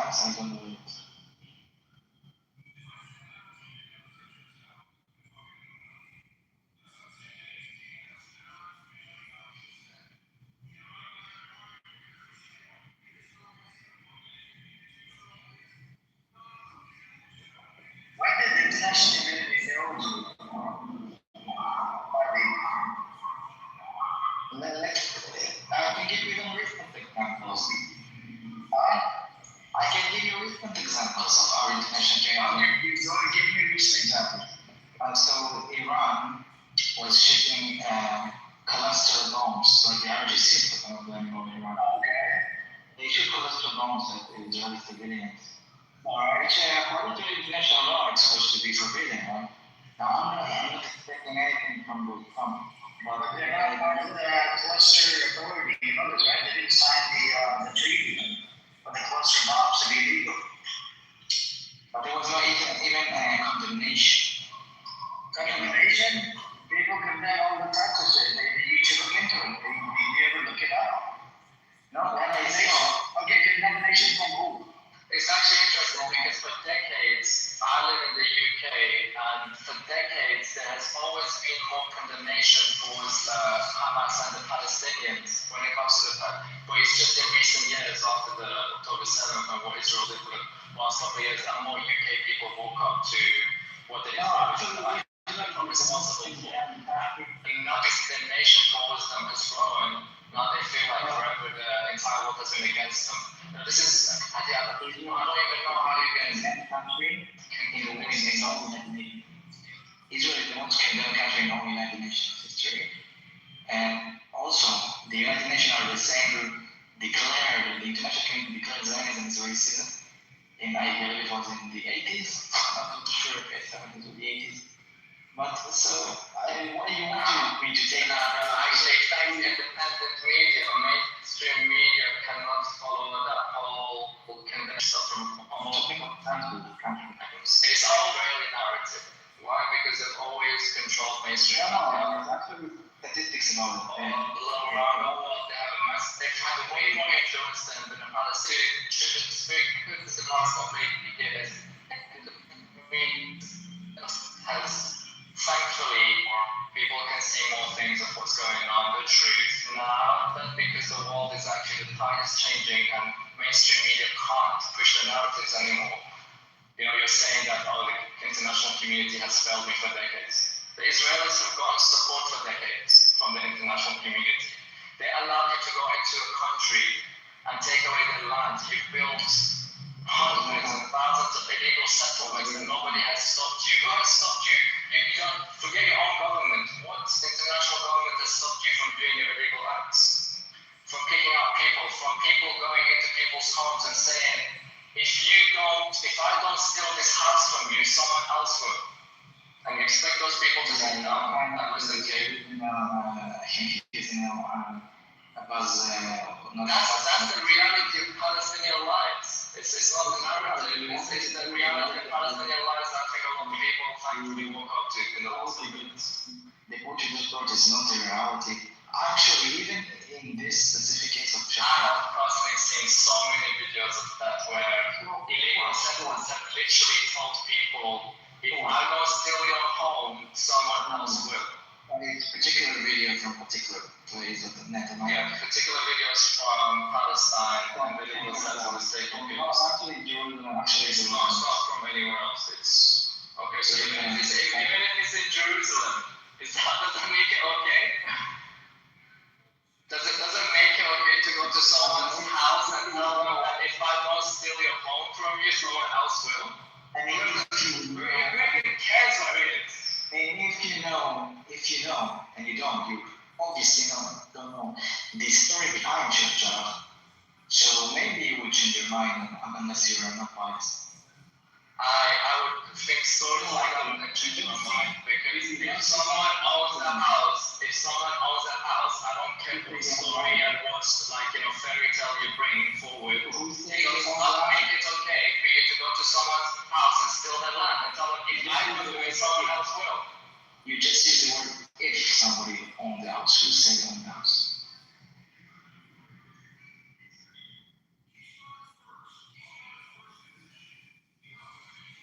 Alright. Sorry. No, actually, I don't know why you're saying that's what you thought. I'm actually done with that conversation. I don't even know what you're saying. You don't live in their home, and you're saying they own their house? Oh, so you're saying they stole it? The Palestinians stole their homes? Are you going to tell us court? It's more like some of the people now, more like the Jordanians in 1967, and then I forget when they controlled East Jerusalem, back then it was East Jerusalem, and kicked out the Jews from their homes in the 1948 war. So this house, the same house from, if I don't steal it somewhere else still, the land of the house was purchased legally by Jews before the independence time. So Jordan, in a war, they kicked out Jews from there, and then Israel in 1967 said, okay, no, we're now in control. Jerusalem is ours. We applied the Soviet in Jerusalem in the 80s. And there was a legal court case in the Israeli court, and they decided they need to pay rent to Jewish organizations and control the area. And in this Yaakov, let's say, if I'm not telling someone else, he said because the minute ago she asked, you are stealing my house. So she used the word stealing, they used the word stealing as well. I think it was stupid. He's not stealing anything. This land is a Jewish land. Hence why Israel was called an apartheid. According to you. No, according to literally what you just said. I said it's a Jewish land. Okay, let's ignore that example. What about in the West Bank, all those illegal settlements? You saying those were also Jewish land? So illegal by what? According to what?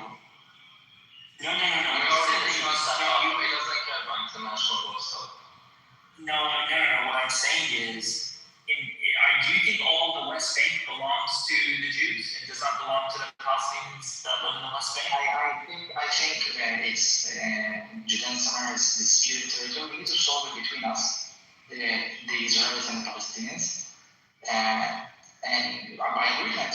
And when there is agreement, when there is a contract, both sides sign, we can determine which area belongs to whom.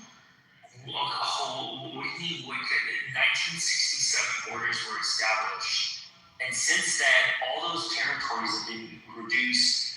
Like every decade, there's settlements that are being built there. But what are you talking about? You say 1967 borders were established when? Do you mean 67? Yeah, the UN 1967 border. And you don't give a fuck about the UN? I don't. Okay, so see, that's the thing. When it's to your favor, it's we paid for it. It's ours. But when it's not to your benefit, we're gonna just. I didn't mention when I say we pay for it. I didn't mention you. No. What I mean is what was that settlement in Jerusalem you mentioned? Sheikh Jarrah. You're like, we bought it. It's legal. It's ours. But if some other people own it. If some other people own their land in the West Bank or whatever, there was a case in court that all those years, I know about Sheikh Jarrah. Years before it was. What about the West Bank? Why is area A, B, and C? I forgot which one. I think it's which one is the one that most settlements are being put in. B. I think it's C, right? C. Yeah. So why is that okay? Because we haven't come to an agreement yet with the Palestinians. There should be. I agree there should be a Palestinian state. I think they should get their state. If they agree to our conditions, of course. Which is what are your conditions? My conditions is for Jerusalem is the capital of Israel and no right of return. And our recognition of Israel as the Jewish state.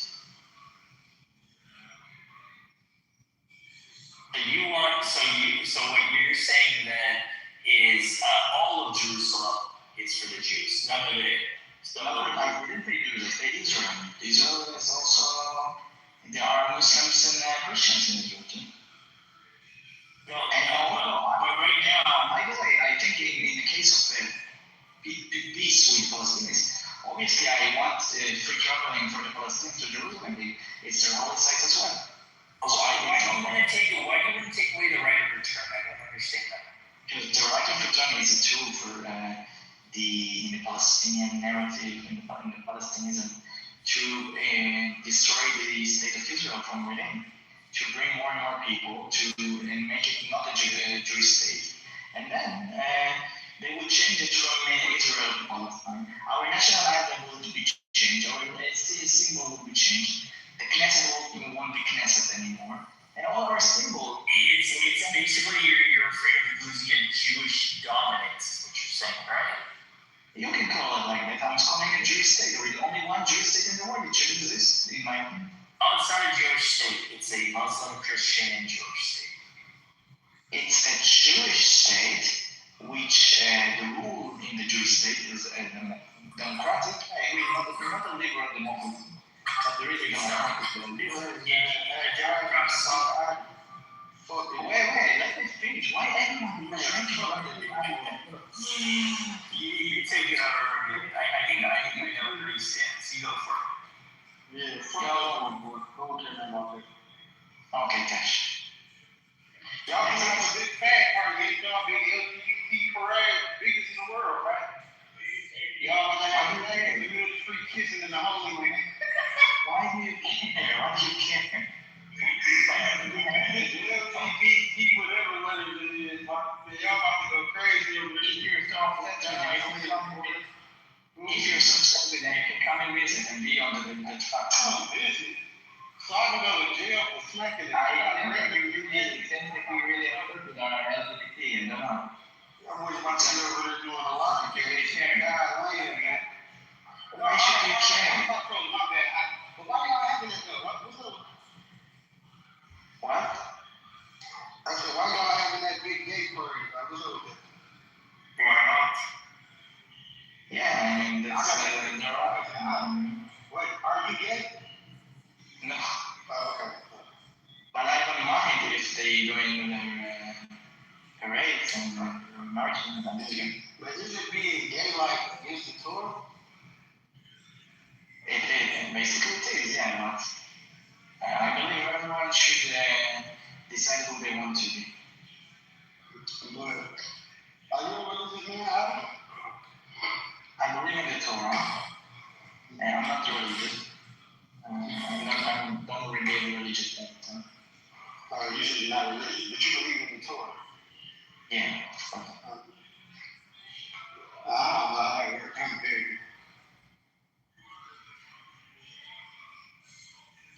Man, I believe in God, in my heart. But I also believe that if somebody wants to live his life in a way but not following the Torah, he should do it. It's his right. Yeah, I just feel like it's a little weird. It's the Halloween and I feel like, I mean, you can't use your summer of American to me, right? Huh? It's not like American to me. No, I'm actually really lesbian. Where? No, I'm here. Okay, you're American, and I guess you have LGBT communities too, so why do you know? I'm supporting you. Okay.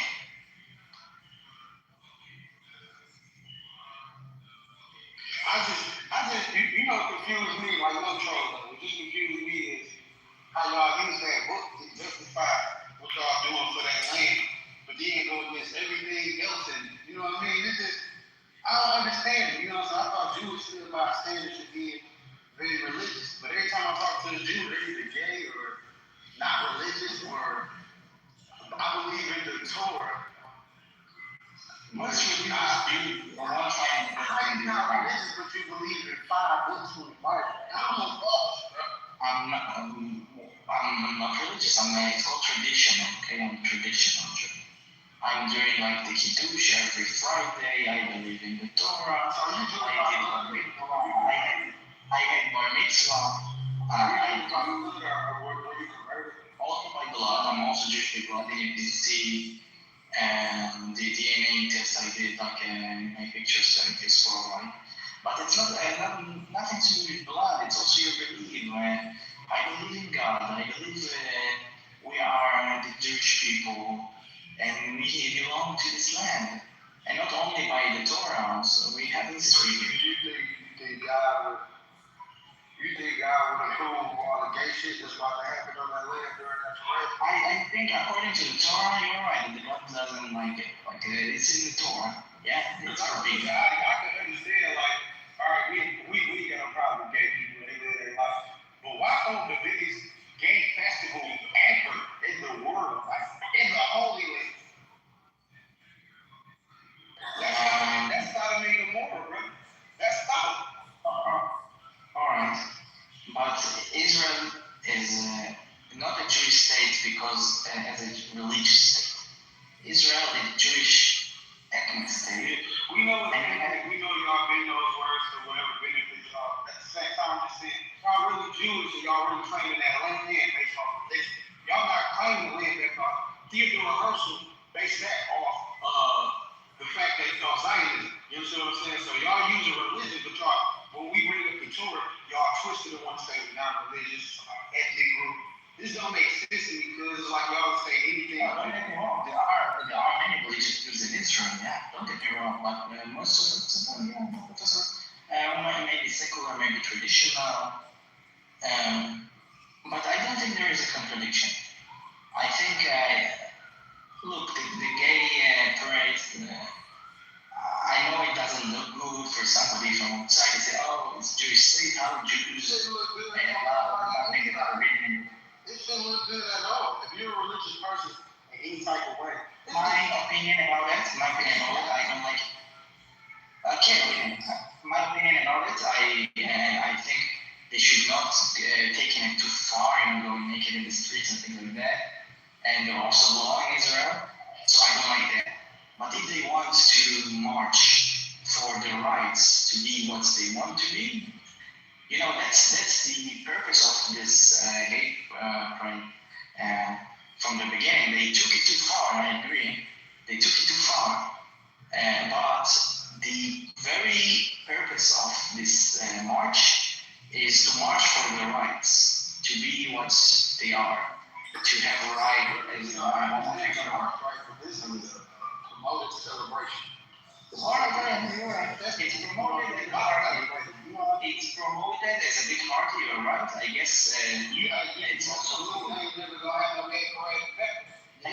be honest, I think it's also for some PR, some serious for Israel, because in Israel, in Tel Aviv, mostly Tel Aviv. I'm not saying you would never see no faggots going in a circle around the car. You know what I'm saying? Like, this is, I don't understand. You think it's a...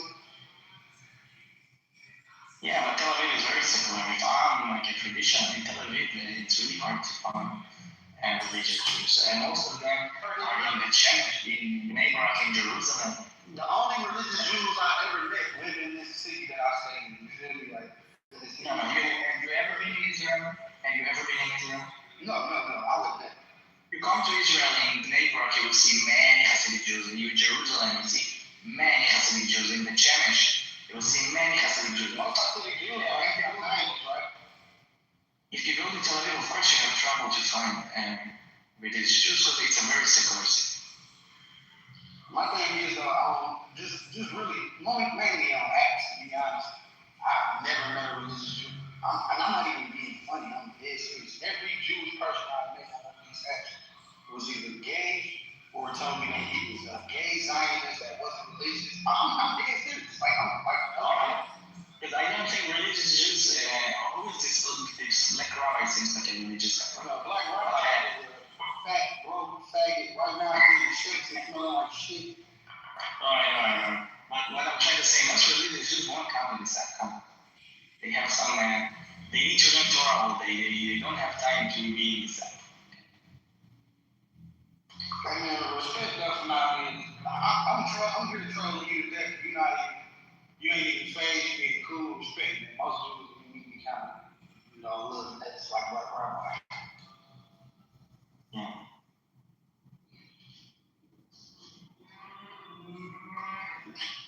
I don't know how we get to the conversation. It's so bad, Jake. Not the direction of it.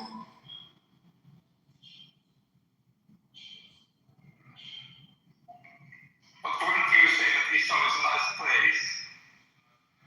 Jews, Muslims, gays, what they believe in harmony. That's okay.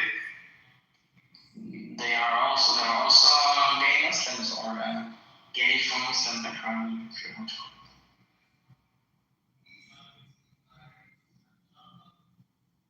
So they probably see it, bro. They probably see it. But there are gay, Arabs that run away from Gaza and then surrounded to Israel because they couldn't make their escapes. Gay refuse those people. Mm-hmm.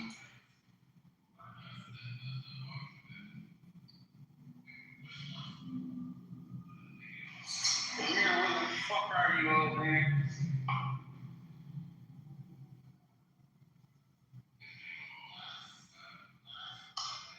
I should pay a time off. My birthday was 30 minutes ago. I would like to welcome you to the graveyard of your vanity.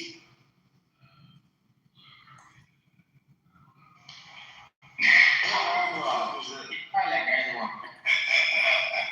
that was one of the lines in Iran's Lego video to Trump, the loser song. Oh no, that video, my pop just showed me a video. They said, Trump is a pedophile. MOSCR. There's a few of them not Trump, but that one. You know all these Lego videos we did in the close days for, and now they, yeah. I think what's happening here, to be honest, I must give the Iranians they are great. There's something to give them that. Yes, they are. They are. And it's not even just funny. Welcome to the graveyard of your vanity. That is a very statement. Only a country that comes from thousands of years of poetry and tradition could come up with a line like that. Yes. Only a country that has poets like Rumi, Hafez, and Ferdowsi and Sadi could come up with a line like that. Isn't that a powerful line? Welcome to the graveyard of your vanity. That says so much, and it sums up the U.S. and Israel. They got this on it. Not Yep. Hey, go ahead, go for it. I can't sing. They got this on it. Not it's funny.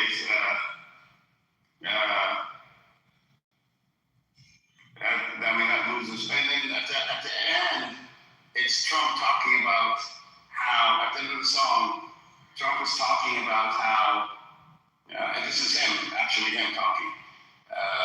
It's a clip about, he's saying how he doesn't like to be in the room with winners. He likes to be in the room with losers because, then he's the only winner.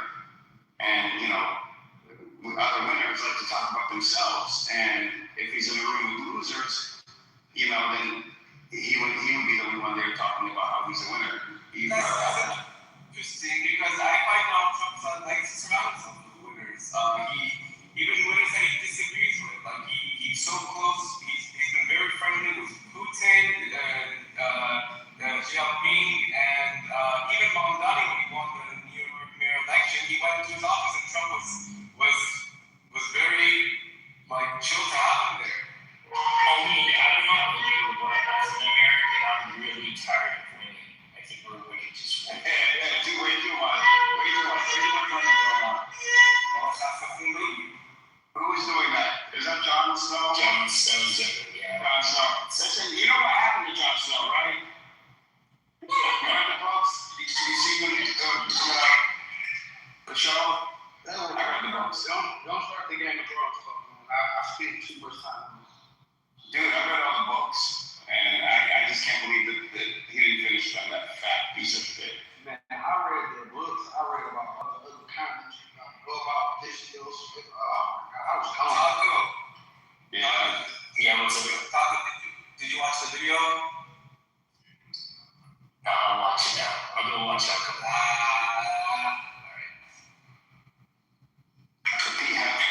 Alright. Edward, did you see the Toy Story video where they got playing with Trump like a dog? He's my YouTube, you know how YouTube, if you listen to a couple songs here and there,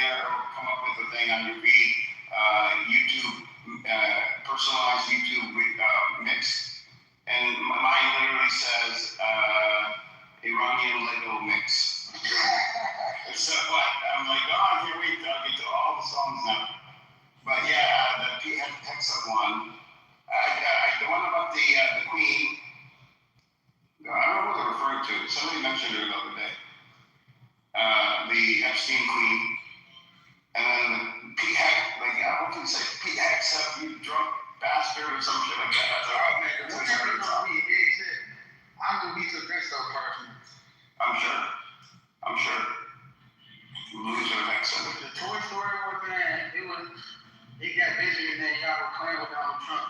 The funniest line on there, he said, I love you because you're my favorite toy. You do everything I tell you to. And the best part about it is, you think it's all your idea. That's good. I gotta watch that. That is good. Man, these Iranian rap songs, it's all truth. It's all truth. It's all, I don't know. They are real poets. Pape, you should look up Pape, Professor Pape, very famous professor out of Chicago, University of Chicago, and he has a Substack called The Escalation Ladder, or The Escalation Trap. I think it's called. Anyways, he's saying that Iran will be the next, the fourth world power when this is all done. He also said he doesn't believe that Iran expected to be in this position, but because of how the U.S. and Israel conducted the war, they now find themselves now with a very good chance of becoming this fourth world power. The thing about it is, the reason they didn't expect themselves to be in this position, because not only did Iran expect more from America, but the world did. But because they doing this for Israel, and because they doing this for nothing, they didn't get nailed. And now it's really showing that America, they real superpower is the fact they got some good allies. Yeah. So let's say you're correct. I want to add. Here we go. So Edward, I want to treat you with the love and respect you deserve. I doubt it, but go ahead. Edward, have you ever heard the expression to steel man an argument? Listen, the graveyard, I forgot what it was. Okay, so welcome to the graveyard of your vanity. Okay, so I want to ask a very loving, respectful question. It is, assume that you're 100% correct. Assume that Iran is the fourth most powerful country in the world. I didn't say that. Okay, so that. They said it. And I didn't say most powerful. Okay, so let's just say world power, I said. A world power. Let's just say Iran emerges, and for the next 20 years, they are not 20 years. Couple years. Go ahead.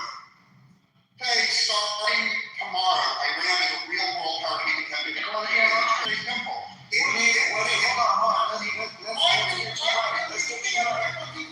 Let's get you right. What do you listen with? What body part do you listen with? My penis. Okay. Your penis. Let's show them. What body part do you listen with? What body part do you listen with? I'm trying to ask what body part do you listen with? My penis.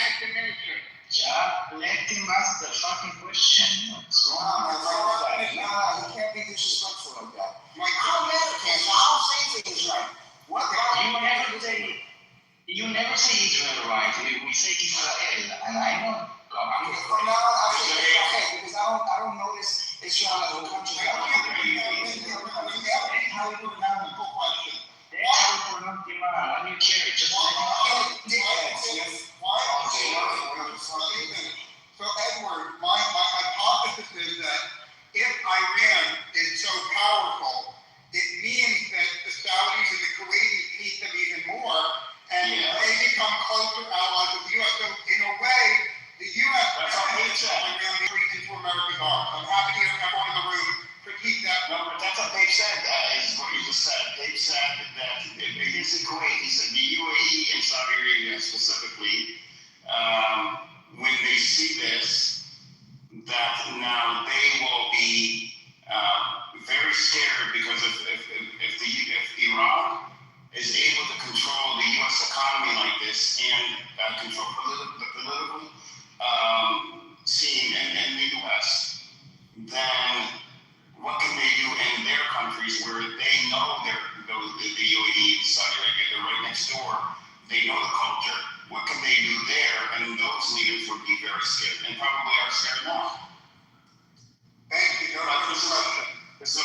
Smurf was right though. I apologize. He does listen with his penis. I apologize.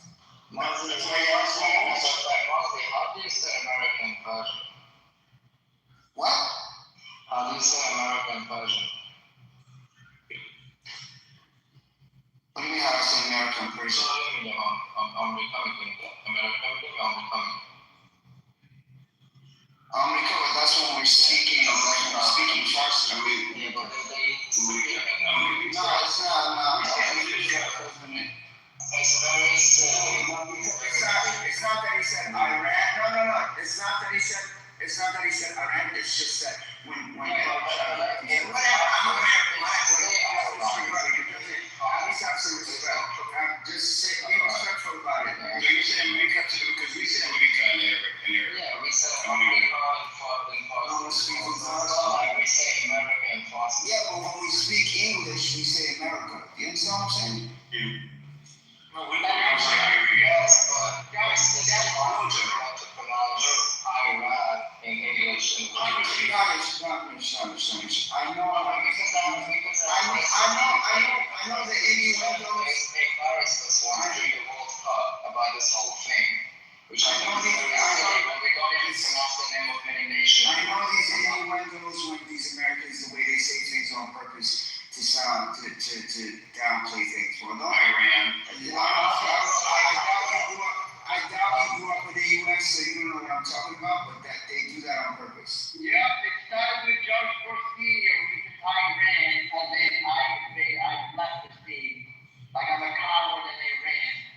That's why these motherfuckers repeated the same way. Yeah, it's that's the reason I'm fair enough. That's not interesting, bro. That's not the way. If somebody just says it like whatever, like before. I think Cash said Iran before. I didn't correct them because he didn't mean anything by it. But when certain people say it and they have little layers under what they're really saying, it's a different situation. I'm not trust it. And then the defense is that he's American, he cannot pronounce it. What's the difference between INT? It's like an actor. That's not how it works. It's just standard languages. It's just. Nah, bro. There's no different with your ear. The opposite of off is on. Elon. Easy, bro. Easy. Okay.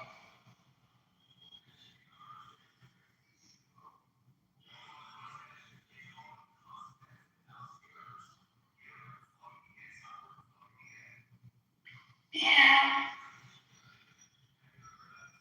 Who the fuck said that? That's not Dr. Meow, is it?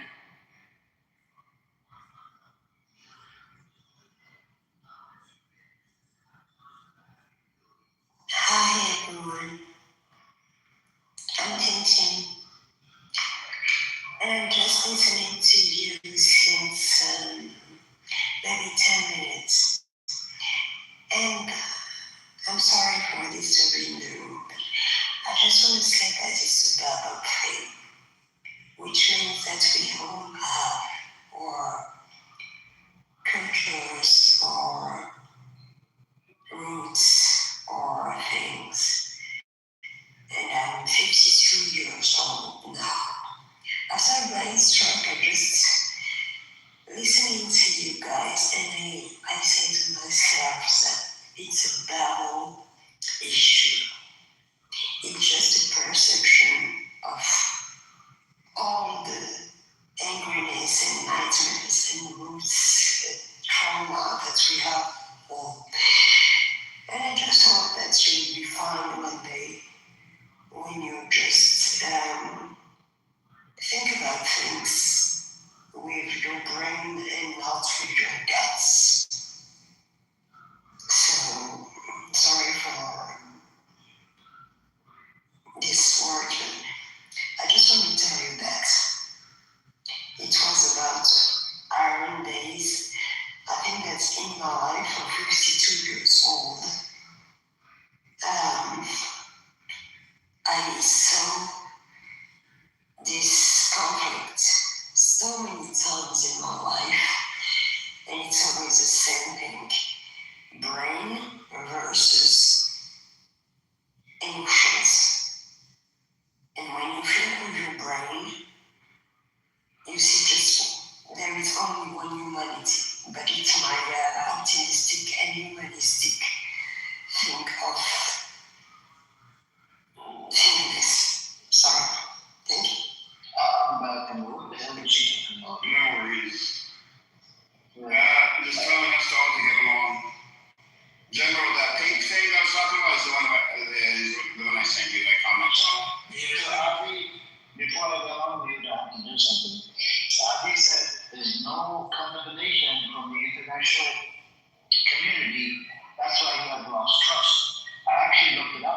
Amnesty International, so there's other organizations, the HRW, they did condemn the cluster bomb, by the way.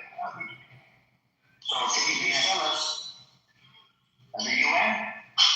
Yeah. You violated over 500 UN resolutions. Do you expect to condemn anything? Yeah. No, the war is illegal. I don't even talk about the UN. The whole war is illegal. I don't give a fuck about the UN. Don't get me wrong. No, but the whole occupation is illegal according to the UN. All the wars are illegal. What's this cluster bomb thing? So this guy, I think, before I went on with, I can do something.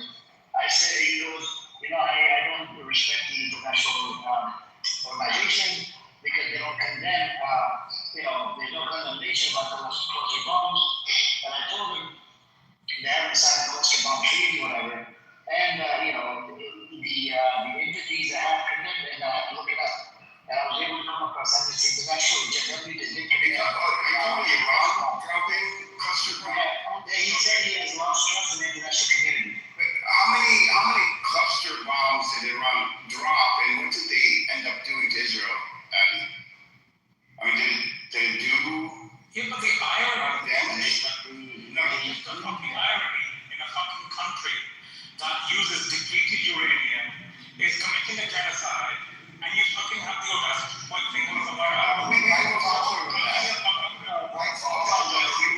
can actually go simpler than that.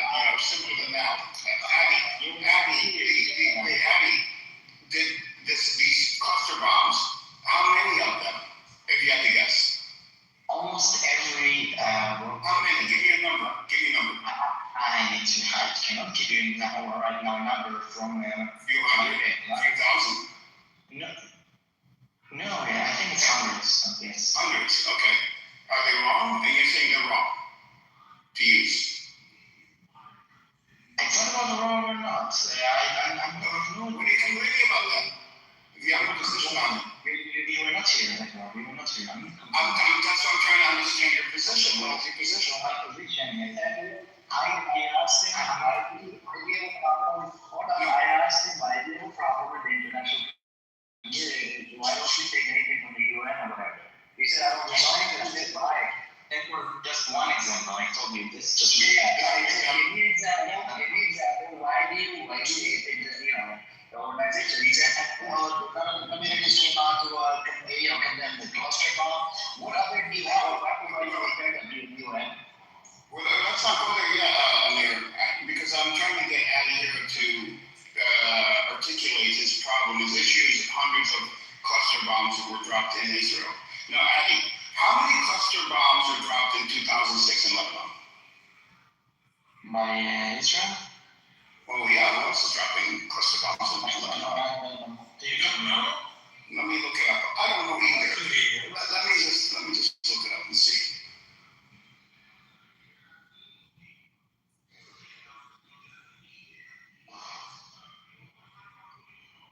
See how they play this every time something gets done? Oh, wait. Millions of bombs. How about 4 million? 4 million. So, I think they're still going on today. Say that number again for me real quick. 4 million. 4 million in 2006 in Lebanon, Israel dropped. And they were still going out. 20 years later, people are stepping on the stage and they're going up. That we have from these people. They've been killing people, using cluster bombs, depleted uranium, and now they have the audacity to point fingers when the shoes are going on. You're asking a question, sometimes. You now forget the question. The question was, why doesn't he respect the international community? Can we address on that? Can we focus on that? Brother, how can he respect the international community? Let's not focus on that. Let's give up on the expectation. Why doesn't I have no expectation of the stabilist regime? No expectation. I don't care. Do whatever they want. We do whatever we want. That's it. Do it, basically. Hold on, everyone. Do all the things you want. Bro, hold on. That's right. I'm here. I can do it. So let me go.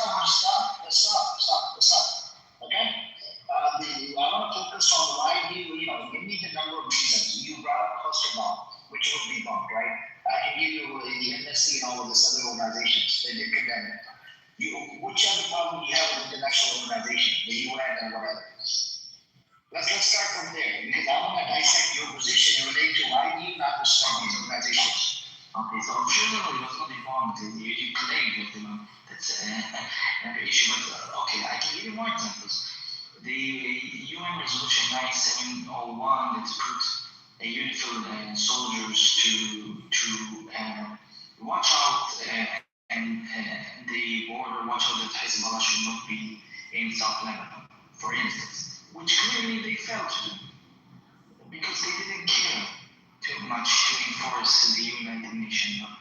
And they left Hezbollah to become greater and greater over the years. Let's start with that. Can you hold on a second, Adi.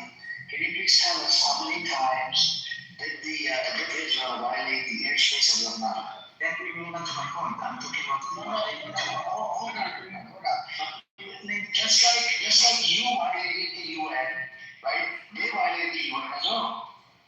So it happened on both sides. So, okay, but I care about my side because you care about the use of your side. Okay. Did you condemn your side that violated the airspace, the drones, and all of the shit that they were doing in Lebanon after 2006? No, because it all has to do with Hezbollah. No, it doesn't matter. You're supposed to not go in there. Bro, literally, the ceasefire means you got the weapon and you don't attack. That's it. You move it. I mean, my point is very clear. Let them do what they want. Let us do what we want. I'm not saying it doesn't belong to you. The land doesn't belong to you. I'm not saying we need to avoid internet. No, I'm saying ignore the problem. No, why do you ignore? That's the problem I have. If the other party is willing to respect it, whatever, or if they're violating it, why is it that you fucking violate the international law or the human body? Why do you violate it? Yes, because it sounds like a fucking nothing. Oh my God. The more I dissect your position, it's like the UN resolution is there is for voluntarily for countries to abide by themselves. There's no UN police force that's gonna come in and enforce this shit. The peacekeepers. The peacekeepers are only there to look at the borderline. That's it, because they know Israel is going to occupy the land like it did back in 1982. So when Hezbollah provoked the Israeli army and put a tent in the territory of Israel, they should tell Hezbollah not to do it. Which territory? Shiva Farms is not yours. Shiva Farms is ours, first of all. It's not yours. It's illegal. But according to the United Nations 1701, that's the international order, the blue line. And the Shiva Farms is in our territory. Shiva Farms is not yours. It's on occupation illegal. You want to use it as yours? Are you sure that they can go to the United Nations and if you don't do the blue line? I still remember on my own. If you think that the blue line is going in the Shiva Farms, you're wrong. Because the Shiva Farms are ordered. Okay, let me blue line. Okay.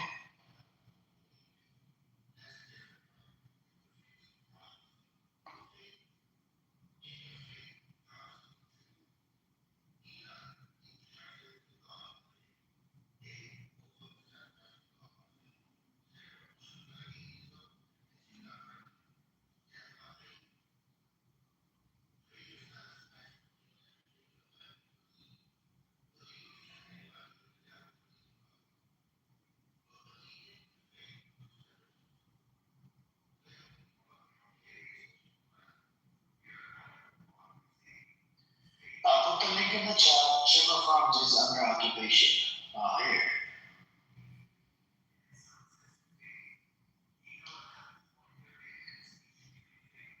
The Shiva Farms shut down. It's a disputed claim. That's on the claim. The claim is it in the moon rather than the blue line that was there from the 2006 and from the 2000 retreat or not? That's the claim. That's what you need to check. Where the blue line is going. Where exactly the blue line? Because that's what the United Nations decided. We're talking about the United Nations and the UNIFIL.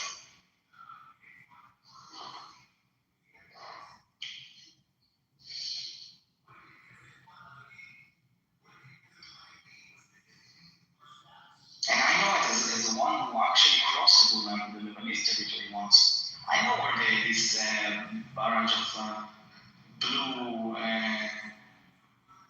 how do we call it, Habib? These blue barrels are found. I know where they are.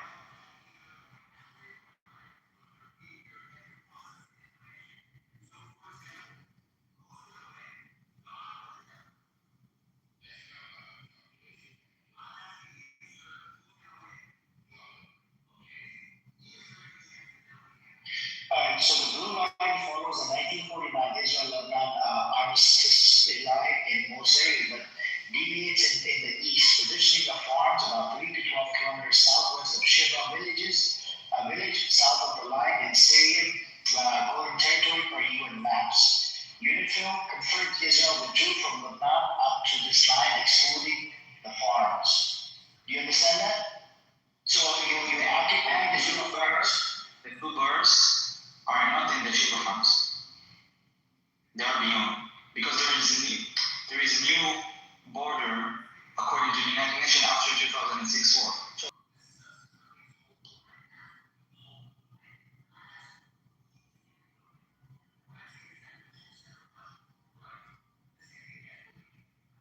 It's a disputed land between Lebanon and Syria. The territory claimed Lebanon and Syria said Lebanese ownership based in 1902. These maps again, you took over the land. They literally had Lebanese citizenship, the people that lived on the Sheba farms. So back to the United Nations, back to the UNIFIL, because that's okay. Yeah, I have the map, but I tell you, respect the United Nations. I'm not. I'm right. Okay, I don't want you to get the right. I want you to go to the third and only the third. You say only when it's I'm saying then the UNIFIL, which are peace officers of the UN. You're saying it. I'm saying member. The UNIFIL, you know who UNIFIL are, right? These are the peace officers. They confirmed Israel withdrew from Lebanon up to this line, excluding the farms. Do you understand? So, all right. So when Hezbollah, okay, let's give you that, okay? When Hezbollah terrorists from Lebanon in 2022 go to the side of Israel, not the Sheba farms, it's side of Israel. Where they were to stop? They were shooting rockets into Sheba farms. No, I'm not talking about that. At 2023, on the 8th of November. Amir, focus. I'm not talking about that. Before that, there was an incident of a Hezbollah terrorist going to the deeply inside in Israel in Jericho Junction. Not Jericho, sorry. What's his name?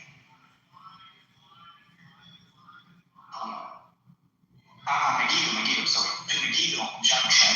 It's deeply inside of Israel, so no Sheba farms, where they were to stop him as peacekeepers. You're going to have to show some of that. Okay. Second of all, you need to show that they were going inside Israel because as far as I learned about this whole conflict, they were shooting rockets into Sheba farm that has nothing to do with you. And the land that you occupied, this happened 8th of October. Right? They started shooting rockets into Sheba farm that have nothing to do with you. It's disputed territory between Lebanon and Syria. It's none of your fucking business. It's not yours. Even the UNIFIL are saying, the UNIFIL officers, they're saying that it's not yours. Here is the Wikipedia page about the terror attack in Megiddo Junction. It's happened in March 13, 2023, before October 7. So it's before they attacked with rocket the Sheba farms, and it's nothing to do with the Sheba farms, but it's deeply inside of Israel. So my question, because we're talking about the United Nations, right? And about the peacekeepers of the United Nations, where were they to stop it? We're supposed to rely on them, right? Because they are the international power that is enforcing the law. Where were they to stop them? Okay, what did they attack 2023? What is the name of this incident? March 13, 2023, happened in Megiddo. There was one civilian who got injured. Thank God nobody was killed. But they basically, once they planted a bomb in Jericho Junction in the road, and one man was injured. Again, nobody was killed, but again, we're not talking about if there are casualties or not. We're talking about the incident as an incident. why they let somebody to go inside of Israel if they're peacekeepers.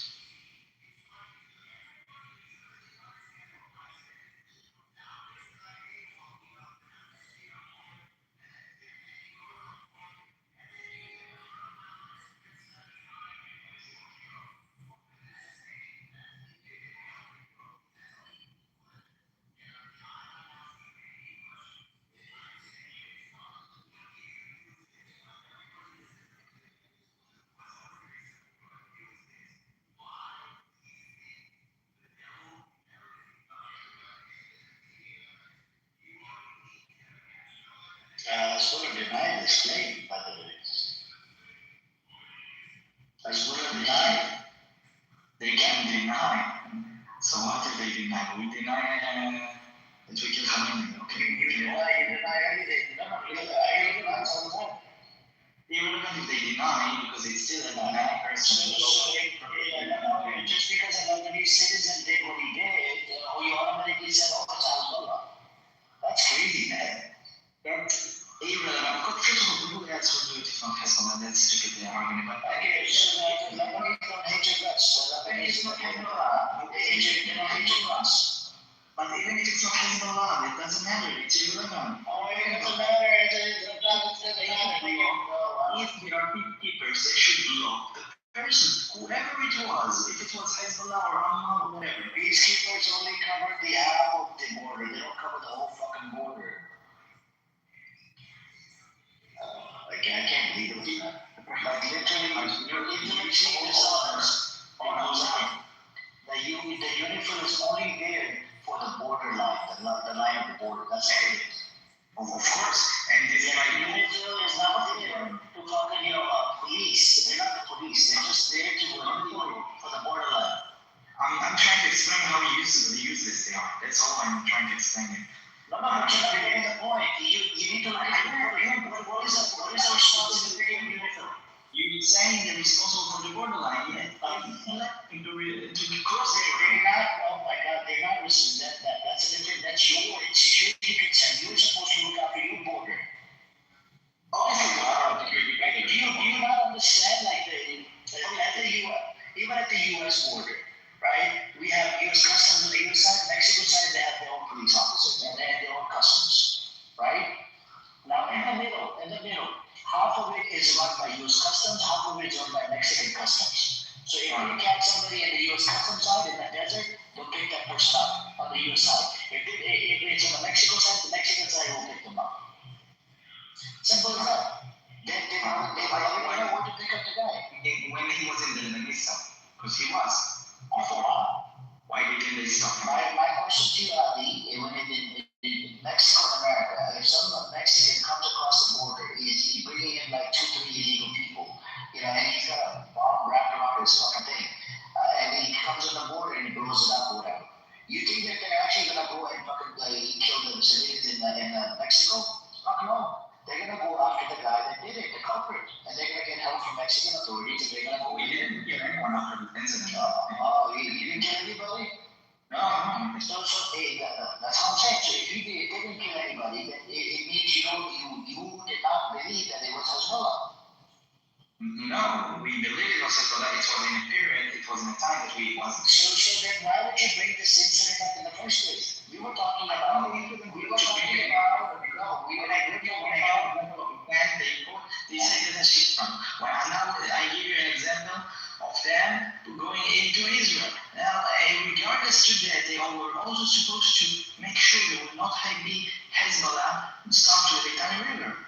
This was the job of the UNIFIL to enforce the 1701. Well, I'm not really expecting from them to doing it, because I'm saying my point is that they are useless.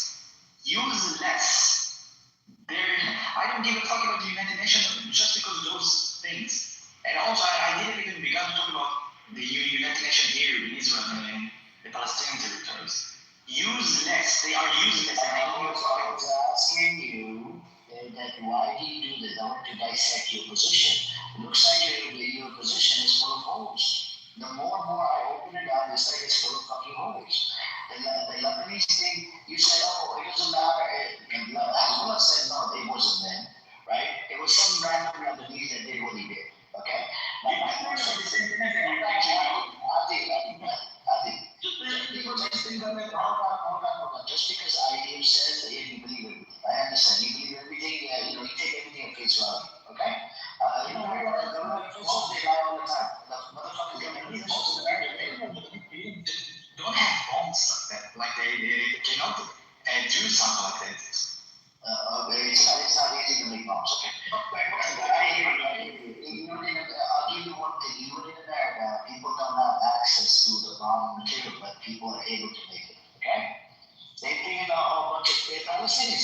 How did they come up with bombs and shit?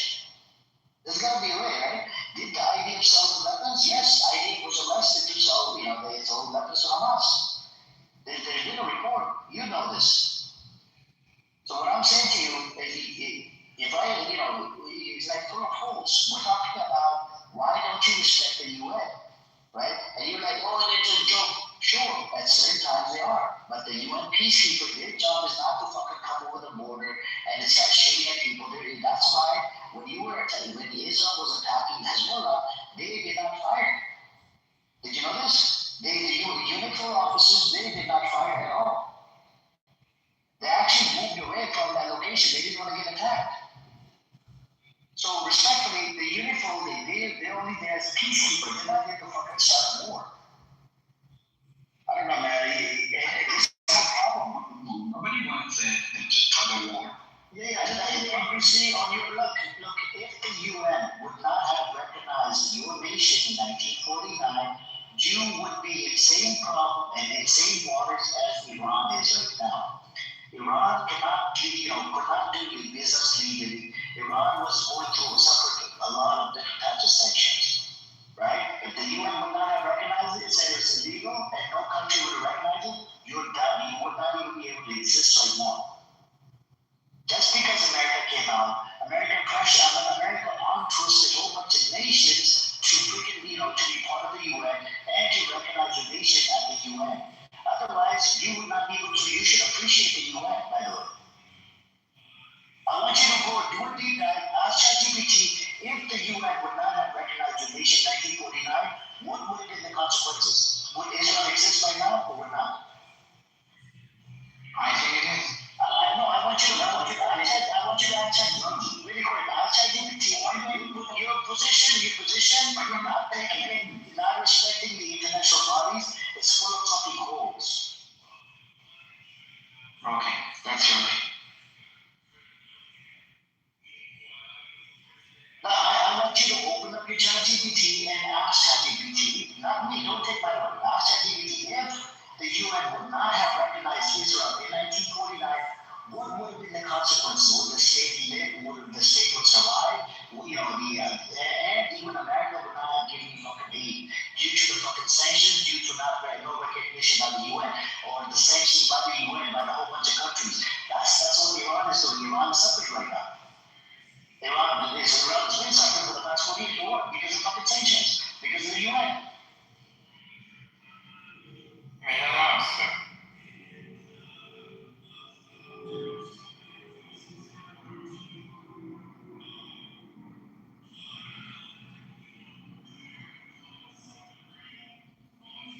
I think Israel declared independence right after United Nations hinted in that direction.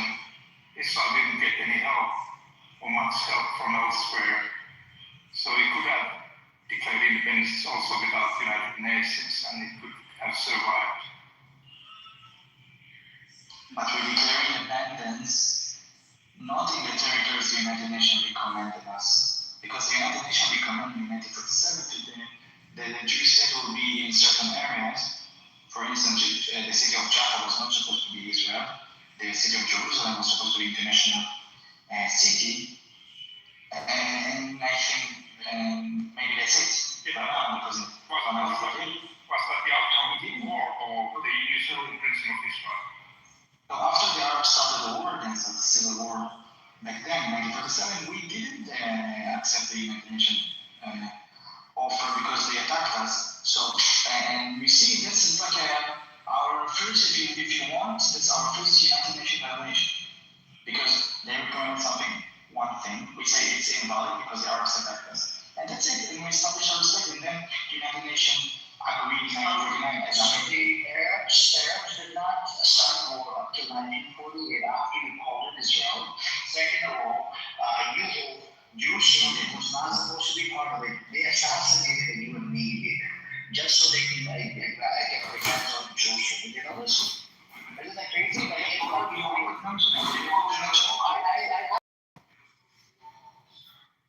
Basic our emergencies, including wars, deficits, of course, rise with regard to just thought it'd be interesting to point out that his term, I don't know, wasn't so